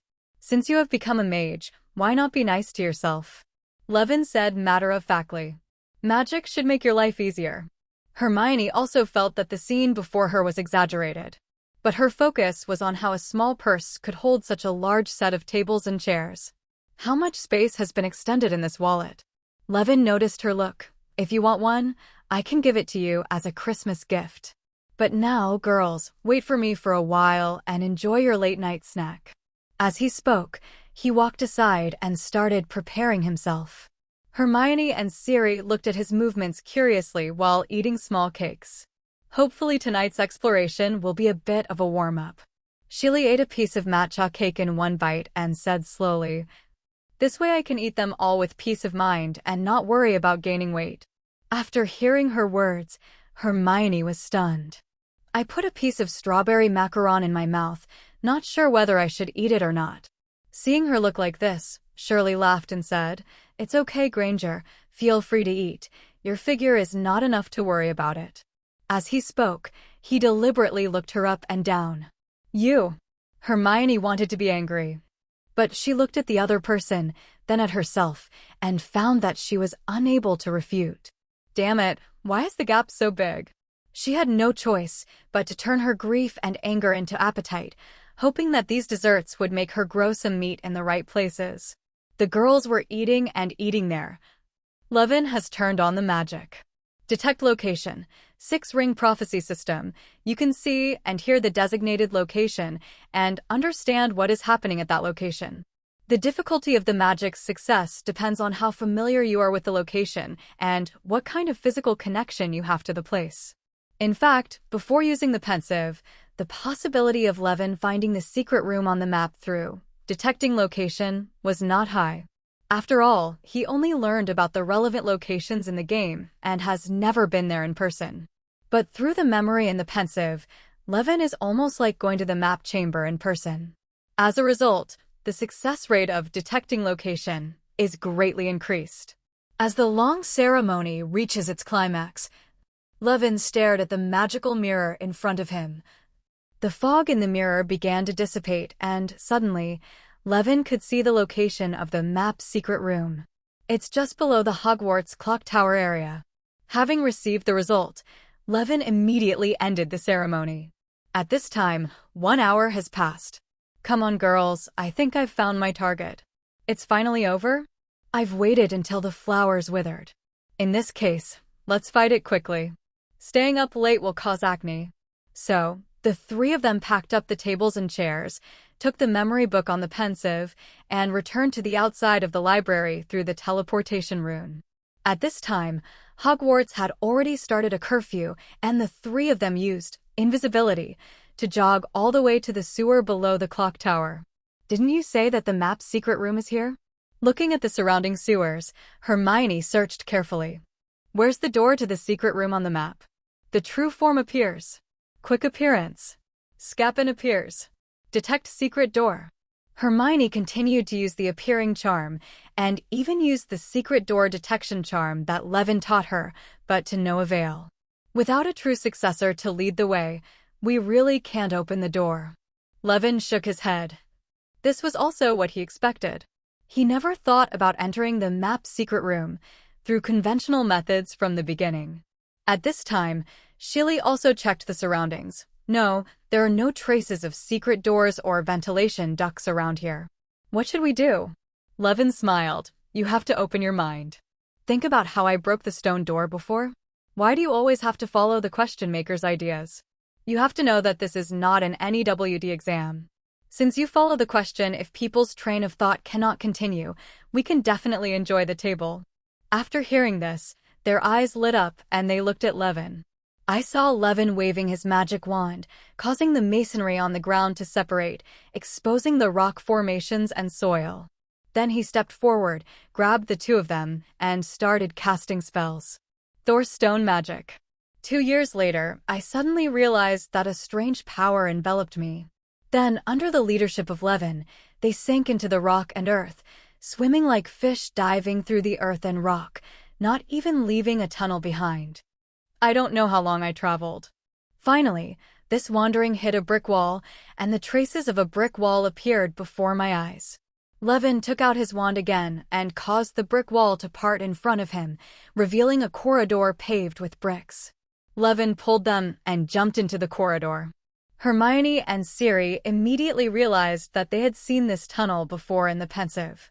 In other words, they penetrated directly through the soil and forced their way into the map's secret room through the wall. Apart from using Thor's stone skill, what's the difference between this and digging a tomb hole?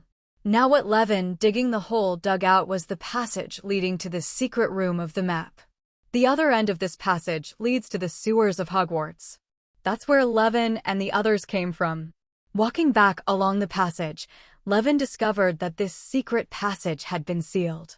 It turns out that after the negative power of ancient magic caused a big trap and was sealed under the secret room of the map, the previous generation of Guardians was determined to bury the secrets of ancient magic once and for all.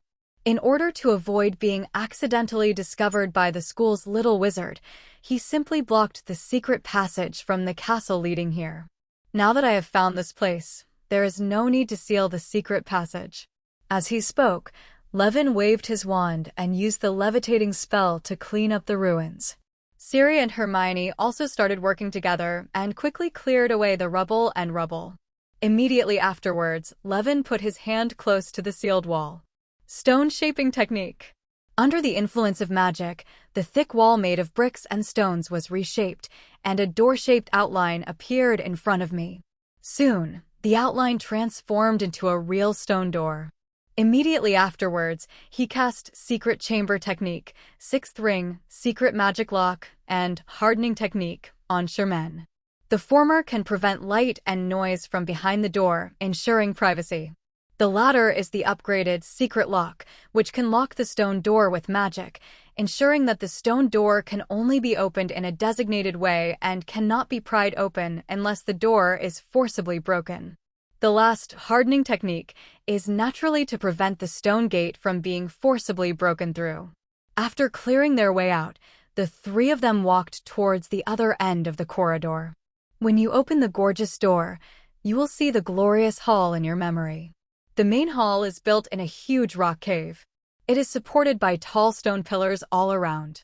The railings and handrails on the stone pillars and around them are still decorated with the same plant-style metal outline. Between the stone pillars are 4 tall paintings.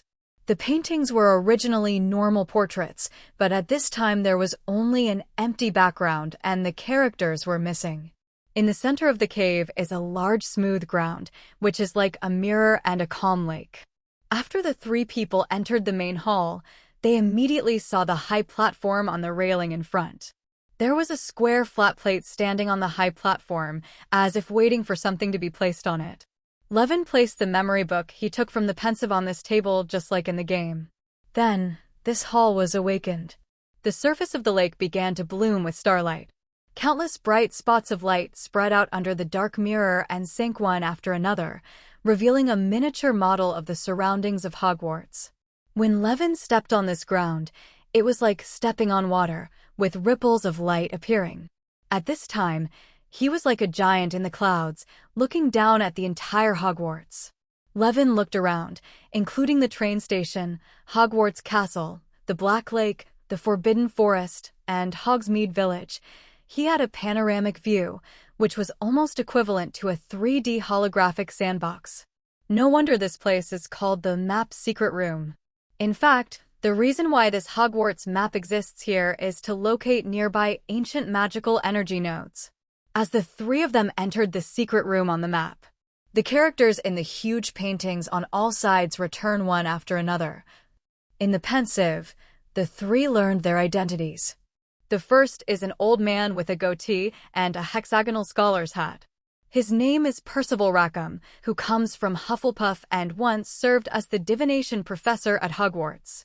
The first one was a seemingly honest, fat man with a round beret named Charles Rookwood, a professor of transfiguration from Slytherin.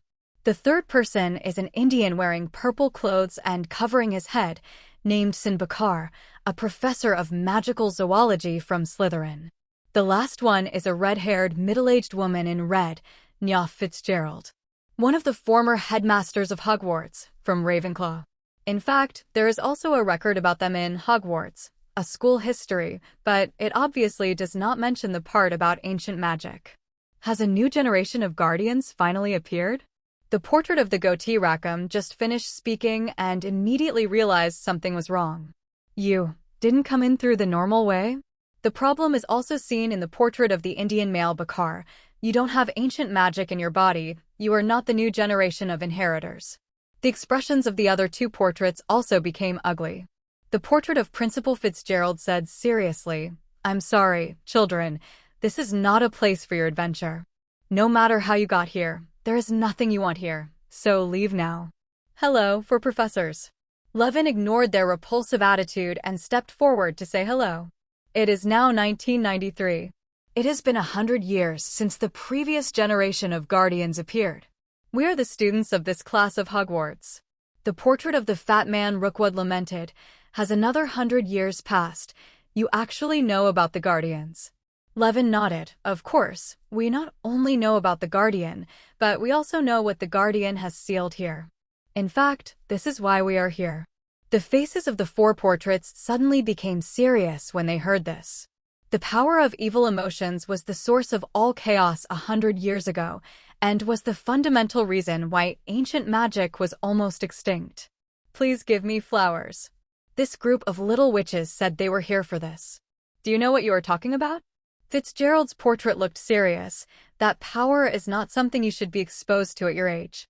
Of course I know what that power means. Levin retorted, and I know better that letting this force stay under Hogwarts is not a good thing. Find a good-sounding reason before doing something. This is a good habit Levin has developed. Rookwood's portrait sighed, "You are right, child, but we have no choice." The portrait of the Indian man doesn't think so. Even so, it's not a power that can be touched. We Guardians can't do anything about it, let alone you. Hearing this, Hermione was not convinced. Why do you think Levin can't do anything about it? 0. Having seen Levin's omnipotent self-created magic, he had inexplicable confidence in this boy. But obviously, these professors' portraits don't believe this. The portrait of Principal Fitzgerald made the final decision. Since you never leave, we have to take some coercive measures. Rackham's portrait comforted.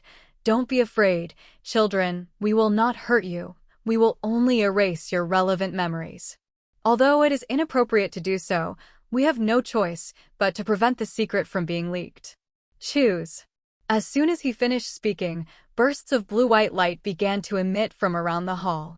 Immediately afterwards, one figure after another fell from the sky and landed on the ground, causing waves of tremors. It was a metal demon statue. From the appearance, it looks like a heavily armored warrior. The shortest is 2 meters tall, and the armor on his body has the same style as the main hall.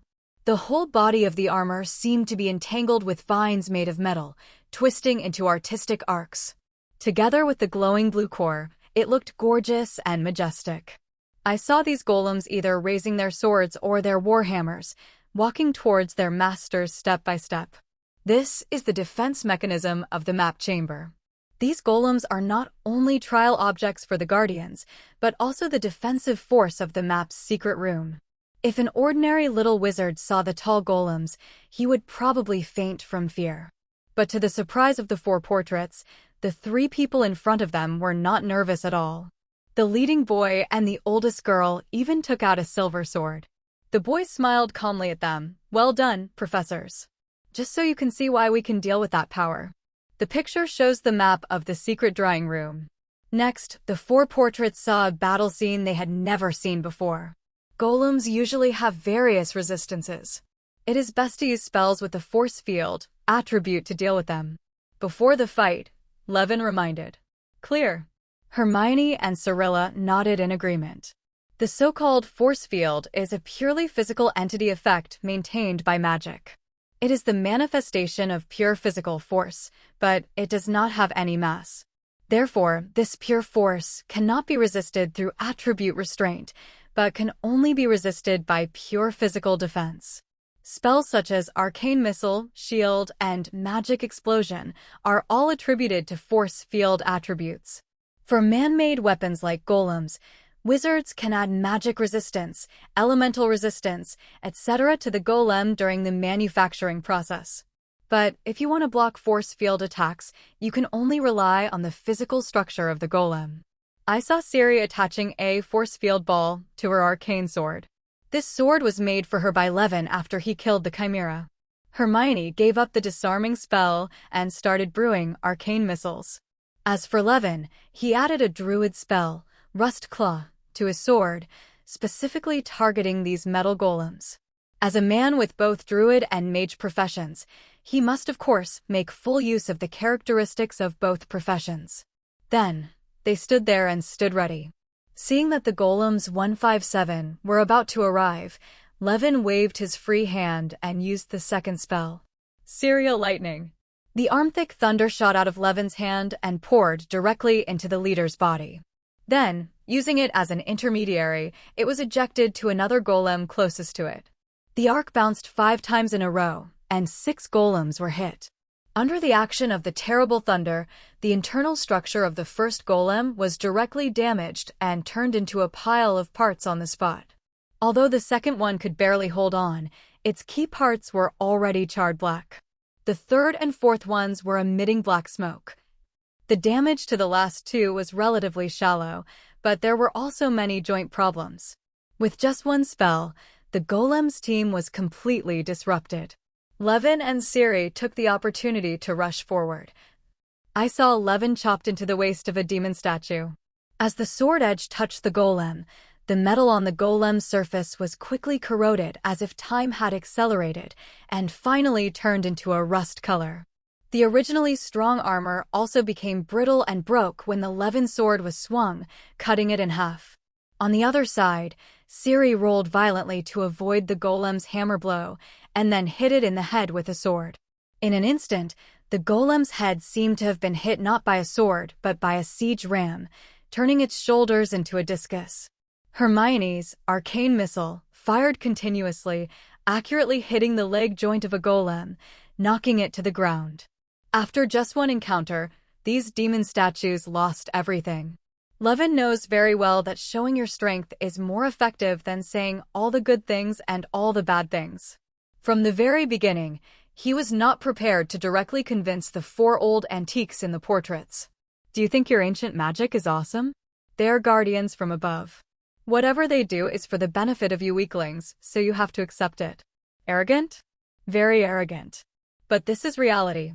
The reality is that ancient magic is powerful, and you modern magicians just can't defeat the Guardians. In this case, the trouble that the Guardians have to deal with is naturally not something that you group of weaklings can handle.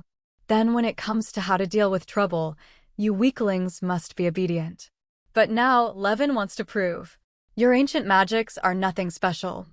Human beings have human heritage. We are not filtering out the residue left behind by the Guardians. From outside the world, the universe, we obtain the power to deny the world. In fact, in Levin's eyes, these golems are pretty good. Powerful, resistant, and highly autonomous. If it hadn't been for Levin's gang of bugs who use otherworldly magic, the little wizards at Hogwarts would have been unable to do anything about them. The most important thing is that this thing should be mass-produced and consumable. Otherwise, it would be impossible to win in groups in the Guardian trial. If the technology to make this is obtained, there will be no shortage of cannon fodder for future battles. In less than 3 minutes, the first batch of golems were dismantled by 3 people. The 4 people in the portrait were stunned by the scene. The headmistress became anxious. These are not enough. We have to give them something real. Then the really dangerous guy arrived. Of course, it's still a golem. They only have golems in their hands. But this time it's not a little guy 2 or 3 meters tall. Instead, it was a behemoth that was 5 to 6 meters tall. How much does a 5 to 6 meter tall metal giant weigh? It's at least 30 or 40 tons. Such a big thing fell to the ground, causing the ground to shake. Looking at this big guy, even Sheely felt a headache. Such a big metal golem, even a fire dragon has to be suppressed by one hand. It's not a heavyweight at all, okay? How to deal with such a terrifying existence? Ciri and Hermione looked to Levin for help. And boy did they disappoint. You retreat further and attack it with strong acid arrows. As for the front, let me hold it back. The giant golem held a giant sword and moved closer to Levin step by step. The ground shook with every step he took. Hermione and Ciri had already retreated to the door. Only Levin still stood in front of the golem, brewing magic. Acid mist technique. Unknowingly, thick green fog began to float around the golem. When the mist touches the golem shell or comes into contact with parts and fragments on the ground, it will make a hissing sound. That was the sound of strong acid corroding metal. The giant golem was completely wrapped in acid mist. In this environment, if it were replaced by the ordinary golem before, I'm afraid it won't turn into molten iron all of a sudden. But a giant golem is a giant golem after all. Under the rough skin and thick flesh, corrosion will not penetrate its outer shell for a while. As long as it can knock down Levin before it is completely corroded by light. Naturally, the acid mist cannot be maintained. The golem did the same thing, raising its sword high and slapping it in Levin's direction. But Levin is not nervous. Faced with the whistling wind above our heads, he just jumped up and turned into a giant eagle. He flapped his wings and flew out of the swing range of the giant sword. Immediately afterwards, the giant eagle transformed again, growing 4 legs, a snake tail, and its head became like a lion. At this moment, Levin transformed into a chimera form. Is it an Animagus? Or an Animagus of magical creatures? As a professor of transfiguration, the portrait of the fat man Lukewood was surprised, and the little wizard in front of him gave him another surprise. The Indian male Professor Bakar frowned. What kind of animal's Animagus is this? It actually has the characteristics of a lion, an eagle, a badger, and a snake. Could it be a chimera? 11. As expected of a professor of magical zoology, he could see through the origin of transformation at a glance. But this did not prevent him from admiring Levin. It is actually possible to create a new species of chimera. Although it is only in the Animagus state, it is also amazing. You know, the real Animagus manufacturing method was lost as early as the ancient Greek period. Otherwise, this world wouldn't be just one kind of Animagus. The portrait of Rackham with the goatee noticed another thing. The 4 elements of this synthetic beast just correspond to the 4 major houses of Hogwarts. Does this mean that he has the corresponding qualities?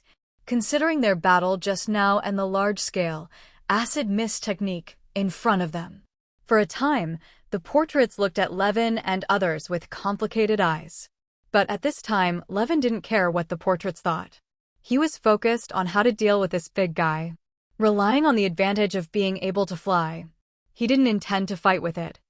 Instead, it flew around the demon statue in the air, diving at every turn and breathed thunder at its joints. The power of thunder and lightning poured into the body of the giant golem, although it cannot be demolished. But it also caused great internal damage. The golem's joints were emitting steam and smoke, and its movements were stumbling. And no matter how it swings its weapon, with its clumsy movements, it couldn't hit the chimera flying around, even if you get lucky once in a while. With its strong recovery power, chimera will be intact in a short time. Finally, in the 10th minute of the fight between the two sides, the golem could no longer hold on. Its key parts have long been destroyed by the constant lightning breath. The outer shell has also been corroded by acid mist technique and strong acid arrow, and the damage has begun to corrode the interior. It was barely enough to just keep standing. Levin saw the opportunity, dived down from the cave's dome, and slammed into the golem's head. This blow was like the straw that broke the camel's back, and like the last piece of a building block that was removed. As the chimera hit the golem's head, the entire golem collapsed. Levin lifted the acid mist spell, landed in the center of the hall, and returned to his human form. Cyrilla and Hermione immediately came to his side. Levin looked at the portrait in front of him and said proudly, "Now, professors, do you think we have the qualifications to deal with underground troubles?" The portraits of the 4 professors. You look at me, I look at you. The male Indian Professor Bakar 0.21 said, "Although you are not familiar with ancient magic, you impressed me with your knowledge of magical animals, and I agree that you have this qualification." The fat man Lukewood continued, "With your Animagus, its potential is no less than that of ancient magic itself. I recognize your strength." Goatee Professor Rackham also said, "Lions, eagles, badgers, and snakes, courage, wisdom, kindness, and perseverance. You have indeed shown the beautiful qualities of the 4 colleges, and I allow it." 17. Seeing that her 3 colleagues had compromised, Fitzgerald, the last female principal, could only nod her head. "I admit that the power you possess is no less than ancient magic, so I am willing to believe that your purpose is not to get involved in this power. But I have my doubts that you can solve this problem. But you are right. No matter what, you have proven that you are qualified to deal with this problem. In this case, I can only let you move forward." Levin did not expect that he, a highly charismatic person, also had the blessing of charming humans, but he finally gained the recognition of these disciples through his Animagus transformation. But it didn't matter, because the road leading to the underground hollow was about to appear in front of them. I saw that the smooth ground that was originally like water seemed to have turned into real water. The water level continued to drop like a drained swimming pool, eventually revealing a secret door at the bottom of the water. Since they wisely opened the way, Levin doesn't mind showing them goodwill. "Thank you, professors, for trusting us. Please rest assured that we will never use this power indiscriminately." After that, he took the lead and led the 2 of them into the door. After still a long passage, the three finally saw the legendary underground cave. It is a giant natural cave. The internal roads are very rugged, but the paths are very spacious. This is probably because the goblins used the old Beijing method to get in by digging tunnels, and the main roads were widened by the goblins. This is probably the only good thing they did. Although this place is called an underground cave, there are many cracks leading to the ground above. Although I don't know where the other side of the crack is. But Levin could see the moonlight shining through the cracks into the cave. Compared with during the day, you can also enjoy the nourishment of sunlight, plus the groundwater flowing through. There is no shortage of moss, ferns, and even flowers and trees in the crypt. The three of them walked around here for a long time. I saw a lot of decayed skeletons on the road. Most of them were much smaller than humans, but there were a few that were far larger than humans. On the other hand, there are not many human skeletons. That was the original goblin army, and the giant monsters they tamed to fight monsters. I wandered around for about 10 minutes. In front of their final gate, two 5-meter giant golems stood in front of the door. Seeing the arrival of the three men, the golem suddenly regained its vitality and walked towards them holding a 4-meter-long giant sword.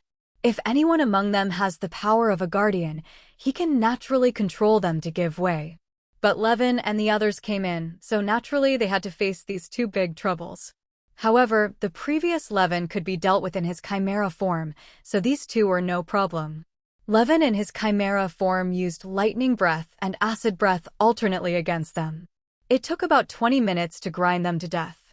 When the two giant steel golems fell, the giant swords in their hands burst out with the power of ancient magic, activating the gate's runes.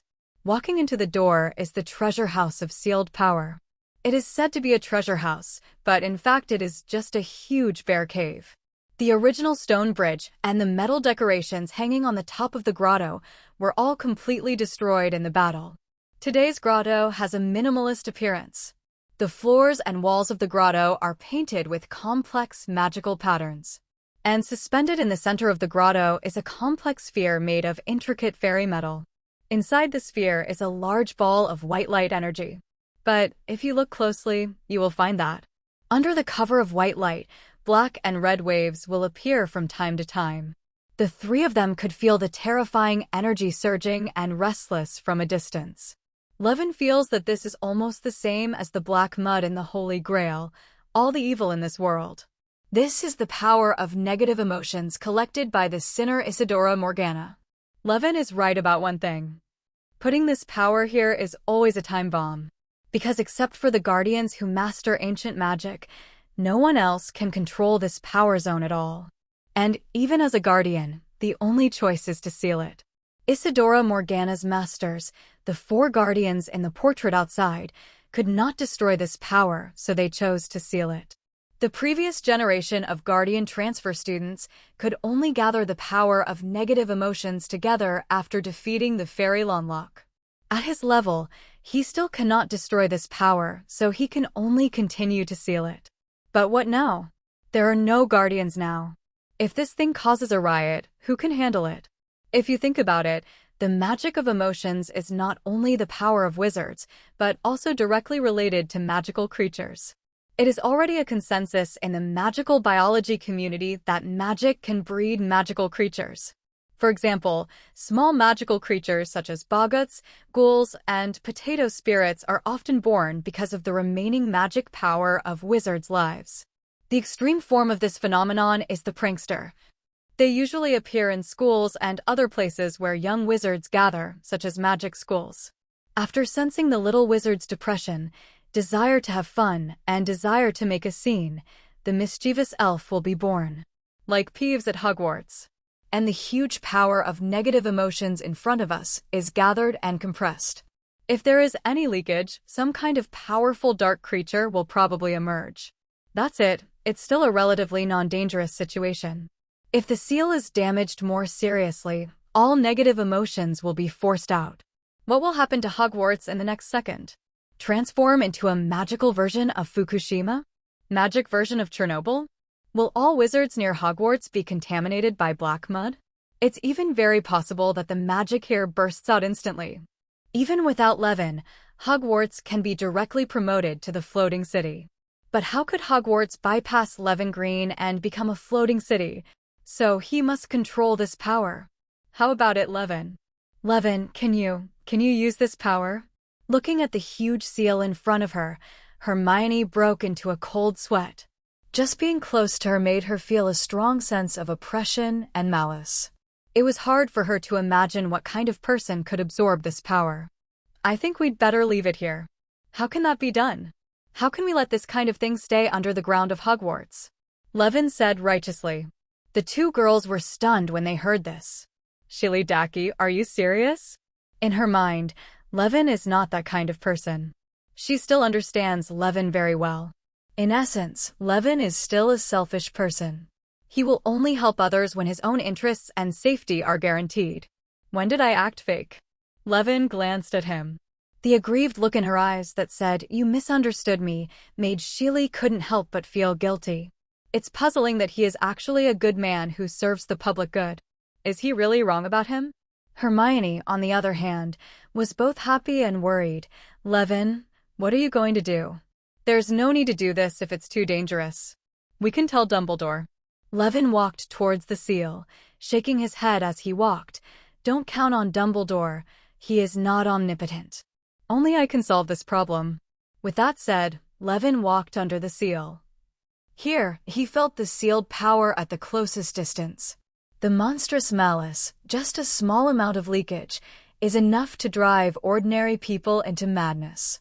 That is to say, Levin can resist the influence of this force by relying on his strong mental power and spiritual barrier.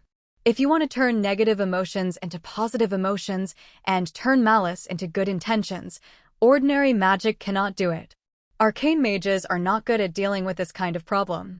But it doesn't matter, I still have the power of nature. Let Mother Nature purify this evil force. So, he stood under the seal, opened his hands, closed his eyes, and began to guide the nearby natural energy. Command Plant. Vitality Revival. Advanced Resistance Improvement. Healing Soul. For Rings, Natural Barrier. For Rings, Natural Purification. For Rings, Plant Growth. Druid spells were cast one after another. Levin's energy is getting more and more exhausted, but the natural power around him is getting stronger and stronger. Finally, the two women behind saw. The top of the cave suddenly cracked, but this was not a sign of collapse. Because the thick roots pass through the rock formations, continue to grow downward, and surround the top of the seal. At the same time, under Levin's feet and around him, flowers and green grass grew crazily. Several more oak trees broke out of the ground and quickly grew into towering trees, surrounding the bottom of the seal. The vines even snaked upwards to wrap around the entire seal. The tree roots above and the oak trees below eventually grew and entangled together under Levin's control, becoming a huge temple surrounding the seal. Levin then cast Daylight Technique, one after another, permanently fixing it around the temple, instead of sunlight illuminating the plants here. In this way, an underground natural temple was born. Finally, Levin placed the Scholar Moonstone in the center of the temple, on an 097 altar naturally formed by branches under the seal.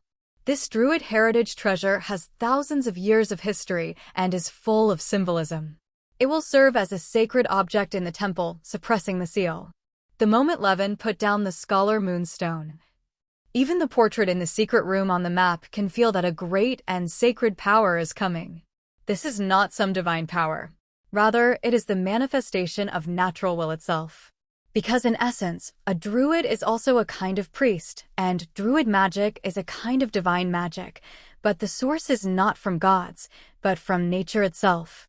Therefore, in addition to various spells, druids are also proficient in powerful rituals that mobilize the forces of nature. Creating such a ceremonial place is also a piece of cake. In some cases, nature itself can amount to a real deity. For example, in this temple, within the seal, negative and evil emotions were immediately suppressed. The hopeful power in the temple began to slowly purify it.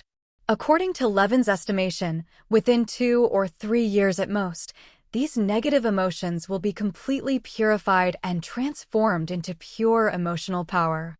By that time, it can be used to create the spiritual base of heroic spirits. That's Levin's plan. If it had turned out to be evil, he wouldn't have dared to use it as a spiritual base. This stuff is simply magical and poisonous.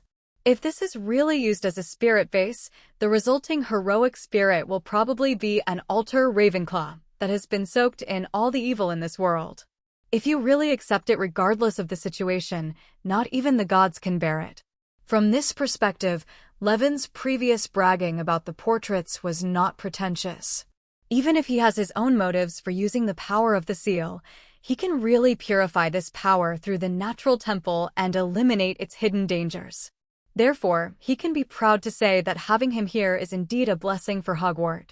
Levin's feat of creating a natural temple to purify negative emotions was not only unanimously welcomed by the two female companions, but also praised by the four portraits. Divination Professor Rackham had previously hinted that the reason why Levin Animagus is a synthetic beast composed of representative creatures from the four major academies is because he has the beautiful qualities of the four major academies. If he said this before, it was out of encouragement and hint to Levin. So now in the portraits of the four professors, Waywin has really become a symbol of the beautiful qualities of the four major colleges. Simply put, Levin's courage to face their challenges is enough to prove that he has the courage, and boldness of a Gryffindor. His series of self-created spells and witty responses in battle reflect Ravenclaw's erudition, wisdom, shrewdness, and intelligence. His ability to not be limited by the advice of professors, insist on his own opinions, and lead his companions along the way shows that he has the ambition, shrewdness, cunning, and leadership of Slytherin. In the end, he was able to ignore the danger of the seal and take the risk to build the temple in order to eliminate the huge threat to Hogwarts. It can be seen that he has the diligence, kindness, loyalty, honesty, and fairness of Hufflepuff. In short, a bunch of rainbow farts made Levin feel embarrassed. He even began to think about whether he really did this out of the greatness of his heart, rather than looking for a spiritual foundation to create a heroic spirit that can serve oneself. Of course, it's no wonder that the four portraits praise Levin so much. It was really too much trouble that Levin solved for them. It can be said that this huge evil magic is the reason why the Guardian inheritance has been cut off for a long time, and it is also the source of a series of tragedies over the past hundreds of years. And the four of them had their own sins in the process of creating this trouble. They personally cultivated Morgana, but failed to guide her well in her growth, which ultimately led to tragedy. They must be found guilty of negligence. Now Levin has solved all their worries. It is no exaggeration to say that Levin is a great benefactor to the Guardians. Since Levin is a great benefactor, the conditions imposed by the great benefactor must be implemented unconditionally. As a result, the four of them not only agreed to teach Levin all the techniques for making ancient magic golems, but he also promised that before the next Guardian is born, this map secret room and the cave under the secret room will be completely open to Levin for his use. In other words, Levin's secret base at Hogwarts +1. Now, he only has 2 years left to wait before getting a heroic spirit of his own. After this exciting journey of ancient magic, the Three People's campus life returned to peace. Class as usual, get out of class as usual. Add points to the college as usual, go to the restricted book area to borrow books as usual. Twice a week, Quidditch training as usual. On weekends, we went to the Forbidden Forest for a night tour as usual, to see the unicorn Laurie and the centaur Druid Daisy. In the blink of an eye, late autumn has arrived, and a strange cold wave suddenly hits from East Greenland. A chill began to spread throughout Hogwarts. Due to the cold wave, a cold suddenly broke out among the students and professors, leaving Madame Pomfrey in a hurry. Not only Professor Snape, but also Levin was roped in as a strongman to help brew the potion. According to Snape, the little wizards can drink it. But if you have to find one of them that is okay, then Levin Green's potion is probably worthy of muggles and squibs. Levin, you are quite a nice person. In order to fight the cold, they need to brew a refreshing potion. This potion has an immediate effect, but people who drink it will have smoke coming out of their ears for several hours. Lockhart, whose reputation had declined, stood up again and tried to teach Madame Pomfrey some recipes to treat colds, such as disinfectant. He even claimed, "No one knows colds better than me." Then he himself caught a cold. So Snape rewarded him with a bottle of concentrated version of the refreshing potion, which made Lockhart's head work as a train for 2 or 3 days. This is also the first time Levin has seen the old bat so pleasantly. Under the influence of the cold wave, the weather in Scotland has also become particularly bad. Hogwarts seems to have suddenly entered the rainy season. Raindrops as big as bullets pattered on the windows of the castle and did not stop for several days. The water in the Black Lake rose, causing a muddy flow in the flower beds. The pumpkins planted by Hagrid swelled to the size of a flower shed. He planted these to hang in the auditorium on Halloween. Soon, Halloween arrived. When the sweet pumpkin smell fills the entire castle, it means Halloween is coming. The students in the school are happily preparing to participate in the Halloween party. The auditorium was decorated with live bats as usual at this time. The huge pumpkins planted by Hagrid were carved into lanterns, and there was also a small castle that could accommodate a person sitting in it. The most interesting or terrifying thing is that there is a spider web hanging on the top of the auditorium's porch, with a giant black spider lying on it, twitching its hairy legs from time to time. Steve secretly told Levin that Dumbledore had booked a skeleton dance troupe to entertain everyone at the dinner. Levin was speechless when he heard this. A bunch of skeletons were dancing. What's so good about ribs? Dumbledore just likes fancy things. But soon, he had an idea and came up with a brilliant idea. Among the 8 schools of arcane magic he mastered, most of the school's spells were used by him in learning and combat. Only necromancy spells he didn't use often. It's a waste that the expertise of necromancy school's specialization provides so many necromancy spells. Because most of the spells of this school deal with death and the undead, it is easy to ruin your reputation if you apply them rashly. While discussing the skeleton dance company, the two walked into the auditorium and happened to meet the Gryffindor trio, chatting with ghosts. "Hey, Harry, don't forget to see you in the underground classroom at 7 o'clock in the evening." The ghost of Gryffindor, nearly headless Nick, ordered. When Nick walked away, Harry began to sigh. "I had completely forgotten about the death anniversary party." Some time ago, Harry was punished by the gatekeeper Filch for accidentally bringing muddy water into the castle. Fortunately, with Nick's help, he escaped. As a price, he was invited to attend Nick's death anniversary party. Actually, Nick also invited me to attend the death anniversary party of Mrs. Toger, Helena, and he also told me that there would be a performance by the Headless Horseman Hunters, Levin said, holding back a smile, but I refused. It seems that Harry and Ronald are the only fools who were fooled by Nick. Can I not go? Just say I have a stomachache. Ronald regretted hearing what Levin said. Harry nodded in agreement. Is it that the food made by the house elves is no longer good, or is it that Dumbledore's jokes are no longer cool? The most important thing is that he can see Zhang Qiu in the auditorium from time to time, which is the happiest thing. Since you promised, you must keep your promise. Hermione reminded. That's easy for you to say. You don't have to go anyway. Harry muttered, dissatisfied. I didn't say yes then. Hermione said, taking Levin's arm, right? She didn't want to give up the steaming feast at the wonderful Halloween party and choose to go to the cold basement with 2 useless men to spend the night with a group of ghosts. Just thinking about this scene gave her a headache. Seeing his friend abandoning him and preparing to walk into the golden auditorium with Levin, Harry and Ronald were even more uncomfortable. Before leaving, Levin threw them 2 pieces of black bread. This is. Harry took the rough bread with a puzzled look on his face.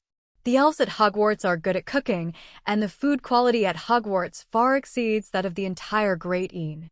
Being used to the delicacies of Hogwarts, Harry said that he would not even eat black bread dogs. Take it first, Harry. You'll need it later. Levin said in a gloating tone. These 2 little fools didn't know that the ghosts' banquet could not contain living food. In fact, ghosts like to enjoy food with strong taste because of their lack of taste. Stinky tofu and durian are both children's favorites. What they like most is burnt or moldy food because it has a strong smell. By the way, when the time comes, help me see if there is the famous Louis XVI in the Headless Horseman Hunters. Not to mention the tragic encounter that Harry and Ronald are about to face. In the auditorium, the Halloween banquet began soon. The entire auditorium was decorated with lights and candlelight. There were gold plates on the table, which showed a golden halo under the candlelight and looked very attractive. Just when the little wizards were salivating, misty singing suddenly sounded in the auditorium, suppressing all the noise. Suddenly, the hall became quiet. Everyone looked around, looking for the source of the singing. As a burst of smoke filled the air, a row of skeletons in gorgeous clothes emerged from under the floor. They twist their skeletons exaggeratedly to the music. Many timid little witches were frightened and screamed by the sudden appearance of the skeleton, but they soon realized that this was a group of performers from afar. Dumbledore's promise to invite the skeleton dance troupe came true. Suddenly another high platform rose up among the skeletons, and several skeletons dressed as Japanese women were on the high platform. That song comes from her. However, during the singing process, the empty-looking jaw opened and closed, which looked very funny. The weird skeleton singing, combined with the mechanical skeleton dance, creates a weird, eerie, and joyful atmosphere. But obviously, the little wizards are not interested in this relatively boring dance. Just when they were drowsy, the singing on the stage suddenly changed 180 degrees. The ethereal and dull music suddenly became lively and rhythmic. The singer's lyrics have also changed from antique-like old songs to novel ones. It's _close to _midnight. Something _evils _lurking _in the _dark. At the same time, the dancing postures of the accompanying skeletons became more dynamic. Although it still has the inherent mechanicalness and stiffness of the skeleton, there is a beating rhythm in the machinery, making people unable to help but dance along with it. The little wizards immediately became excited and looked at the stage in surprise. Many senior Muggle wizards said that they seemed to have heard the song before. Only Dumbledore, who was sitting at the teacher's table, frowned. "I remember that this is not the music I ordered. By the way, what is the name of this song? It sounds pretty good." Then he saw Levin on the long table of Ravenclaw waving his wand towards the skeleton dance group like a conductor. Although he didn't know how he did it, Dumbledore felt relieved immediately. At least it was the students in the college who caused the accident, not some guy with ulterior motives. On the long table, Levin continued to wave his wand, directing this whim-back performance.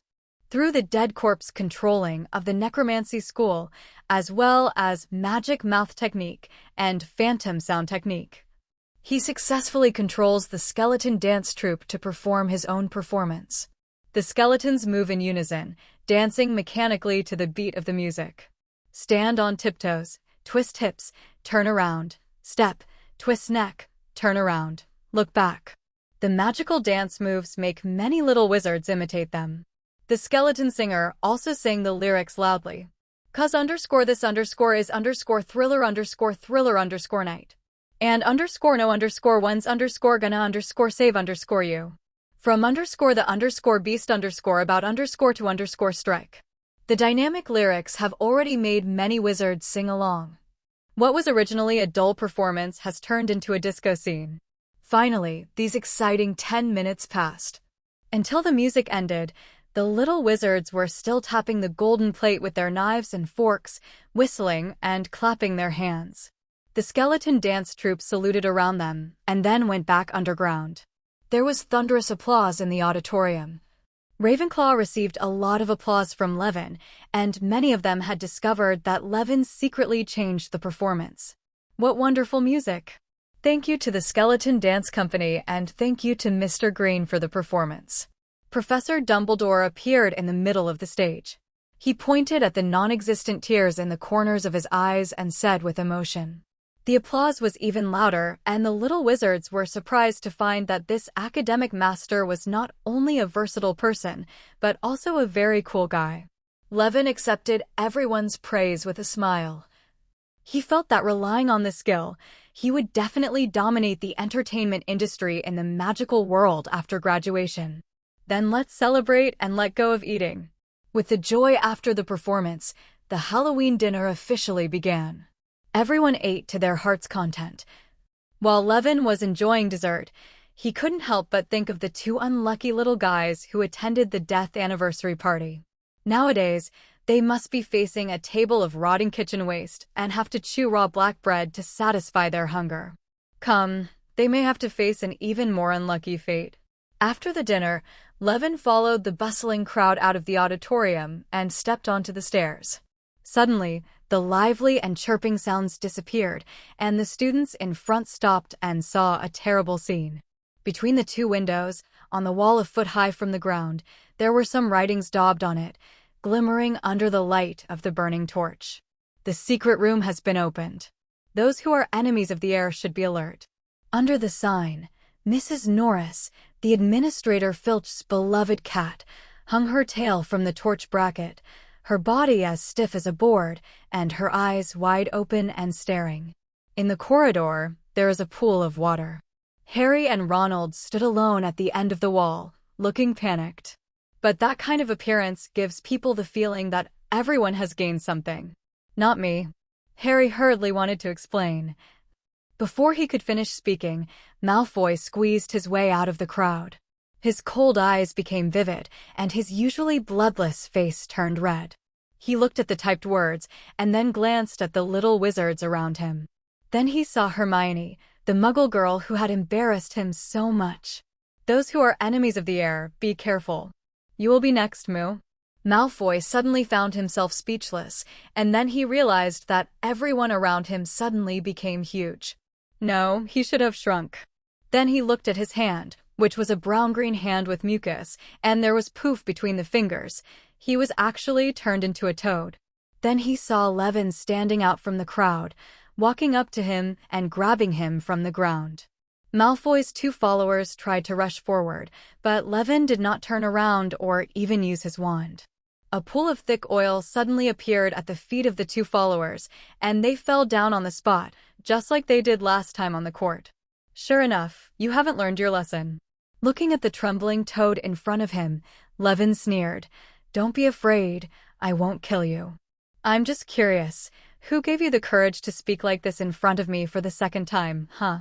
Malfoy opened his mouth and tried to explain, but all he could hear was a croak. Even so, the boy heard what the other party wanted to say. He just shook his head. "You're good for nothing. Dad can't control me, even if he is a school director. I hope this is the last time I hear the word mudblood from your mouth otherwise," Levin said, using his wand to make a gesture on the toad's belly.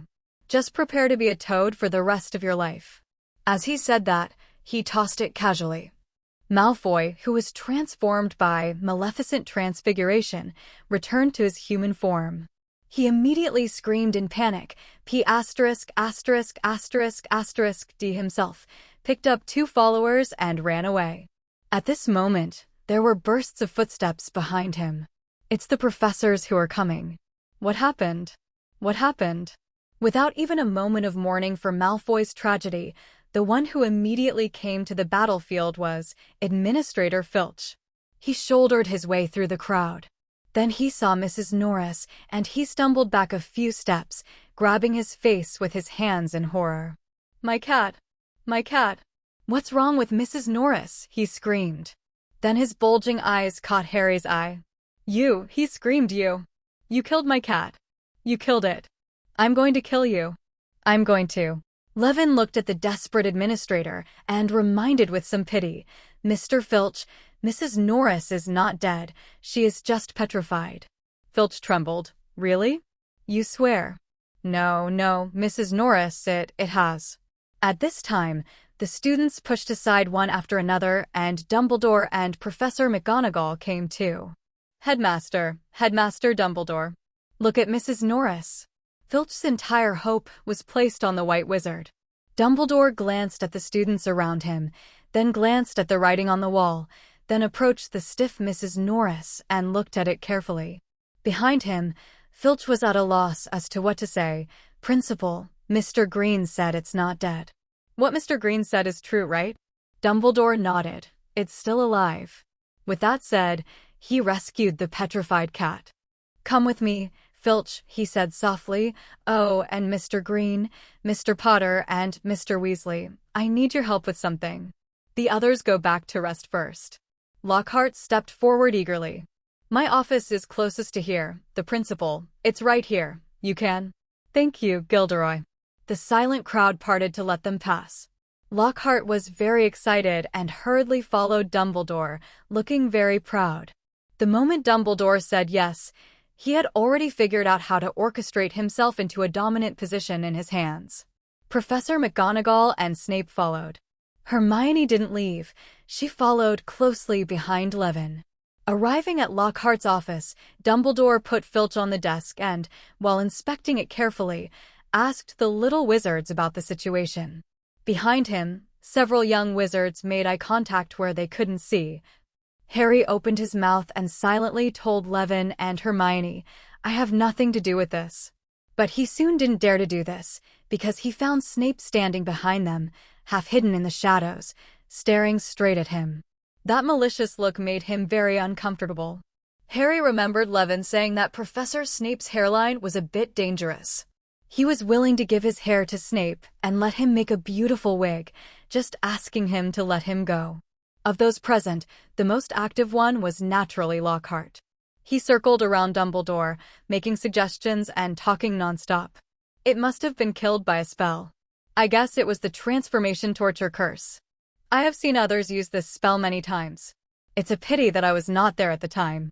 I happen to know the method of undoing the spell, which could have saved the life. It's—" Dumbledore said nothing and continued to Lady Liz. "I remember something very similar happened in Ouagadougou," Lockhart continued.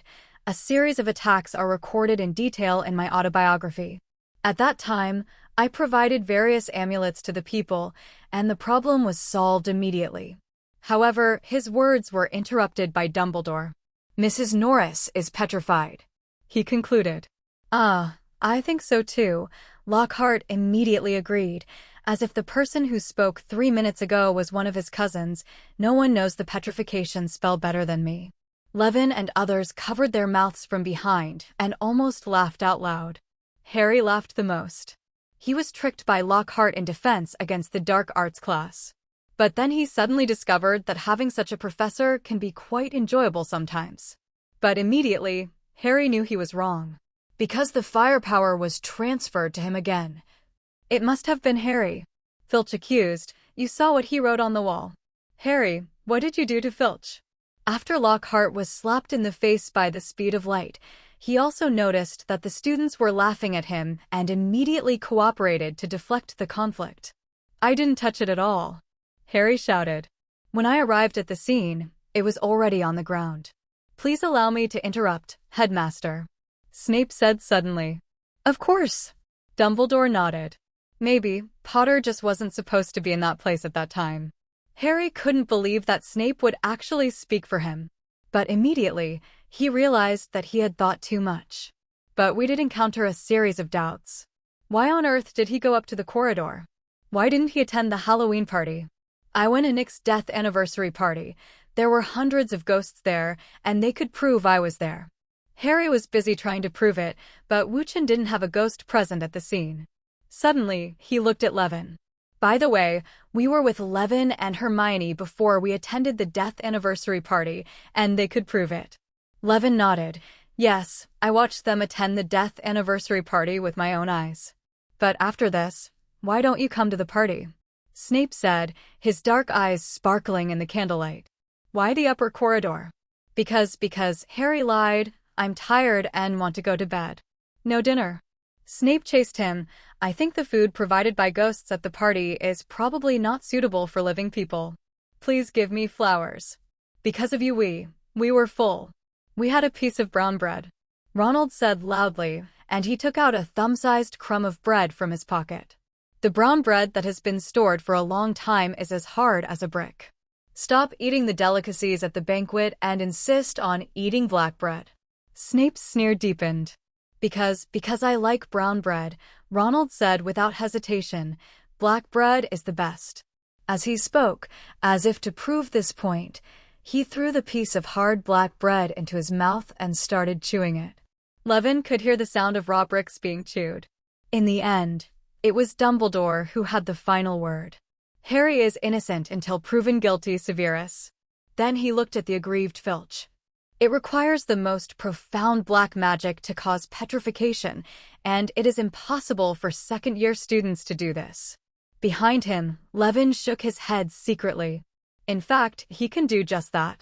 Having mastered the Transformation School's specialization, after reaching LV11 Wizard, he quickly mastered the 2 6-ring spells, Petrification and Removing Petrification. This is not a temporary stiffness caused by all petrification. It is similar to the petrified demonic eye of Medusa and the full-body-bound petrified seed that was hijacked by ancient demons. The kind that cannot be changed back until no one breaks the curse. But that doesn't stop him from being a second grader. Of course, even if he could remove petrification, he didn't intend to be exposed just like that.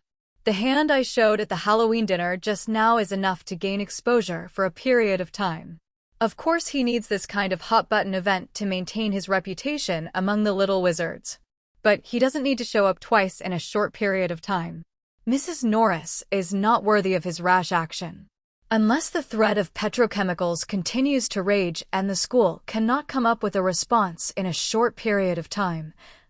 At that time, panic had accumulated to a certain level, and this was a good time to take action. As for now, teasing Dumbledore should be done in moderation. Dumbledore continued to comfort Filch. Mrs. Sprout planted some mandrakes this term. Once they grow up, I have a potion that can bring Lady Norris back to life. I'll make it, Lockhart interjected. I must have made it 100 times. I can make the Dara Resurrection Potion while I'm dreaming. No one can do the Jamandra Resurrection Potion better than me. I understand, you all understand. Why don't you go to the United States to compete with a man named Trump who understands Buddhism in the West? Levin groaned inwardly. Sure enough, the slap in the face came. You don't need to do that, Snape interrupted. I'm the potions teacher. That's a shame. Lockhart couldn't help but shook his head. Snape, you will regret it. But finally everything came to a preliminary conclusion, and the 4 Levins were able to leave and return to the dormitory to die. Hermione was very bold when she took the initiative to join the investigation team. But on the way back to the break room from the office, he kept his hand tightly around Levin's arm. It seems that he is afraid of being suddenly attacked by someone. That gesture made Harry and Ronald look sideways frequently. It seemed that Filch's incident still scared her. Levin felt the other person's fear, so he did not stop her from this intimate behavior. The real unlucky ones, on the other hand, know nothing about future troubles. Thinking of this, Levin couldn't help but look at Harry, and the boy who lived was stunned. He was surprised. Why was Levin looking at him with pity again? No, why should I say it again? In fact, while in Lockhart's office, Levin felt that Dumbledore could actually guess the source of the attack. At least he could guess that this matter must be related to Harry Potter. It turned out that 813 was because of no other reason. Harry's level of lying was too low. I was too sleepy, so I just went back to bed. I knew it was nonsense as soon as I heard it, especially Ronald, who is greedy. How could he give up the Halloween party for brown bread? If he believes this, he might as well believe that Levin is Qin Shi Huang. In fact, the reason why Harry did not return to the auditorium to participate in the banquet was because during the process of returning to the auditorium, his Parseltongue heard a whisper that no one else could hear. At Dumbledore's level, even if he couldn't determine what happened, he should be able to see the problem. If he really cared about the safety of his students, he should have questioned Harry further. As long as this information can be asked, the source of the attack can basically be determined, and the subsequent troubles in the original work will not happen again. However, he does not. He insisted on taking this opportunity to train the boy who lived. Levin was surprised by this. As headmaster, shouldn't Dumbledore's first concern be the safety of his students? Even putting aside the safety of the students, what do you call that? Isn't Dumbledore afraid that Harry will be broken by the whetstone? From Levin's perspective, it was normal for Harry's knife to be broken by an accident. Not everyone is as big, thick, and hard as Levin. In this weird atmosphere, The four of them arrived at the door of Gryffindor's lounge. When leaving, Hermione lowered her head, her knuckles on her hands turned white, and tightly grasped Levin's clothes, not letting him go. "What's wrong?" Levin asked softly. Hermione was shaking all over, suppressing her tears, and whispered, "I've been feeling uneasy tonight. I don't understand." "Levin, do those pureblood families hate us Muggle-born wizards so much?" Levin sighed slightly. No wonder Hermione was so weird along the way. It turned out that the impact of what happened tonight on her was not as calm as it seemed. Being cursed by powerful black magic in Hogwarts, even if it is a cat, is still scary.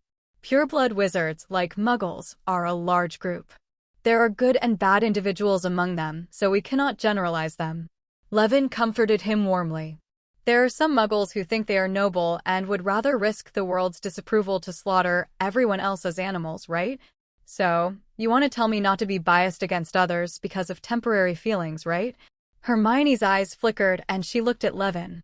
The boy shook his head. "No, what I want to tell you is that in this world, the most important thing is your own strength.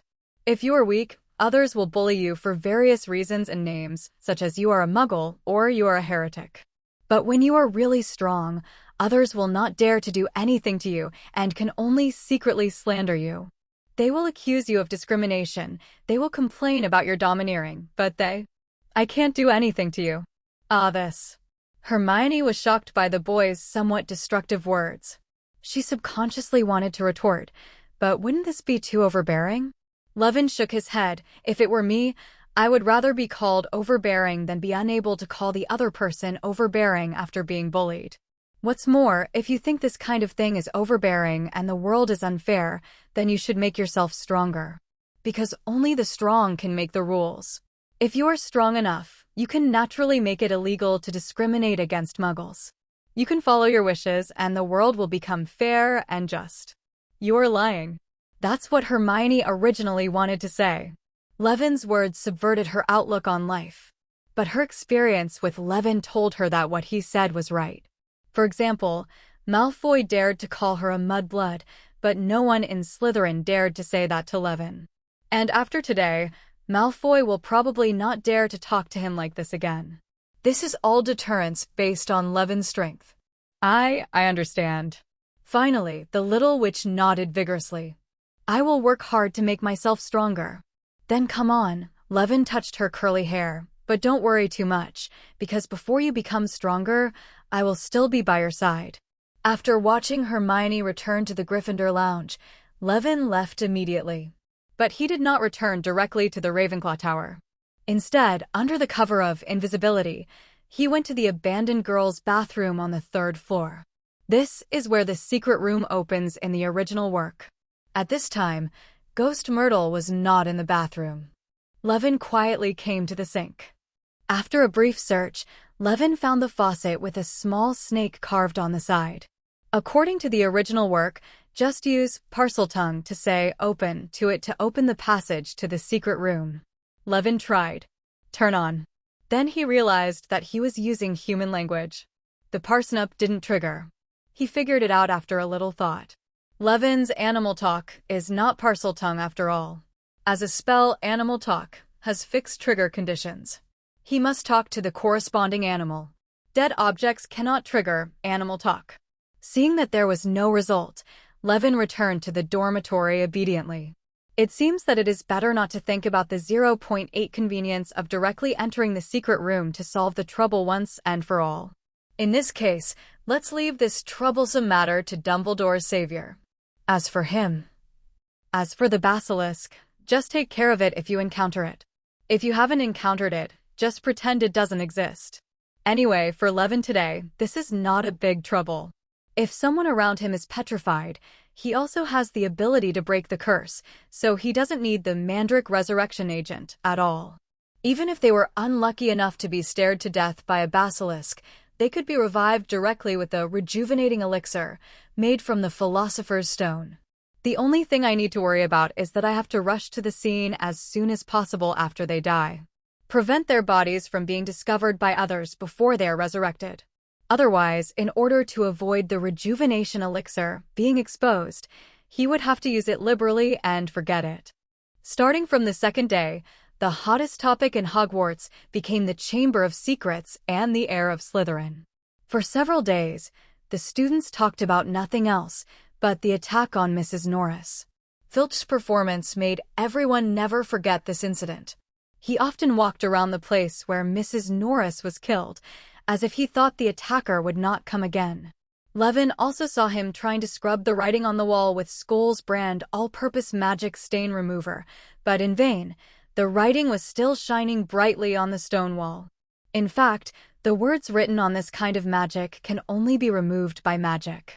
The reason why this line of writing has remained is essentially because of Professor Dumbledore's instructions. For the little wizards, it is equivalent to being reminded every time they pass by. The secret room has been opened and the school is in danger. Therefore, during this period of time, the students were finally a little more honest, and there were far fewer people going out for night walks at night. At the same time, the little wizards are doing their best to find clues about the secret room. There are even more people reading in the library. However, the secret room is quite secretive, and only a few book owners in the library mentioned it in a few words.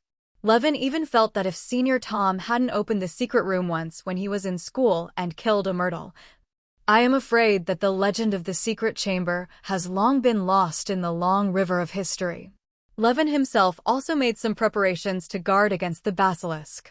After visiting Larry and Daisy, Levin went directly to Hagrid's cabin on his way back to the castle from the Forbidden Forest. In the original work, the culprit deliberately killed all the roosters raised by Hagrid in order to prevent the basilisk from causing an accident.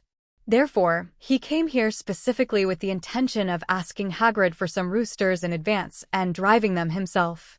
The mastermind had access to Hagrid's cabin, but can he interfere with Levin's demi-lane?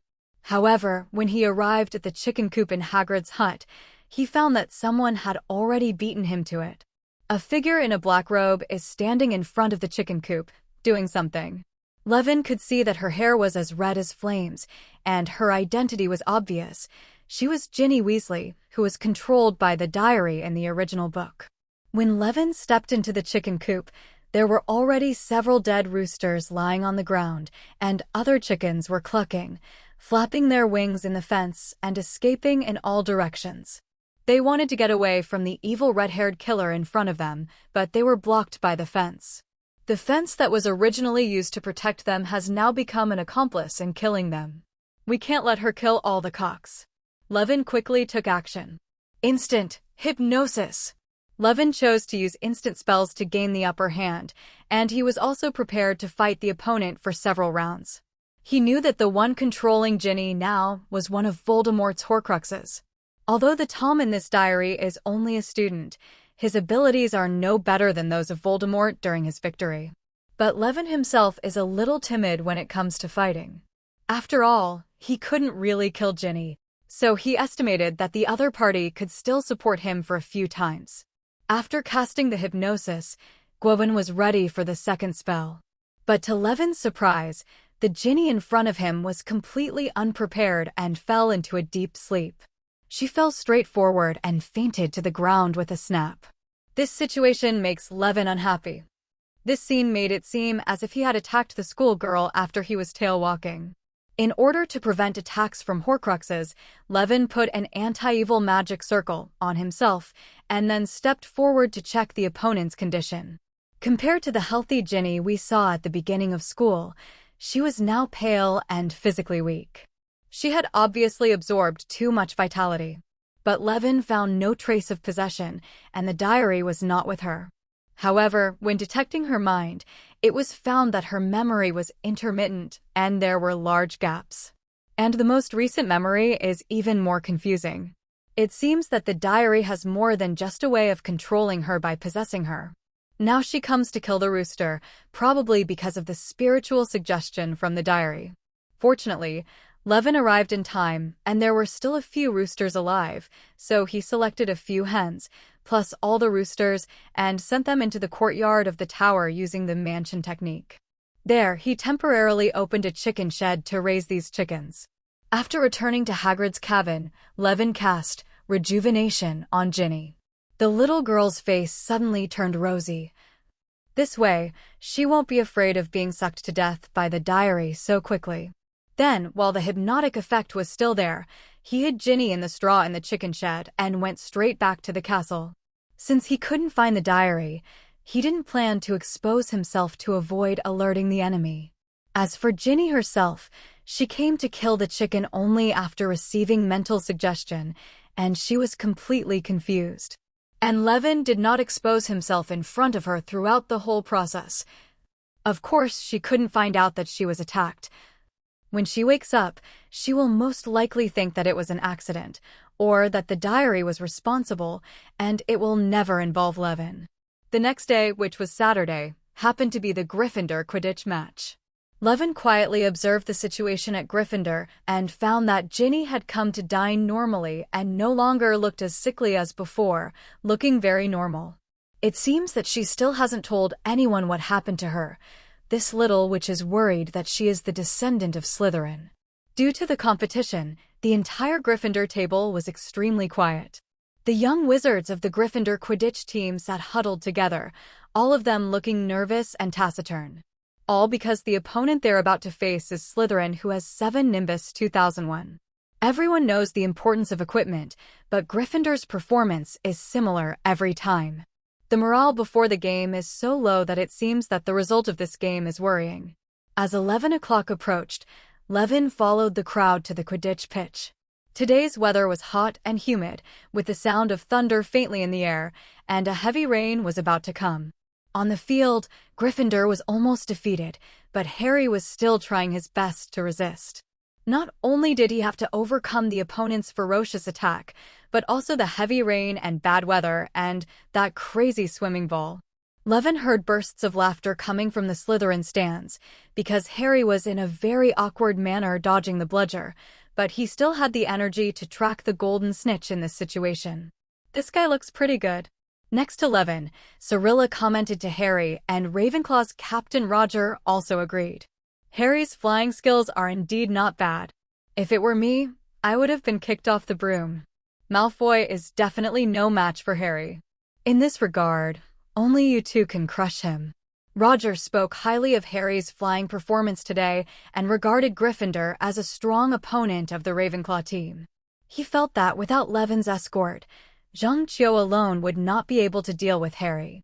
While the three were discussing, exclamations came from the stands. The errant bludger finally hit Harry.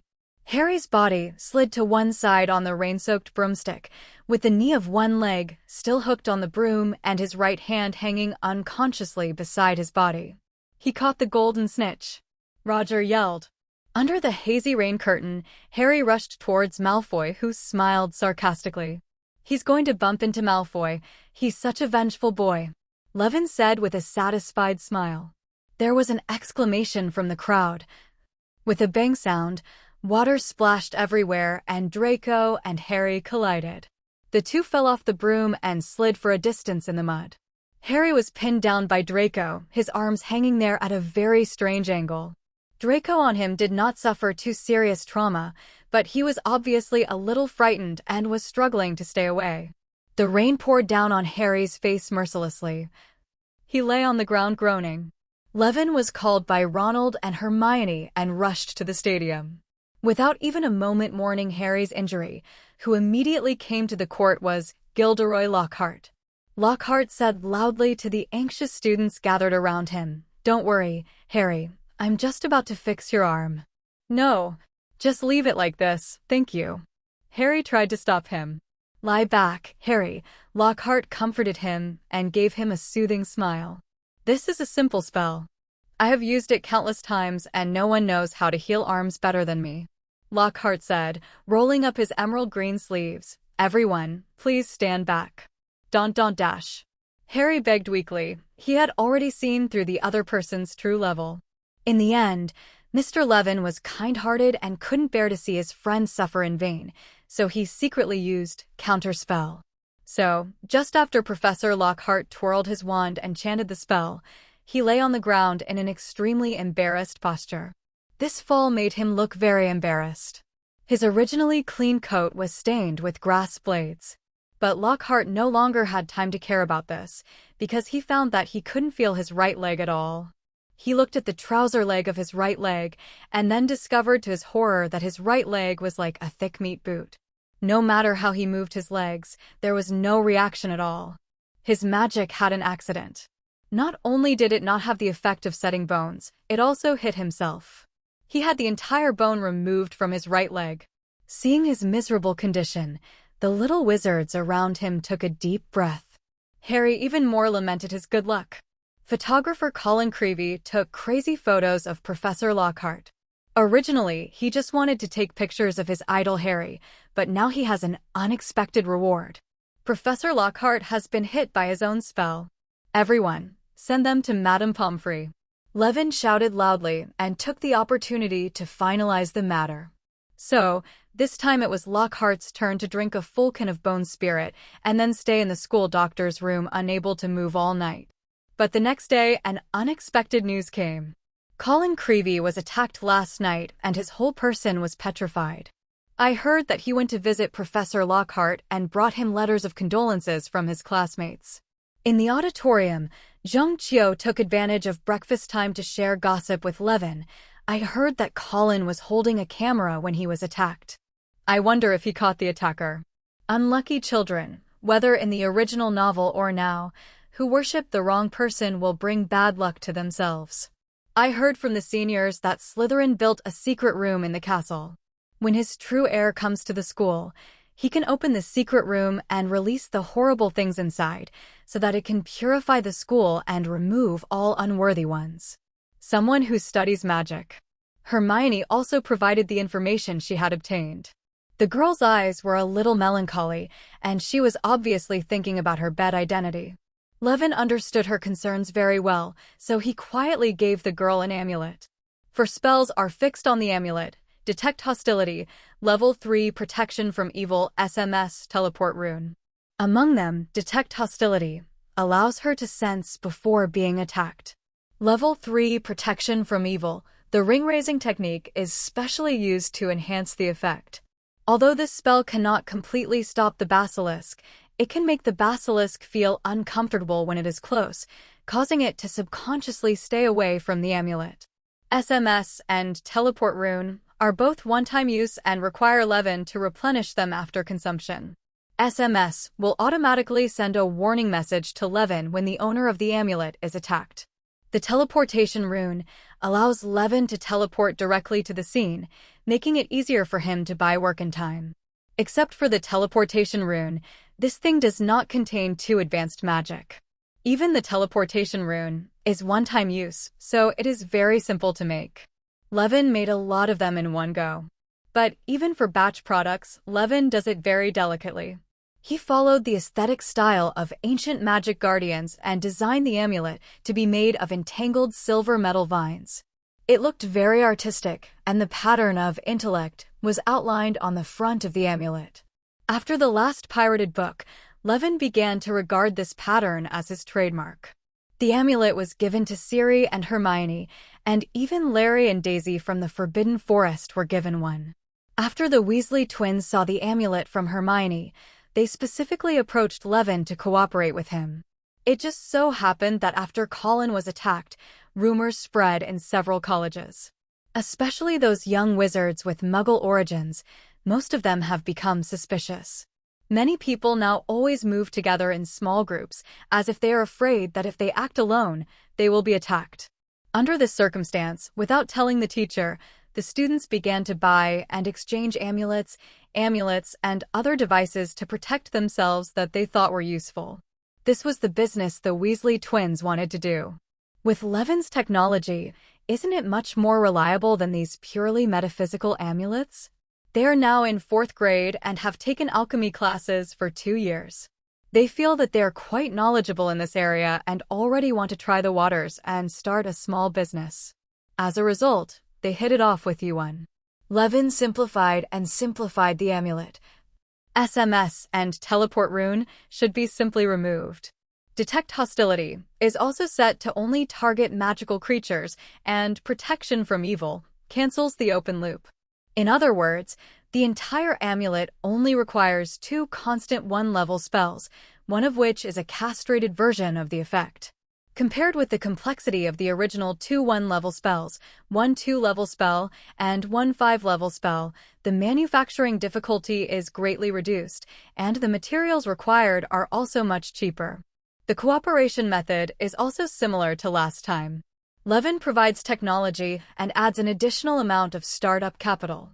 The rest of the manufacturing, publicity, sales, and after-sales work are all completed by the twins. The final profit is shared equally between both parties. In addition, Levin also ordered a large number of plain glasses from Muggles and entrusted the twins to sell them together. Glasses cannot block the death gaze of the basilisk, but there is still a cure for being petrified. Not everyone can have the resurrection service of being stared to death.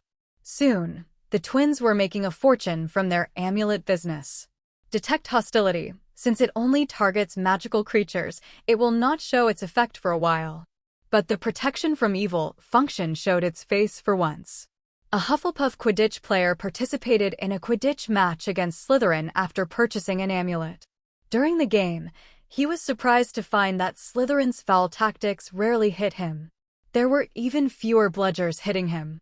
After the game, he learned that those Slytherin players would feel a headache every time they tried to hit him with a bludger or foul him. Now, the amulet became popular. Quidditch players see it as the best way to prevent foul play, while others count on it to combat school violence. As a result, Levin's amulet became popular for reasons other than the attack. On the contrary, the sales volume of the plain glasses he purchased has been mediocre. Levin was unimpressed. He is not like the Holy Mother who will feed anyone who dies a bottle of elixir of rejuvenation. But he still had the most basic kindness towards the young wizards at Hogwarts. He sincerely hoped that few people would die due to the butterfly effect this semester. Every time he thought about this possibility, Wimbledon felt dissatisfied. With the arrival of the first winter snow, the temperature dropped rapidly, and the entire Hogwarts was covered in silver, looking particularly clean and dazzling. Perhaps because of the cold, the little wizards liked to hide in the common room, because the huge fireplace burning the warming spell makes the whole room as warm as spring. Before you know it, Christmas is coming. During lunch on Thursday, there was an additional piece of parchment on the notice board at the door of the auditorium. Duel Club. When the little wizards saw the name, they immediately became excited. Is the school going to have a dueling club again? A 6th grade student asked in surprise. The last time I heard about this club was the last time, and it has been closed for almost 10 years now. The little wizards around looked very excited, discussing the contents on the parchment.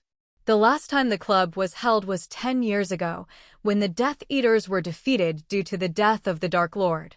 This shows that the original intention of holding the club before was to prevent Death Eaters. When the Death Eaters disappeared, the club was cancelled. Now it is restarted. The club seems to have a lot of meaning. Among the crowd, Levin analyzed carefully. Are you sure you're not being alarmist? Levin's roommate Steve shuddered. Who runs this club? Could it be Professor Flitwick? I heard that the dean was a fighting competition champion when he was young.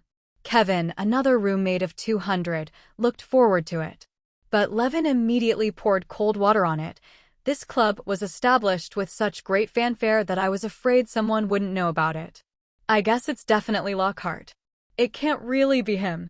Levin has a good reputation in Hogwarts. After hearing what he said, many young wizards believed him and were immediately disappointed. After experiencing this series of overturns, the only people supporting Lockhart are his die-hard fans. Of course, even if Lockhart's name dissuades the interest of many students, there are still many young wizards who are interested in it. Even if Lockhart isn't great. But they can always compete in the duel club, right? Duels are not allowed in the corridors of Hogwarts, and many young wizards have long been broken.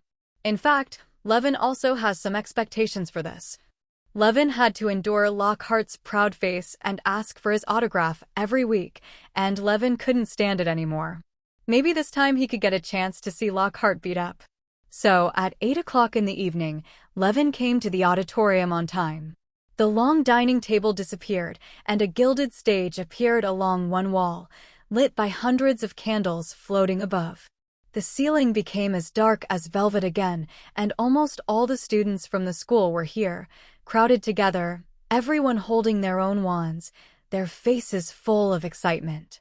Most students don't know who founded the club and are looking forward to the next activities. Finally, with everyone's ardent expectations, the door of the auditorium opened. Lockhart took the lead and walked in with quick strides. Wearing a purple robe, he walked out of the red carpet in a few steps. As he walked, he opened his arms towards the little wizards on both sides, revealing his white teeth and iconic handsome smile, as if there were invisible cameras, like filming him. Seeing his exaggerated appearance, the little wizards were about to laugh or applaud. Then he saw Snape following him. The old bat was wearing black clothes that had not been washed for half a year. His steps seemed to be floating, and he had a cold smile on his lips. Originally, Lockhart proposed to partner with Professor Flitwick as a mentor, but this task was taken over by Snape. On the subject of wanting to beat up Lockhart, he coincidentally wrote Levin. Lockhart waved everyone for silence, then shouted, "Come around, come around. Can everyone see me? Can everyone hear me? Great. It's like this. Professor Dumbledore allows me to open a dueling club and fully train everyone in case you need to defend yourself one day. Protect yourself in the same way that I have used countless times. For details on this, please see my published works." Lockhart never misses an opportunity to promote his books. "But we've already bought all his books," Steve reminded in a low voice. "Deb, but it's a pirated version," Kevin added with a smile. Both of them were Levin's clients in the beginning. "Next, please allow me to introduce my assistant, Professor Snape," Lockhart said, grinning widely. "He told me that he himself knows a little bit about dueling and is willing to help me before class. Make a small demonstration. But don't worry, after I finish demonstrating with him, I will return your potion's master intact to you." Lockhart's joke, which he thought was humorous, successfully made Professor Snape's lips purse. Levin almost laughed out loud. He was very self-aware that he would never hurt Snape. But on the other hand, we don't know whether Snape will return Lockhart intact. Soon, the two began to demonstrate. First, turn your back to the other person and walk forward to create distance. Then he turned around and raised his wand in salute. At least Lockhart bowed, doing so many tricks with his hands that he almost lost his wand. But Snape just shook his head impatiently. Then, the two professors raised their wands like arrows to their chests. The two distanced themselves, took stances, and raised their wands. 11. 3. Expelliarmus. Snape's spell was so fast that he couldn't hear it clearly, as if it was finished in a blink of an eye. Lockhart didn't even react because his body posture didn't change before he was hit. The whole person flew upside down for 3 to 4 meters, fell to the platform with a plop, and stared at the sky with dull eyes. Fortunately, the carpet was thick, otherwise I would have suffered a concussion from the fall. His wand flew high into the air and then fell into the crowd. Malfoy and several other Slytherin students applauded. Many girls were jumping up and down, covering their mouths and screaming, worried about their idols. Hermione rolled her eyes. "That's it? That's it? If I had known better, I wouldn't have come. This training method is far worse than your original training." Levin crossed his arms and nodded boredly. Then I heard Zhang Qiu ask with red cheeks, "When will you hold training classes, Levin? Whether it is public classes or private classes?" Recently, this fellow's offensive has become more and more enthusiastic, which makes Levin feel overwhelmed. It was Hermione who stopped her. "Levin is very busy. He has to go to the library to read, so he has no plans to start classes." Miss Know-It-All stared at the other person with an unkind look. The Huxia girl didn't take it seriously. "It doesn't matter. If you don't have time at school, you can do it during the holidays. How about this Christmas holiday? Good guy, why are you waiting here?" Hermione said that the abacus beads fell off her face. At this time, Professor Lockhart probably fell to his waist. He lay on the ground for several seconds before holding on to his waist and staggering to his feet. He looked very embarrassed. His hat had fallen off and his wavy curly hair stood on end. Sorry, the floor in the auditorium is too slippery. Lockhart came up with the worst excuse. The venue is also small, which is very inconvenient for performance, and it's another bad excuse. When he noticed that everyone was looking at him, he coughed twice and said with force, "Well, you all saw it. It's a disarming charm. As you can see, I lost my wand. Yes, Professor Snape, show them this. What a wonderful idea. However, don't mind what I say. Your intention to do something like this just now was obvious. If I want to stop you, I don't have to try hard. I think that in order to increase their knowledge, I might as well let them see it." Halfway through, he saw Snape's eyes and the wand stretched out in his hand. "If another fart comes out of your mouth, there will be another duel." Lockhart quickly shut up. "Now, let you experience it for yourself. Now I will come among you and divide you into groups of 2. Professor Snape, if you are willing, hashtag." After saying that, he immediately gave up the stage.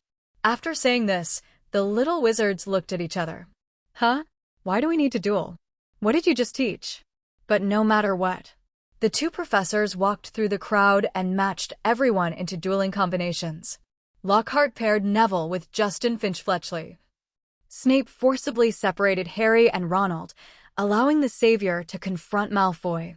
Levin noticed that when Malfoy walked towards Harry arrogantly, he had a triumphant smile on his face. They still cared about each other so much. He really made me cry to death. As for Hermione, Snape assigned her to Millicent and did not notice the girl's fearful eyes. The famous scene of Granger playing against Seven on the court is still vivid in the minds of the little snakes. Only Levin was not assigned an opponent until the end. With a record of single-killing chimera beasts and the endorsement of a first-class knighthood, the young wizards all know his combat prowess. No one thinks they are more powerful than a Chimeraru. What Levin didn't expect was that Snape actually raised his hand. "Since everyone agrees on Mr. Green's strength, Mr. Green, why don't you become an assistant for the time being? The job is very simple. If you see any troll who wants to violate the rules, just give him a slap. The old bat has changed his gender, and he is actually arranged to be an assistant coach." Levin looked at the other person, and then faintly sensed the malice hidden under the other person's expressionless face. Okay, he probably understands the other party's plan. However, a teaching assistant should be a teaching assistant. Therefore, Levin also came to the little wizards, ready to maintain order at any time. "If you are not going to duel with words, then wave your wand quickly." "This is not my potions class," Snape said impatiently. Okay, now, face your partner." Lockhart returned to the stage and shouted, "Take a bow. Raise your wand and get ready. When I count to 3, I will use magic to disarm the other party. Now I can only disarm them. We don't want an accident." The moment he finished reading the last word, Northwest Shangxi became a mess. Everyone's eyes turned red, and spells flew around. Malfoy was made to laugh by Harry's squeaking spell, and Harry had to tap dance for Malfoy, who had never discovered that he had a talent for dancing.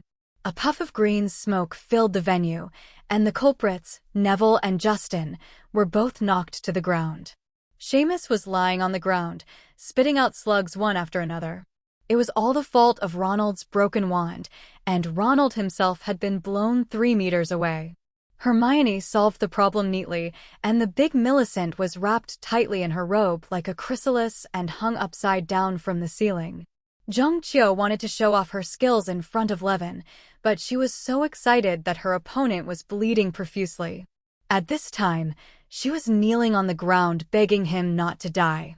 As for Siri, her opponent was Flint, Slytherin's Quidditch captain, but the opponent didn't even have a chance to pull out his wand before he was thrown to the ground. The female Witcher seemed to treat this as an unruly fight. "I said, just disarm. Everyone, stop it." Lockhart shouted in horror to the heads of the fighting crowd. He bounced around among the little wizards, but couldn't help anyone. It's Levin and Snape who are actually solving the problem. "Please give me flowers. Stop curse." Snape flicked his wand, and Harry immediately ended his impromptu solo. Malfoy stopped laughing wildly, and the 2 of them were finally able to raise their heads. He walked around among the little wizards and solved the curse for every little wizard who was affected by the curse. Levin's method is more direct. As he waved his magic wand, an invisible realm instantly enveloped the surrounding young masters. Secondary spell invalid barrier. In this enchantment, all spells below level 3 will stop and become invalid. Millicent immediately fell from the ceiling. Seamus also stopped spitting slugs, and he followed Levin's advice and tried to collect slugs, which can be sold for a lot of money in Diagon Alley. Marietta Acme's growing front teeth also receded. But there are also those that require manual help. Ronald was given a few drops of uplifting potion, and then he regained his composure. As for Zhang Qiu's unlucky opponent, Levin also used the healing spell on him in time. After a lot of work, I finally finished cleaning up the mess made by the little wizards. Snape was very satisfied with Levin's performance. But Levin is not so satisfied with Hogwarts. The little wizards at Hogwarts are obviously not up to par in fighting. It is obvious that the Dark Lord has only disappeared for 10 years, and now he is making a comeback. Dumbledore himself is convinced of this. However, in schools, many young wizards are not performing satisfactorily in the magic spells they are supposed to master. Levin thought about the training of the future Dumbledore army in the original book. The junior Harry also taught many senior students the disarming curse. When he thought of this, he couldn't help but worry about the education policy of Hogwarts and the future of the wizarding world. In his eyes, a wizarding society where everyone can cast spells is basically equivalent to the United States, where everyone can own a gun. In fact, the destructive power of the wand cannot be compared to that of firearms. The Ministry of Magic cannot prohibit wizards from using offensive spells. This is simply impossible. Even the most commonly used levitation curse can be easily used if used properly. In this case, the best thing to do is to popularize the most basic self-defense spells. After all, if everyone has a gun, he will not die randomly. I think it's best for me to teach you how to stop unfriendly magic. Seeing everyone quiet down, Lockhart hurriedly returned to the center of the auditorium and said, "Please volunteer to come up as a couple to demonstrate. How about it? Longbottom and Finlay." Before he could finish his words, Snape interrupted him again. "I think we still need to let students see a real duel, but in this matter, Professor Lockhart must be unwilling to take action." He looked at Lockhart threateningly, and the saucy professor hurriedly said, Yes, my wand is a little too excited today. In that case, let our assistant coach take over, Mr. Green, if you don't mind." Sure enough, the old bat is waiting here. The so-called assistant coaching arrangement is probably for this. "Levin, don't go. Snape is just looking for trouble with you." Zhang Qiu hurriedly grabbed Levin's clothes. "He's just jealous that Ravenclaw has been suppressing Slytherin in the Academy Cup." Steve also frowned, "because Ravenclaw has you here." Many Ravenclaw eaglets stared at Snape angrily. Snape has always been very ambivalent about Levin's attitude.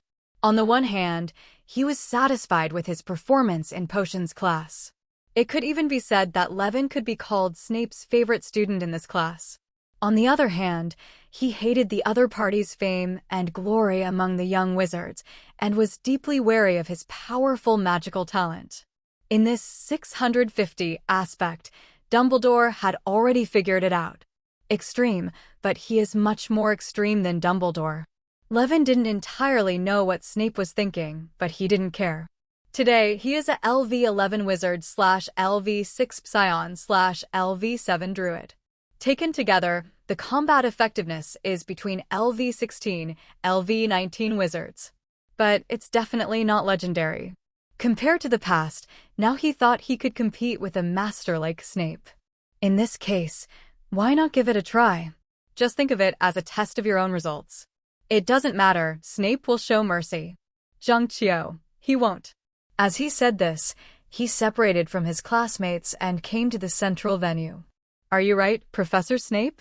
When he said this, his eyes were staring at Snape, and the excitement in his eyes seemed to overflow. Snape immediately realized that the other person was actually telling him in irony, "I will show mercy to you." This made him even more angry. "This time I will teach you a lesson." Snape thought this, and he and Levin faced each other and bowed to each other. "Do you want to clear the place, Professor?" Levin said meaningfully. "No, I won't be harsh on a little wizard like you." Snape showed a good smile, as if he was fighting with Professor Lockhart. "Well, since you said so," Levin said, casting his peripheral vision at the Slytherins around the stage, and smiled maliciously. "It was you who said there was no need to clear the place, and if it brought disaster to the fish in the pond, it would naturally be your fault, Snape." According to the dueling ritual, both of them raised their wands to their chests at the same time and then Expelliarmus. Snape still started the same way. The red light flew towards Levin quickly. But Levin was like waving his sword to deflect an arrow. With a flick of the wand, the disarming spell flew away. The curse happened to fall on Crabbe next to Malfoy. The unlucky guy was immediately knocked out and his body hit the wall. Professor Snape was startled when he saw this, and just wanted the Slytherin wizards to disperse. Unfortunately, his second spell had already been used subconsciously. Like swinging a sword, Levin struck again. This time it was Goyle who was unlucky. Another of Malfoy's followers flew into the Slytherin crowd like a bowling ball and immediately hit them. In the blink of an eye, Malfoy's 2 followers were gone. Malfoy noticed that Levin glanced back at him casually. He completely believed that the other party did this on purpose. This made him tremble with fear. In fact, Malfoy has suffered a lot recently. "Last time, I was hung up by Hermione on the court all afternoon. In the last competition, Harry knocked him off the broom. Halloween is transformed into a toad by Levin. And the most direct reason is because he cursed Mudblood." Now being blatantly threatened by Levin again, Malfoy almost collapsed. The other party really didn't care about his identity as school director and would seize every opportunity to bully him. "I am apologizing. I shouldn't have discriminated against Muggles. I shouldn't have said the word Mudblood. Please let me go." Everyone's eyes wandered between Levin and Malfoy, and those who were well-informed looked at Hermione. The girl gave Levin a bright smile. Snape seemed to understand everything. He seemed to see himself in Malfoy. If only he had been so good at flirting with girls. At that time, he was still too naive, only caring about his own meager self-esteem, and failed to persist to the end. Still remember that night, he waited outside the Gryffindor lounge until the early morning and met Lily. The girl said she wanted to break up with him, but he left stupidly. As a result, that B************* D. Potter found an opportunity and took advantage of it. If you just spend the night sleeping outside the lounge. Or, just give Lily a side-kissing while dong. If he had Levin's ability at that time, he wouldn't be where he is today. Thinking of this, Snape glared at Harry hard again. Every time he saw Harry's similar appearance to James Potter, he felt like stabbing him in the heart. Harry felt confused. He just ate the melon quietly. Why did he provoke Snape again? "Everyone, take 10 steps back and stay away from the stage." After clearing the area, Snape turned his grief and anger into murderous intent and fired spells at Levin. But Levin was like a master swordsman, easily deflecting all attacks with his wand. No, it should be said that after he learned long sword specialization from Cyrilla, he was already a sword master. Because of this, he is now able to skillfully use the Iron Armor Curse and accurately shift gears for every tricky attack. In fact, if this technique is used with a real sword, the effect will be better. Levin is already studying how to add a permanent Iron Armor Curse to the blade of Arcane Sword 2.0. This high-intensity and rapid duel left the little wizard stunned. Have they ever seen such a thrilling and exciting duel? The two of them are currently using the most conventional magic, but they are all silent spell casting, and the casting speed is surprisingly fast, without any pause between spells. This kind of fighting method is comparable to concentration and basic skills. As long as someone can't hold on and makes a slight mistake, the battle will be over. However, faced with Snape's pressing steps, Levin did not hesitate at all. The more the fight continued, the more frightened Snape became. The last time he fought like this was during the time of Voldemort. At that time, there were only a few wizards who could fight him. Those people are all experienced masters. But the little wizard in front of me is only in the 2nd grade. Even though he is extremely talented, fighting always requires experience. Snape didn't know that there was a difference between talent and talent. The incredible understanding is not only reflected in magic learning. Snape tried to crush Levin through the pressure of high-intensity combat. Little did they know, Levin was already planning a counterattack. After once again provoking Snape's disarming spell, Levin saw the gap when the opponent was about to cast a powerful spell and took the initiative for the first time. Counterspell. Snape, who was about to cast the Split Curse, suddenly felt that his magic power was disordered, and the spell he had prepared suddenly disappeared. He had never encountered such a situation before and suddenly became a little panicked. Levin seized on this gap. Lightning beam. An arc of electricity burst out from the tip of the wand and hit Snape's chest directly, causing his whole body to twitch uncontrollably, and he could hardly hold the wand. Fortunately, his endurance was amazing, so he endured it, dodged to the side, and avoided the continuous attack, and then waved his wand fiercely. Every curse ends. Only then did the surging magic power completely resist the lightning beam. But Levin's attack did not end. He waved his wand and pointed it above Snape. The little wizards around Snape suddenly felt a chill. I saw the sky above Snape suddenly condense into clouds, and then a large number of ice picks rained down from the sky and hit Snape's head and face. Judging from the sharpness of the ice pick, it seemed that just one hit would cause a bloody head injury. It is the 4th level evocation spell Ice Storm. Snape responded calmly to this spell he had never seen before. At this time, he has completely regarded Levin as an opponent of the same level, and naturally, he will not underestimate him. I saw him waving his wand towards the top of his head, and the tip of the wand spurted out blazing black flames. All the ice cones that were close to him quickly melted and vaporized. The high temperature withstood the severe cold, and even the ice cones that fell to the surrounding areas that were not affected by the flames melted into water. As Snape continued to output, even the ice clouds that maintained the ice storm overhead dissipated. All the little wizards could see that Gua AI was at a disadvantage in this wave of magical confrontation. After dealing with Ice Storm, Snape turned his wand to Levin, as if he wanted to give him some color.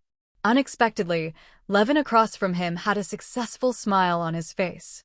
The next moment, he felt something binding his feet. Snape looked down and saw that clumps of vines had suddenly sprouted out of the water where the ice cone had melted.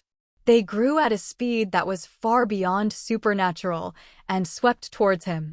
Damn, there's something wrong with those ice picks. Snape already understood that 0.9 came over. Although he had taken advantage on the surface, he was actually tricked by the other party. Although I don't know how the other party made the vines grow wildly, the vines will not appear out of thin air, and the transformation spell has no such effect. There must be something like vine seeds wrapped in those ice cones. He still underestimated the other party. In fact, he had already used his own black magic during the fight against Ice Storm. Although that kind of magical flame is not a powerful fire, it is beyond the scope of conventional magic spells. But how did the other party learn these powerful sets of magic? Snape was puzzled. A person's growth is traceable and requires time to accumulate. Levin Green is only in 2nd grade now, but it seems that he does not need time. He has transformed from a learner of magic to a creator in just 2 years. This is too outrageous. The battle will continue. He once again summoned the magic flame, trying to burn off these crazy vines and make a final struggle. Suddenly, silver mist flickered around Snape. It is the light of Mizanbu. Then Snape stopped moving. It felt like there was a hard stick pressing against his back. Taking a closer look, Levin, who was supposed to be standing opposite him, appeared beside him somehow, holding a wand pointing at his waist. The outcome has been decided. Seeing Levin's wand pointed at him at such a close distance, Snape realized that he had no room to fight back, so he stopped casting spells. Upon seeing this, Levin waved his magic wand, and the vines that had been growing crazily stopped moving and quickly withered. Seeing the dead vines falling at his feet, Snape's eyes were complicated. "You just hid the seeds in those hailstones, right?" he asked. "What do you think?" Levin smiled. Snape snorted and asked again, "What's the name of the magic you just used to make the vines grow? You want to learn? I'll teach you. You can't learn druid spells even if you tell me." After all, Snape was not the fire cloud evil god, so he was unwilling to kowtow to learn this trick and walked away angrily. In fact, it was natural that Professor Snape would lose in this duel. On the one hand, Levin's strength is indeed sufficient, and he has many part-time jobs and various tricks.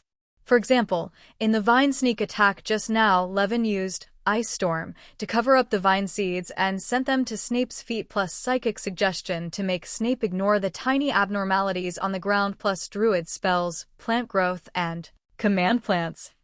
The combined attack of the three professions naturally caused Snape to suffer a big loss. As for Professor Snape, not being able to use black magic limits part of his combat power. If the two sides really didn't hold back 23 at all, Levin estimated that it would be a draw. Witness Levin defeating their dean. Slytherin students were all eclipsed. Students from other colleges looked at Levin in awe. Previously, the single kill of the Chimera was only reported after the fact, and no one could understand it personally. But this time, he took action in public, showing strength that far exceeded that of an adult wizard. Levin is only in 2nd grade now. If nothing else, he will definitely become a great wizard like Dumbledore.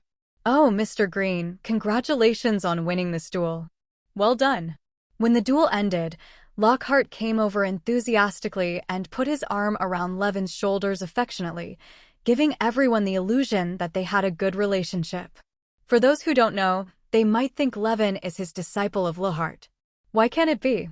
Lockhart decided to add this paragraph to his new book after he returned, and he himself appears as Levin's favorite teacher.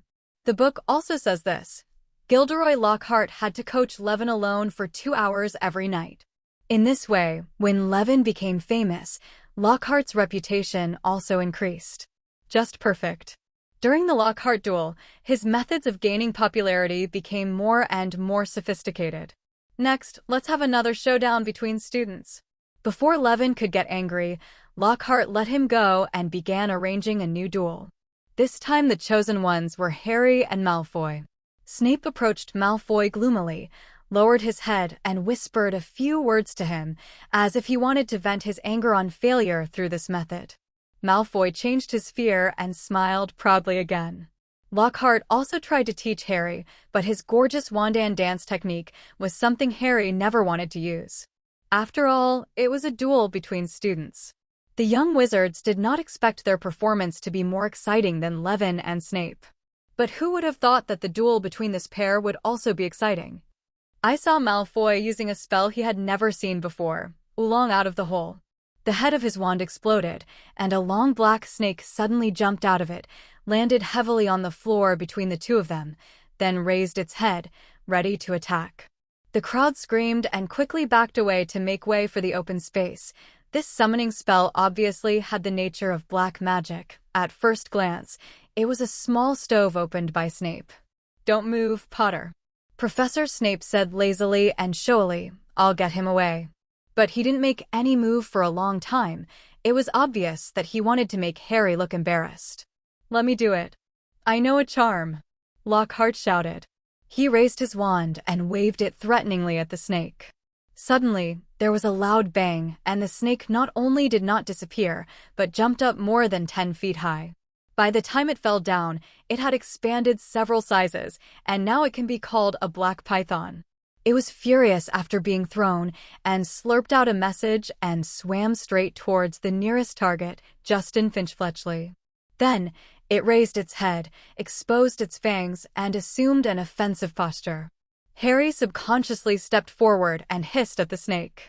Then, the snake lost its aggressiveness and collapsed on the floor, as supple as a pile of thick, black watering hoses, staring at Harry. Harry knew that he would never attack anyone again. But when he looked up at Justin, he found that the other person's expression was full of anger and horror. He thought he would be grateful. "What do you think you're playing?" Justin yelled.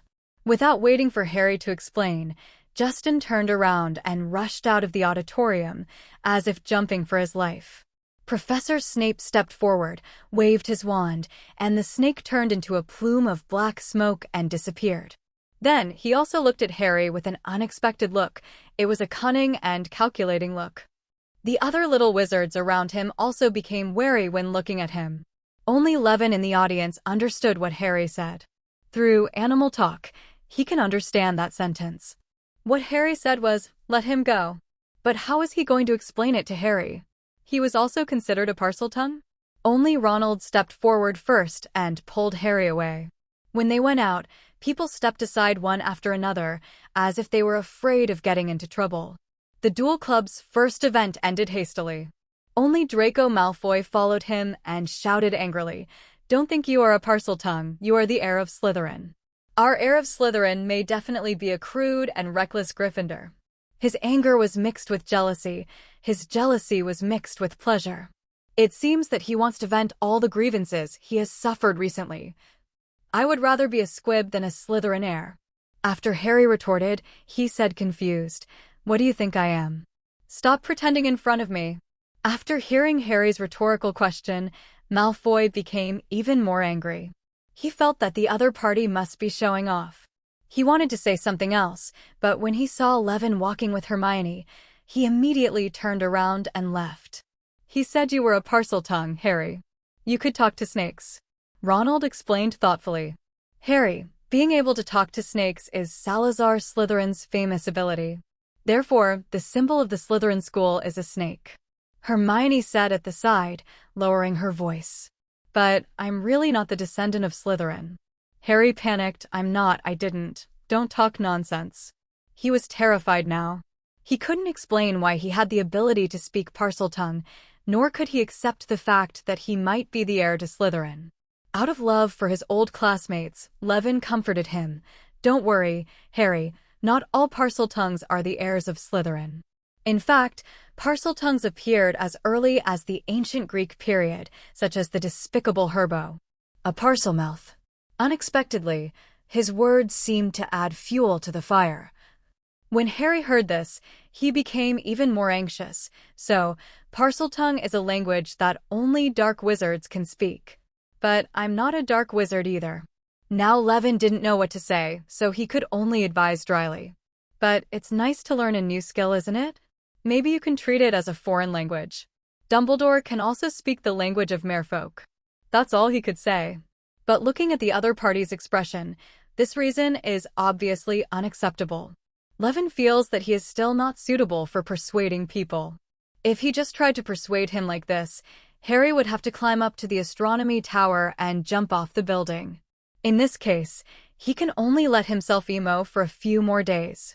Fortunately, there is no Nettie's cloud in this era. The next morning, I don't know since when, pieces of snowflakes drifted past the windows of the castle, flying in the air. Therefore, the last herbal medicine class of the semester was cancelled. Professor Sprout has to take care of the mandrake, and she doesn't trust others to do it.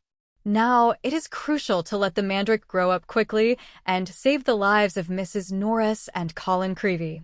The next day, the students all knew that Harry was a Parseltongue. During the morning meal, Harry and Ronald almost occupied the entire long table. Only Hermione and the Weasley twins dared to get close to them. Levin recalled that he still remembered the scene when the Gryffindor Lions cheered, "We have Potter," when they were sorted. Similar scene between Harry and Ronald after Gryffindor was deducted big points for traveling at night. And the cheers at the end of the term when Harry got extra points for saving the Sorcerer's Stone. Arrogant at the front and respectful at the back, such an ugly attitude makes people sigh. However, for Harry, Levin's closeness to Hermione and others can comfort his heart. But the comfort from the twins was still too early. The two men cleared the way for Harry and the others in the corridor, shouting, "Make way for the heir of Slytherin, who wants to have afternoon tea with his evil servant in his secret chamber." Ugly things don't just happen to Gryffindors, Ravenclaws are no exception. After returning to the Ravenclaw lounge, Levin saw a long list of missing items posted on the bulletin board in the lounge. The owner of the list is Luna Lovegood. Levin was deeply impressed by this girl whose appearance was hampered by her weird outfit. It happened that the other party was still in the lounge, so Levin stepped forward curiously and asked, "Why did you lose so many things?" Luna blinked and said softly, "Everyone always likes to make fun of me and hide all my things. It's holiday now and I have to ask them to return their things to me before they go home." Luna's expression was calm when she said this, but Levin's expression was not so good. What does hidecum mean? This is naked bullying. He just criticized Gryffindor. Wasn't this a slap in the face? Moreover, they are still neighbors, and Levin happens to be going home tomorrow. How should he answer when Mr. Lovett asks? No, it must be managed. Don't worry, Luna. I will let them return the things to you. Levin took care of everything and turned around to find Ciri. She is not only the idol among Ravenclaw girls, but also the best friend of Prefect Pinello, so she will know this kind of thing better. After asking around, Shirley realized that Luna had become the target of jokes among her classmates because of her weird behavior. Everyone called her crazy girl behind her back. And she doesn't care about anything. This submissive attitude made her the target of everyone's teasing and ridicule. This directly leads to the fact that she is a Ravenclaw, but her best friend is Gryffindor Ginny. After hearing this, Levin characterized the matter. This is a serious violation of school rules and must be dealt with severely. Soon, all the girls in the first and second years were gathered together in the common room, sitting in groups on the sofa. Levin stood in front of them, looking serious. I always thought that only Slytherins would engage in this kind of discrimination, but I never thought that school bullying would actually happen in Ravenclaw. We always think that Gryffindor is reckless, Slytherin is paranoid, and Hufflepuff is too mediocre, but you're even worse than them. At least this kind of thing will not happen to Hufflepuff. The Sorting Hat said that Ravenclaw pursues wisdom and advocates knowledge, but I feel that if you can't accept and tolerate the classmates you live with day and night, then no matter how smart you are, it will be just a little cleverness. Only a truly wise man will understand that the skills of one person short. Two people have different skills. No one can solve all problems alone. Everyone needs the strength of others. At this moment, Levin gave full play to the majesty he had accumulated over the past 2 years and gave these little witches a solid ideological and political lesson. Although he didn't mention anyone by name, everyone understood what Levin wanted to express. Several first-year girls were said to cry. After they left, Levin comforted Luna. Even the little wizard of Ravenclaw, not everyone can understand true wisdom. For example, Professor Quirrell, such as Lockhart, how come the sacrifices came from Ravenclaw for 2 consecutive terms? Couldn't Dumbledore use another sheep? So, don't care too much about these, and don't deliberately pursue being gregarious for this. You are you, the special you, isn't it? Luna nodded in understanding and returned to the Huxiao language to say thank you. Most of the things she lost have been returned by her naughty classmates, and some even apologized to her. Even though she might not be able to make friends in Ravenclaw, at least her situation would be much better. After dealing with this pile of things, Su AI finally had time to do his own work. He was sitting by the fire in the common room and was excitedly designing a new alchemy plan for Arcane Sword 2.0. He wanted to recreate the inspiration from the Gladiator Club, and then he could use the sword to cut magic. What a shameful operation. Cyrilla sat next to him, trying to complete her heavy homework. She didn't want homework to disturb their lives during the winter vacation. Recently, she likes to take Levin back to the lounge to study instead of staying in the library. Since Hermione couldn't come in here, she could fully enjoy her time alone. But there are other problems with staying in the lounge to study other than. In vain, the disciples in Ravenclaw's lounge suddenly opened, and Zhang Qiu and Marietta walked in hurriedly, with a look of deep fear on their faces. When he saw Levin, Zhang Qiu immediately stepped forward and wanted to share his gossip with him. When Cyrilla saw this, she almost broke the pen in her hand, thinking that trouble was coming. Something big happened, Levin, someone was attacked again, and this time there were 2 unlucky guys. Zhang Qiu chirped to him, the victims are Justin and almost no one. Nick, they were all petrified, your friend Harry Potter was the murderer, and Peeves caught him red-handed. Oh, poor Potter. How sad it would be if he knew that he was just a Levin's friend in the mouth of his goddess. Levin thought secretly. On the surface, he naturally wants to speak for his friends. The murderer is probably not Harry Potter. His cat kicks can't turn ghosts into stone. But he still put away the banknotes and stood up. However, I have never seen a ghost petrified. This is really novel. Let's go over and see what's going on. Where is Nick now? Near the corridor on the 3rd floor. Zhang Qiu took the initiative to lead the way. Although she was also afraid of being attacked, she seemed much safer with Yuan by her side. When Levin saw Nick with his own eyes, he was a little frightened. This ghost is no longer milky white and transparent. It became black and filled with smoke and lay motionless, but did not fall to the ground. It was still suspended 6 inches above the ground. Half of his head was missing, and he had a frightened expression on his face. It's a wonder that someone who has been petrified can still float. Levin couldn't help but step forward and take a closer look. However, he did not see anything strange. The ingredients that made up the ghost did not change at all, but were mixed with a strong curse. This is no different from a petrified person. After that, they went to visit Justin again. The boy looked ferocious and had a horrified expression on his face, obviously seeing the appearance of the murderer. With Harry's appearance, he would never be allowed to show such an expression. But the young wizards obviously wouldn't understand this, and it was estimated that Harry would have a difficult time in the next period of time. It is worth mentioning that even though he was petrified, Justin still held the amulet tightly in his hand. So the Weasley brothers claimed that Justin had sensed something through the amulet before being attacked, and that was why he made such an action. Being petrified was just a moment of bad luck. So before Christmas, Levin's amulets sold out again. The Christmas holiday came soon, and Levin and others boarded the Hogwarts Express and embarked on the road home. This holiday, because of the monster in the secret room, many more students went home than usual. Unlike them, Levin's train ride is actually just a cover. After arriving at King's Cross Station, Levin directly used teleportation to take Siri back to the village of Otter St. Catchpole and reopened the demi-plane.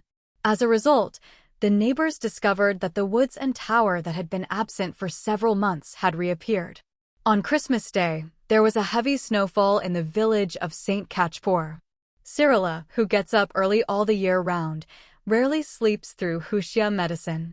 He opened the door and saw that the yard was covered in silver. Only the greenhouse where magic plants were cultivated felt like spring all year round. Before the demi-plane opened, Levin urgently used the sand-to-glass spell to turn a pile of sand into glass and built a greenhouse.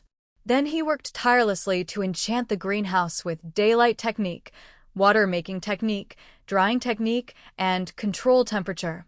Through these arcane magics and druid spells, even a muggle can control the sunlight, rain, temperature, and humidity in the greenhouse, just like using a remote control to control the air conditioner, ensuring that, the conditions in the greenhouse are maintained under any circumstances. Magic plants can get the best growing conditions. The contrast between silvery white and green makes people feel relaxed and happy. Cyrilla opened her arms, stretched her body at the door, and then performed a set of sword skills.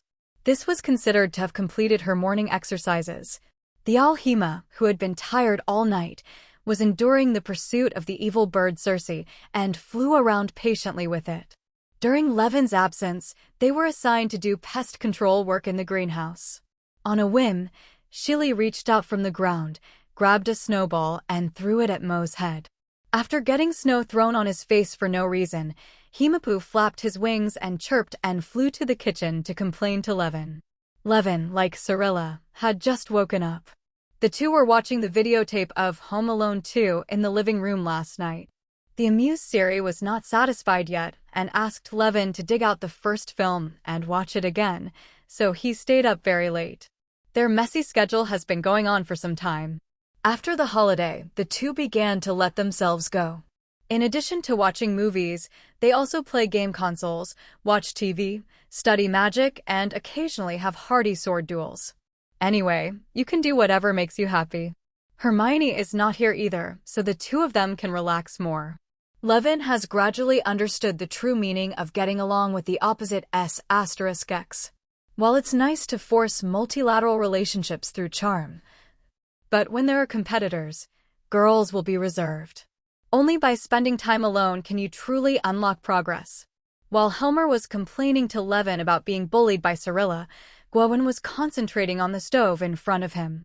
Humor's intelligence does not allow it to speak complete sentences, but Levin can still hear keywords such as snow, smash me, and woman. Levin waved his wand while listening to the eagle owl's complaints. Pots and pans, surrender to me, he shouted like a second grader. So the kitchen knife quickly chopped the vegetable leaves, mushrooms, onions, ginger, and garlic into puree, while the other kitchen knife focused on the pork. The flour and water on the chopping board have been fully mixed. Levin gently injects a small amount of acceleration technique into it with a finger.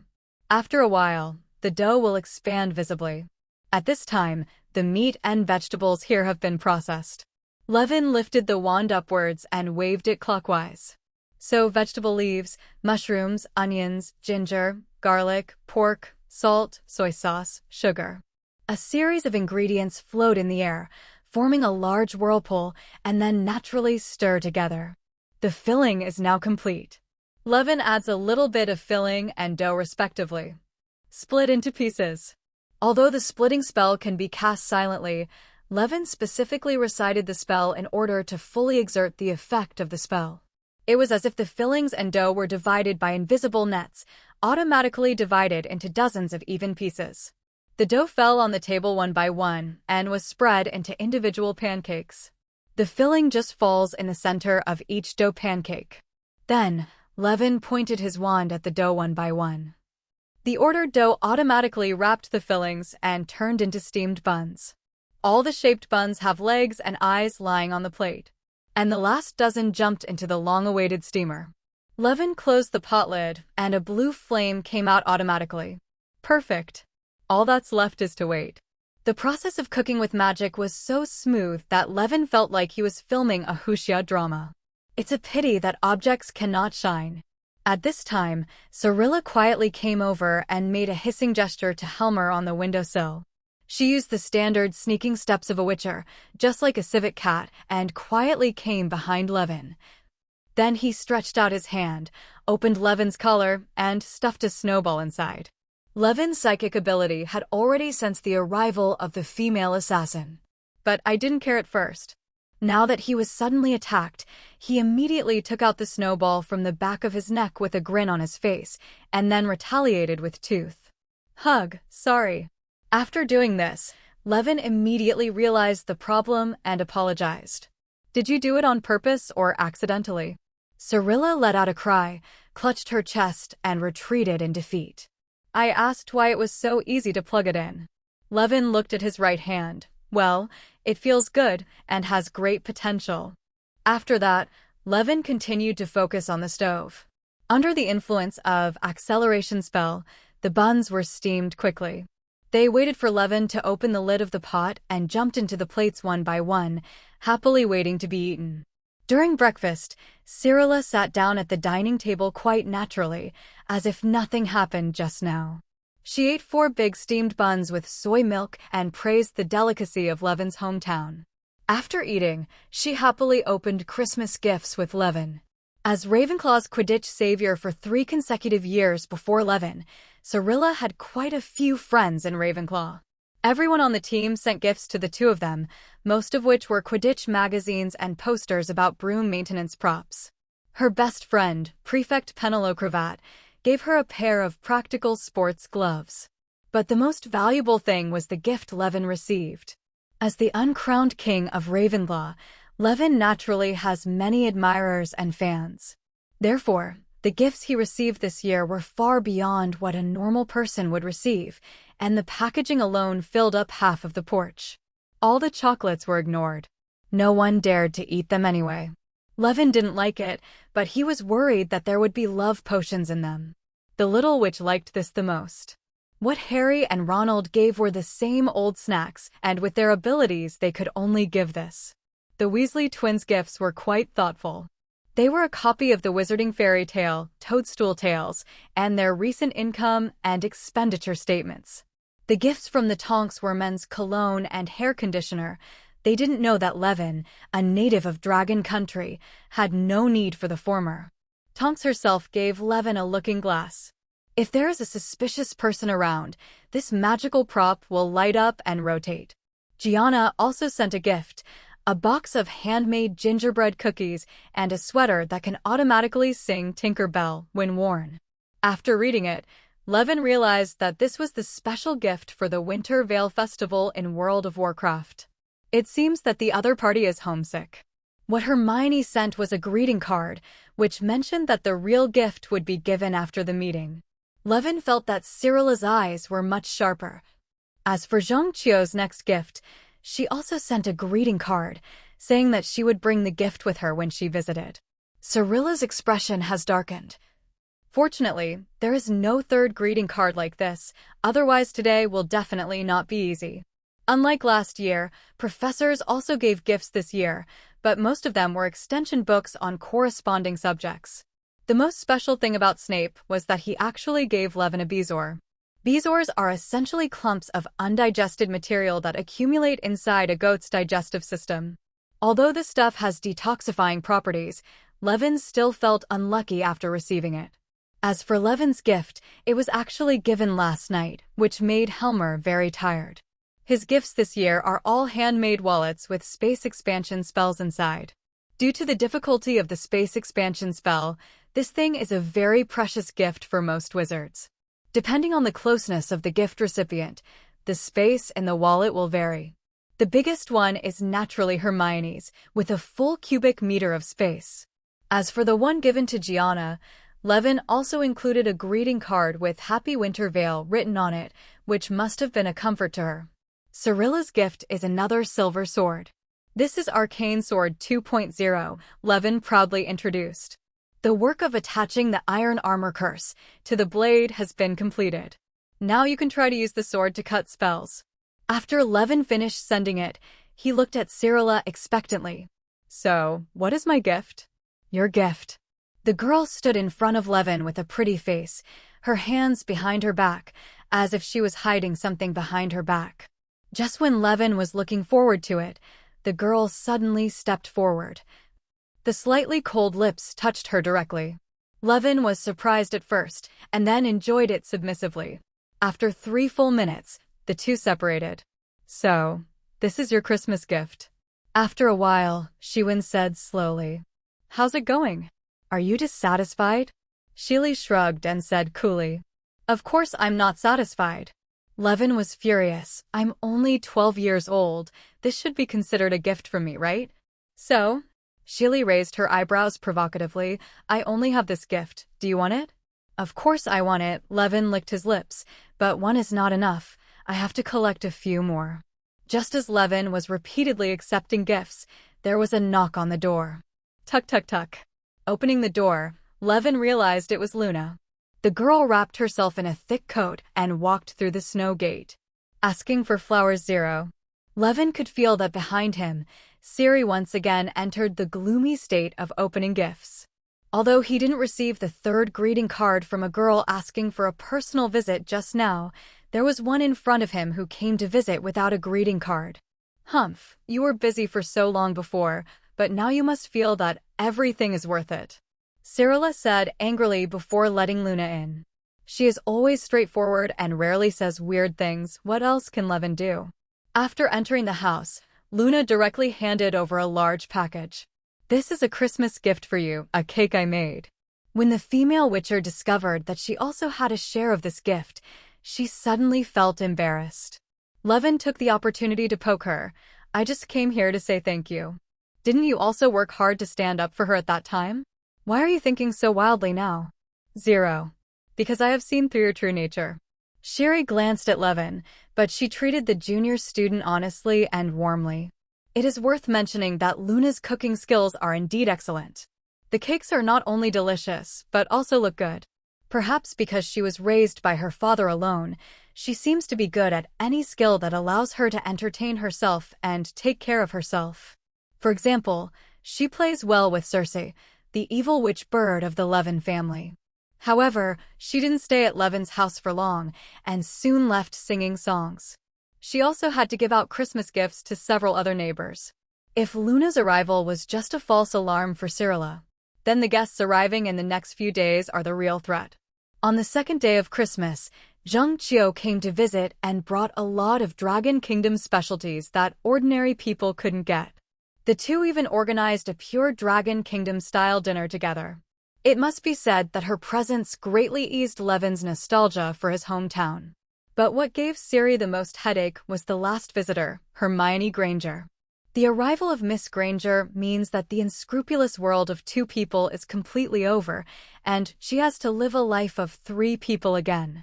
However, even the life of three people is still very warm compared to being alone in the past few years and the wandering before time travel.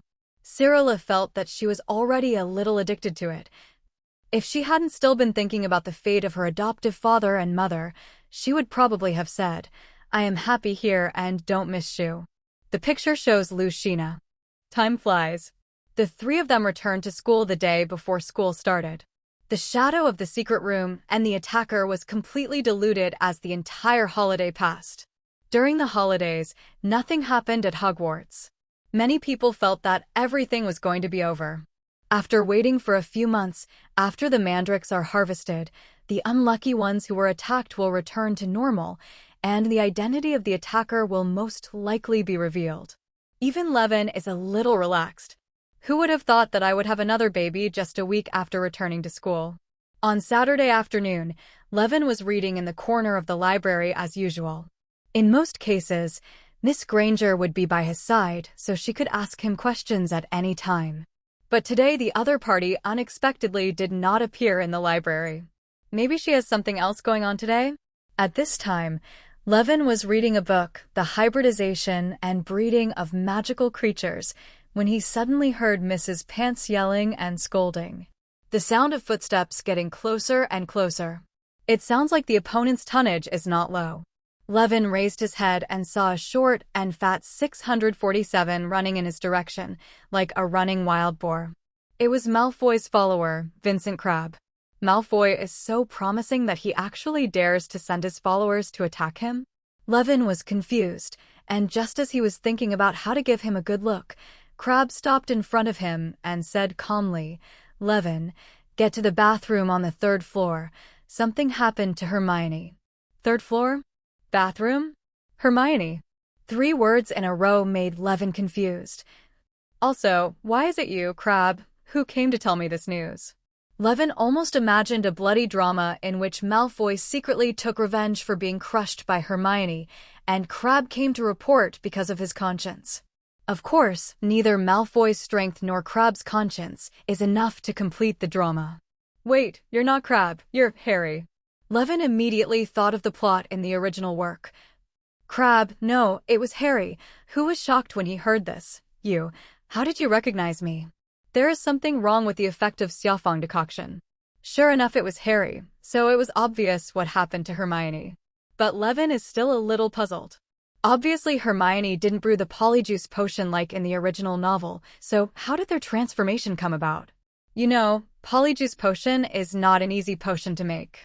Regardless of the complicated manufacturing process, the cooking time alone is as long as a month. But now was obviously not the time to discuss this matter. Levin immediately stood up and followed Harry's Crabbe out of the library before Mrs. Pants discovered Harry. As he walked, he comforted, "Don't worry, Harry, I'm just familiar with your tone and way of speaking, so I recognized you. Most people can't see your problem at all." Outside the library door, they saw Goyle, who was probably Ronald's transformation. "The time for the polyjuice potion is limited, so we went to find Malfoy." Harry said goodbye to Levin and hurried away with Ronald. Levin also rushed to the abandoned bathroom on the 3rd floor. Far away, he heard Myrtle singing happily. I heard her knock on the compartment door and shout inside, "Granger, come out quickly." "I don't."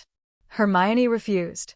"If you don't come out, I'll call someone and let everyone come and see you," Myrtle threatened. "I have been here for 50 years, and finally I have seen someone uglier than me." "No, don't." Hermione's voice became increasingly panicked. Just then, Levin stepped into the bathroom. Seeing someone coming, Myrtle immediately shouted excitedly, "Come on, come here and have a look. It's so scary. There is a Catman here. I have never seen such an ugly guy." She wished everyone could see how ugly Hermione looked now. Combined with her own face full of acne, its purpose can be imagined. "Shut up, Myrtle. Go away." As soon as the 2-level necromancy spell, Command the Necromancer, was activated, the ghost Myrtle obediently shut her mouth and left Levin's sight. In the bathroom, Levin immediately saw the compartment where Hermione was hiding, only this compartment was closed. Levin walked over and pushed the door, but did not open it. "Hermione, open the door, I'm hungry." But only her quiet sobs came from inside. "Open the door, don't worry, I can save you." Hermione finally spoke and said intermittently, "No. No need, Polyjuice potion only lasts for an hour. After a while, it will change back." "Do you think this is possible?" Levin couldn't help but throw cold water. "Polyjuice potion is not designed to transform animals, so you won't change back after an hour." As a result, the sobbing in the toilet became louder, but Hermione was stubborn and refused to open the door. There was no other way, so Shawan had no choice but to take coercive measures. "Myrtle has gone to call someone else. There is no use hiding. Miss Granger, you don't want your appearance to be seen by others, do you?" This statement had an immediate impact. Click. The door lock opened in response. Levin pushed open the cubicle door. Hermione was seen huddled in the corner, covering her head with her robe, trying her best to hide herself. Levin wanted to lift the robe, but the girl held it tightly and refused to let him take it away. In this state, the last person she wanted to see was Levin. Don't, Levin." Hermione cried with trembling lips. "Be good, be obedient. Keep me healthy."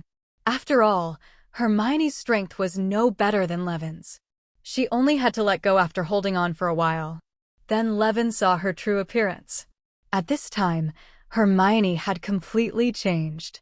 Her face and hands were covered with orange hair, her eyes had turned yellow, and 2 pointed triangular ears on her head came out of her hair, and they were still sticking out from under her robe. A slender cattail. To be honest, this is the first time Levin has seen this appearance. Although she has the characteristics of a cat all over her body, Hermione does not have a cat head like a real orc, but has the outline of a human skull and the shape of a cat. A combination of facial features. This looks like a real Yuri. Oops, it's the feeling of heartbeat. It took him a long time to resist the urge to step forward and give him a hand. Hermione was still crying and complaining, and Millicent must have a cat. What I took was not her hair, it was cat hair. But when she turned to look at Levin, she saw the boy's somewhat obsessed expression. This.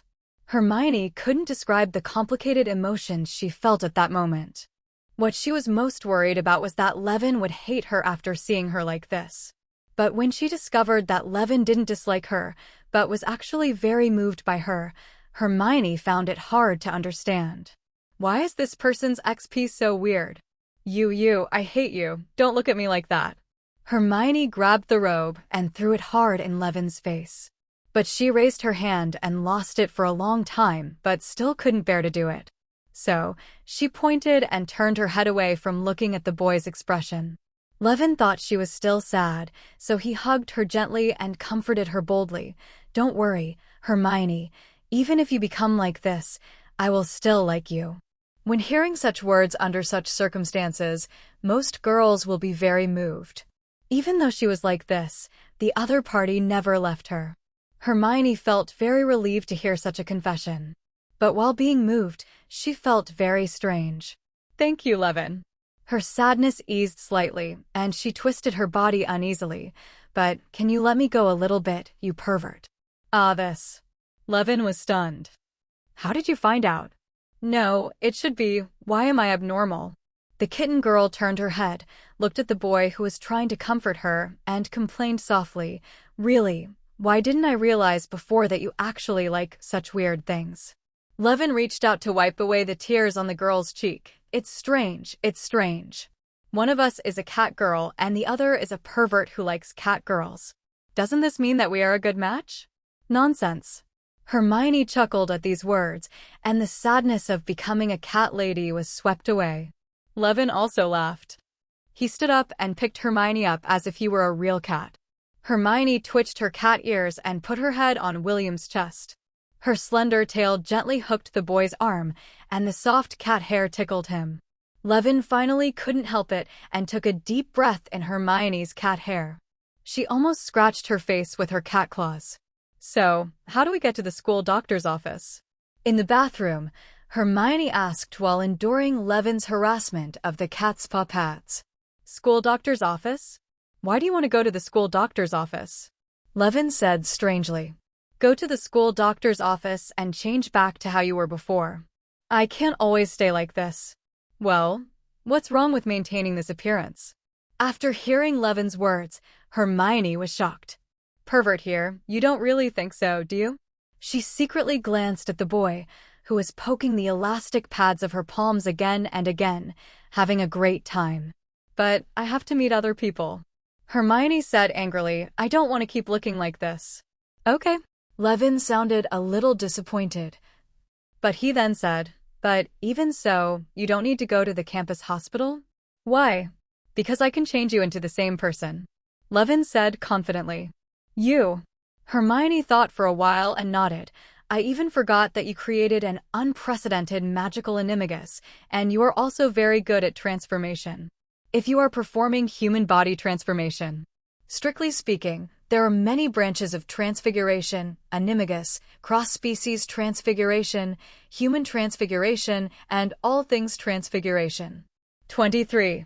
Among them, human body transformation is the transformation of human body changes, specifically the manual transmission disguise Magus. I think back then, the first-generation Dark Lord Grindelwald became the head of magical security and the director of the Department of Magical Law Enforcement in the United States, Percival Graves, and infiltrated into the United States. Grindelwald was not a disguise Magus, nor did he use Polyjuice Potion.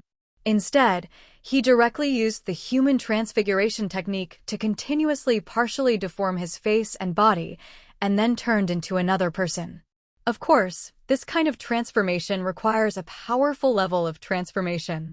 But Levin, who is proficient in the school of transfiguration, also has alternatives in this regard. In Arcane Magic, Level 2, Transformation, can temporarily complete the human body transformation effect. Level 4, Transformation, can transform the character into another species in a short time. The 5-level, Malicious Transformation, can even force an enemy to permanently turn into a small animal. The 8-ring, Transform All Things, can deform things at will. The duration is determined by the similarity before and after the deformation. If the similarity is high, such as turning a sheep into a wolf, it can be permanently deformed. The 9-ring, Full Transformation, can be permanently transformed at will. Compared with Harry Potter's transfiguration, transfiguration magic is relatively more certain and more controllable. In Hermione's current state, wanting to change back to her original state would be equivalent to turning a cat person into a human. Although Levin cannot master the 8-ring, transformation of all things, the difference between humans and cat people is far lower than the difference between wolves and sheep. So Levin endured the reluctance and pointed at Hermione with his wand. 6th ring, Transformation. The transformation technique that has been upgraded to level 6 is the strongest transformation technique that Levin can master now.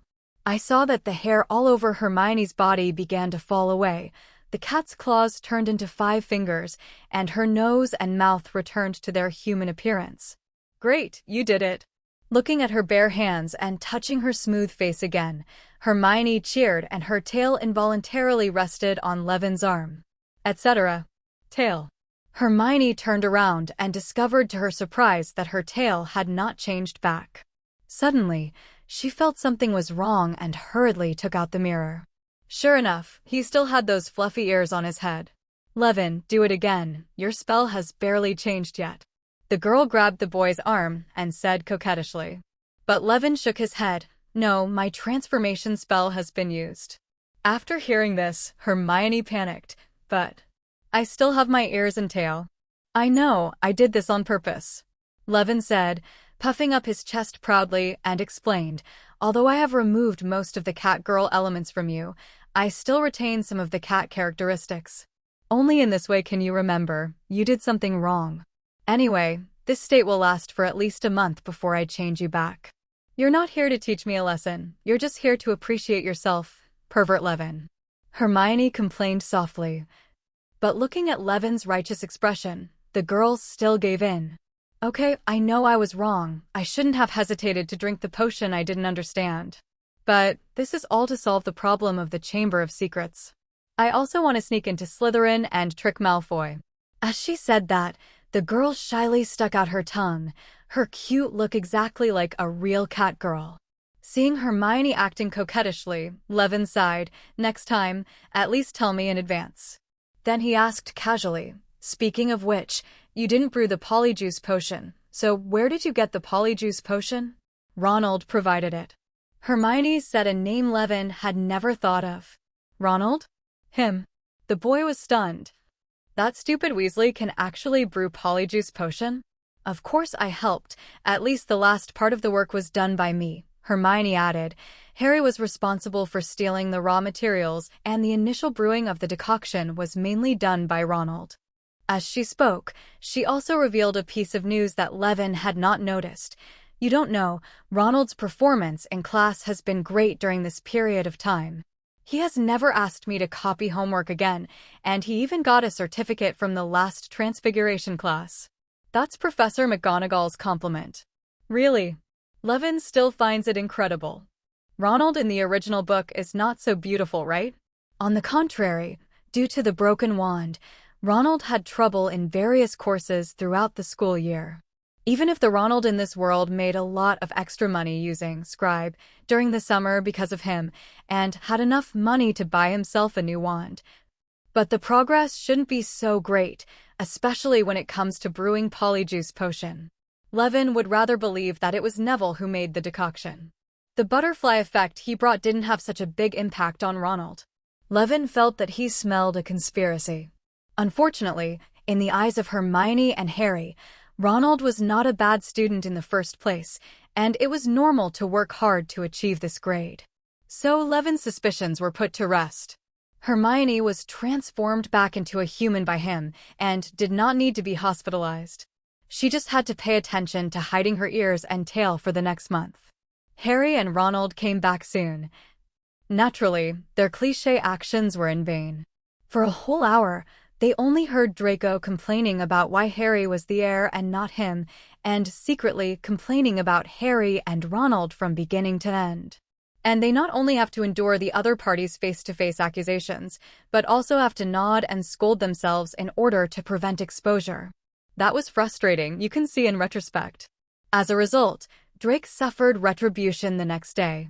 He was attacked at the corner of the corridor and turned into a stone statue. This caused an uproar at Hogwarts, because this is the first pureblood to be attacked. Originally, people thought that the monster in the secret room wanted to get rid of the muggles and squibs in the castle, but even if it failed, it would only affect the mixed-blood wizards. Now even the pureblood wizards are suffering. It's so heartbreaking. Especially since Malfoy is the son of the school director. You have to hit hard. Because Malfoy was attacked. Since February, Dumbledore has been under frequent pressure from the school board. Ask him to take a plan as soon as possible to solve the problem of the secret room. The whole of Hogwarts became panicked again. In this case, Lockhart stood up and he announced in public that in order to save the endangered campus, he was going to debut as a campus idol. No, he was preparing a surprise to boost everyone's morale. February 14th. Valentine's Day. The little wizards finally knew how he planned to boost their morale. Early in the morning, hundreds of owls flew in. These owls were hovering over the auditorium like a layer of gray-brown clouds. But what falls in this cloud is not rain, but feathers and feces. At this time, the whole school's breakfast was almost completely wiped out. Only Levin reacted quickly enough and set up a force field barrier above his head, leaving a piece of pure land for Ravenclaw's dining table. So the wizards from the 4 colleges had to squeeze into a long table to eat. Hurry up, everyone is coming. Lockhart, wearing a bright pink robe, called on students to decorate the auditorium with items delivered by owls. As a result, the four walls of the auditorium were covered with large and dazzling pink flowers. To make matters worse, there were lots of heart-shaped confetti falling down from the light blue ceiling. It's like a wedding scene. Now, the dining table that had just been cleaned was in bad luck again. Colorful confetti kept falling into the little wizard's bread and tea, so everyone had to go to Ravenclaw to get some food. Compared with the disgusted wizard, the little witches obviously prefer this romantic arrangement.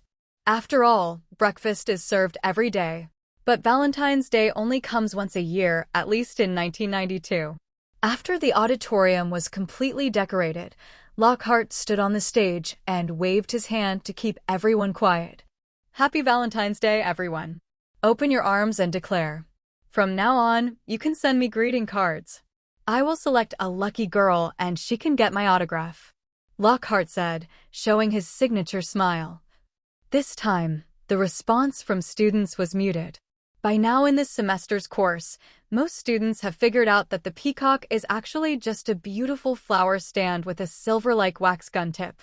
But Lockhart, who had experienced many battles, was not embarrassed at all and continued to say shamelessly, "Of course, I have to warn you in advance.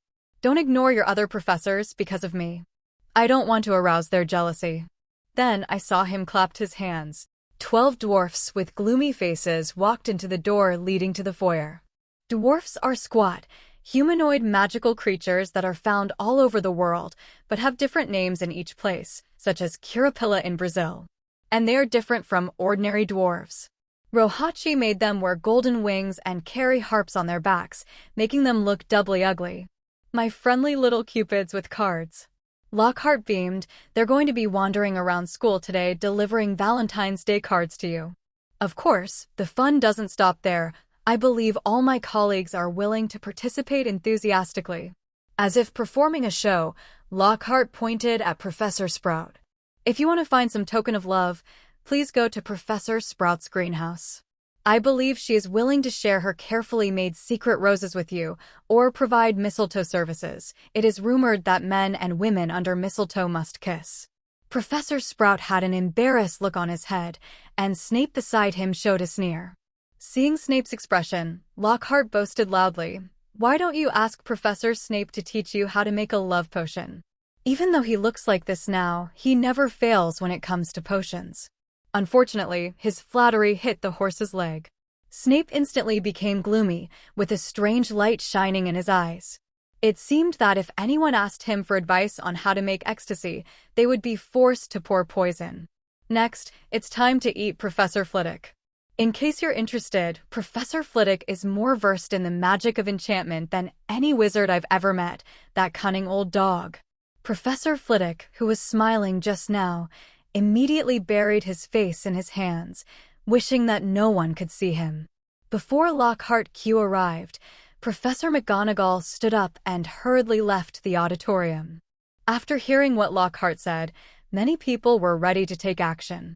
Such as Harry, such as Percy Weasley, such as Cedric Diggory, etc. Indeed, today is really a good day to express your love, especially when there are little cupids doing the work for you. This is as much a risk reduction as an April Fool's Day, truth or dare confession. The female prefect Penelo seemed to have noticed something and immediately warned loudly, "If anyone dares to humiliate me with such a dwarf, I will not let him go even if I become a ghost." Ravenclaw's Zheng Qiu, Gryffindor's Angelina, and others all agreed. Levin nodded in approval and glanced cautiously at some girls who were about to make a move. "Let's go and find a safer place," Levin said, pulling Hermione and hurried away. If someone confesses his love to a dwarf in a crowded place, what's the difference between that and a public execution? Cedric wanted to find an excuse to talk to the dwarf alone. But before he took action, he was entangled by the dwarf first. Even though Cedric is Zheng Qiu's love interest, he is actually not bad-looking and belongs to the standard handsome boy template and is very popular with his classmates. Among these students, there are both boys and girls, with a slightly larger proportion of boys. Probably around 73? After all, it is a corrupt country. Hufflepuff's reputation as a courtesan is not something he talks about casually. In just 1 hour, the dwarf read him 7 or 8 copies of the boy's honest official. Harry also had the same troubles. The only thing he was proud of was that most of the love letters read by the dwarfs were from girls. Even during class, the dwarfs didn't stop. They kept breaking into classrooms and delivering Valentine's Day cards, annoying the teachers. In terms of attractiveness, the highly charismatic Levin is the most popular. In the charms class, 12 dwarfs took turns to come in and read love letters to him. This made him start to feel for the first time that turning on charming every day was a bit too much. Professor Flitwick locked the door directly and did not allow any dwarfs to come in. As a result, they were lying outside the window, reading local love poems to him in a bad Scottish accent, which made him very angry. In the Transfiguration class, they still wanted to do this trick. Levin was so angry that he had an epiphany on the spot and changed the Druid's animal ignore technique to dwarf ignore technique, forcing the group of dwarves not to see him. During the potions class in the afternoon, Professor Snape was uncharacteristically unpretentious and did not stop these guys from disturbing the class. Less than 2 minutes into class, 5 dwarfs rushed into the classroom and stood in a row in front of Levin's desk. Levin took out his wand and tried to repeat the morning method. Professor Snape said lazily, "Levin Green, who asked you to take out your wand? 5 points from Ravenclaw." After saying that, he showed a malicious smile and acted deliberately. The Slytherin snakes burst into laughter. Levin understood that the old bat wanted to make himself sick. But he has so many tricks up his sleeve, it's hard to decide who will be disgusted. Since you can't use a wand, let's use wandless methods. With a thought, Levin mobilized his psychic powers and forcibly hypnotized the dwarfs. "So I heard a dwarf strumming the harp and singing, 'I have a singing Valentine's Day gift for Professor Snape.'" Nor Zhao. Snape was stunned. "Good guy, the clown is actually me?" Before he could react, the dwarf played the harp and took the lead in singing. "Oh, Snape." The other dwarfs sing, "Oh, my dear old fellow." She, "Old fellow. You are so handsome." She, "Oh, handsome. Your hair is like the blackest crow." She, "Oh, crow. You are as black and cool as a bat."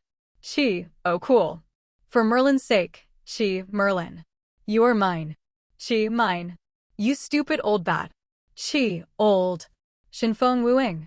Snape's face turned black with anger, but fortunately he still had some sense and used magic to smash the greeting card. The dwarfs fled in a hurry. But they did not give up. Instead, they stood in the corridor and continued singing the little love song they wrote to Professor Snape. There was silence in the classroom. The little wizards wanted to laugh, but tried to hold back their laughter. They neither dared to look at Snape nor looked out the window. Only Levin was secretly happy. Hello, everyone! As we wrap up this video, I want to share a quick note. I have a Patreon account. If you'd like to support me and enjoy on-demand audiobooks, you can become a Patreon member. Alternatively, you can check out my Google Drive link, which has 500+ novel audiobooks available through my Ko-fi or Patreon shop. I appreciate your support.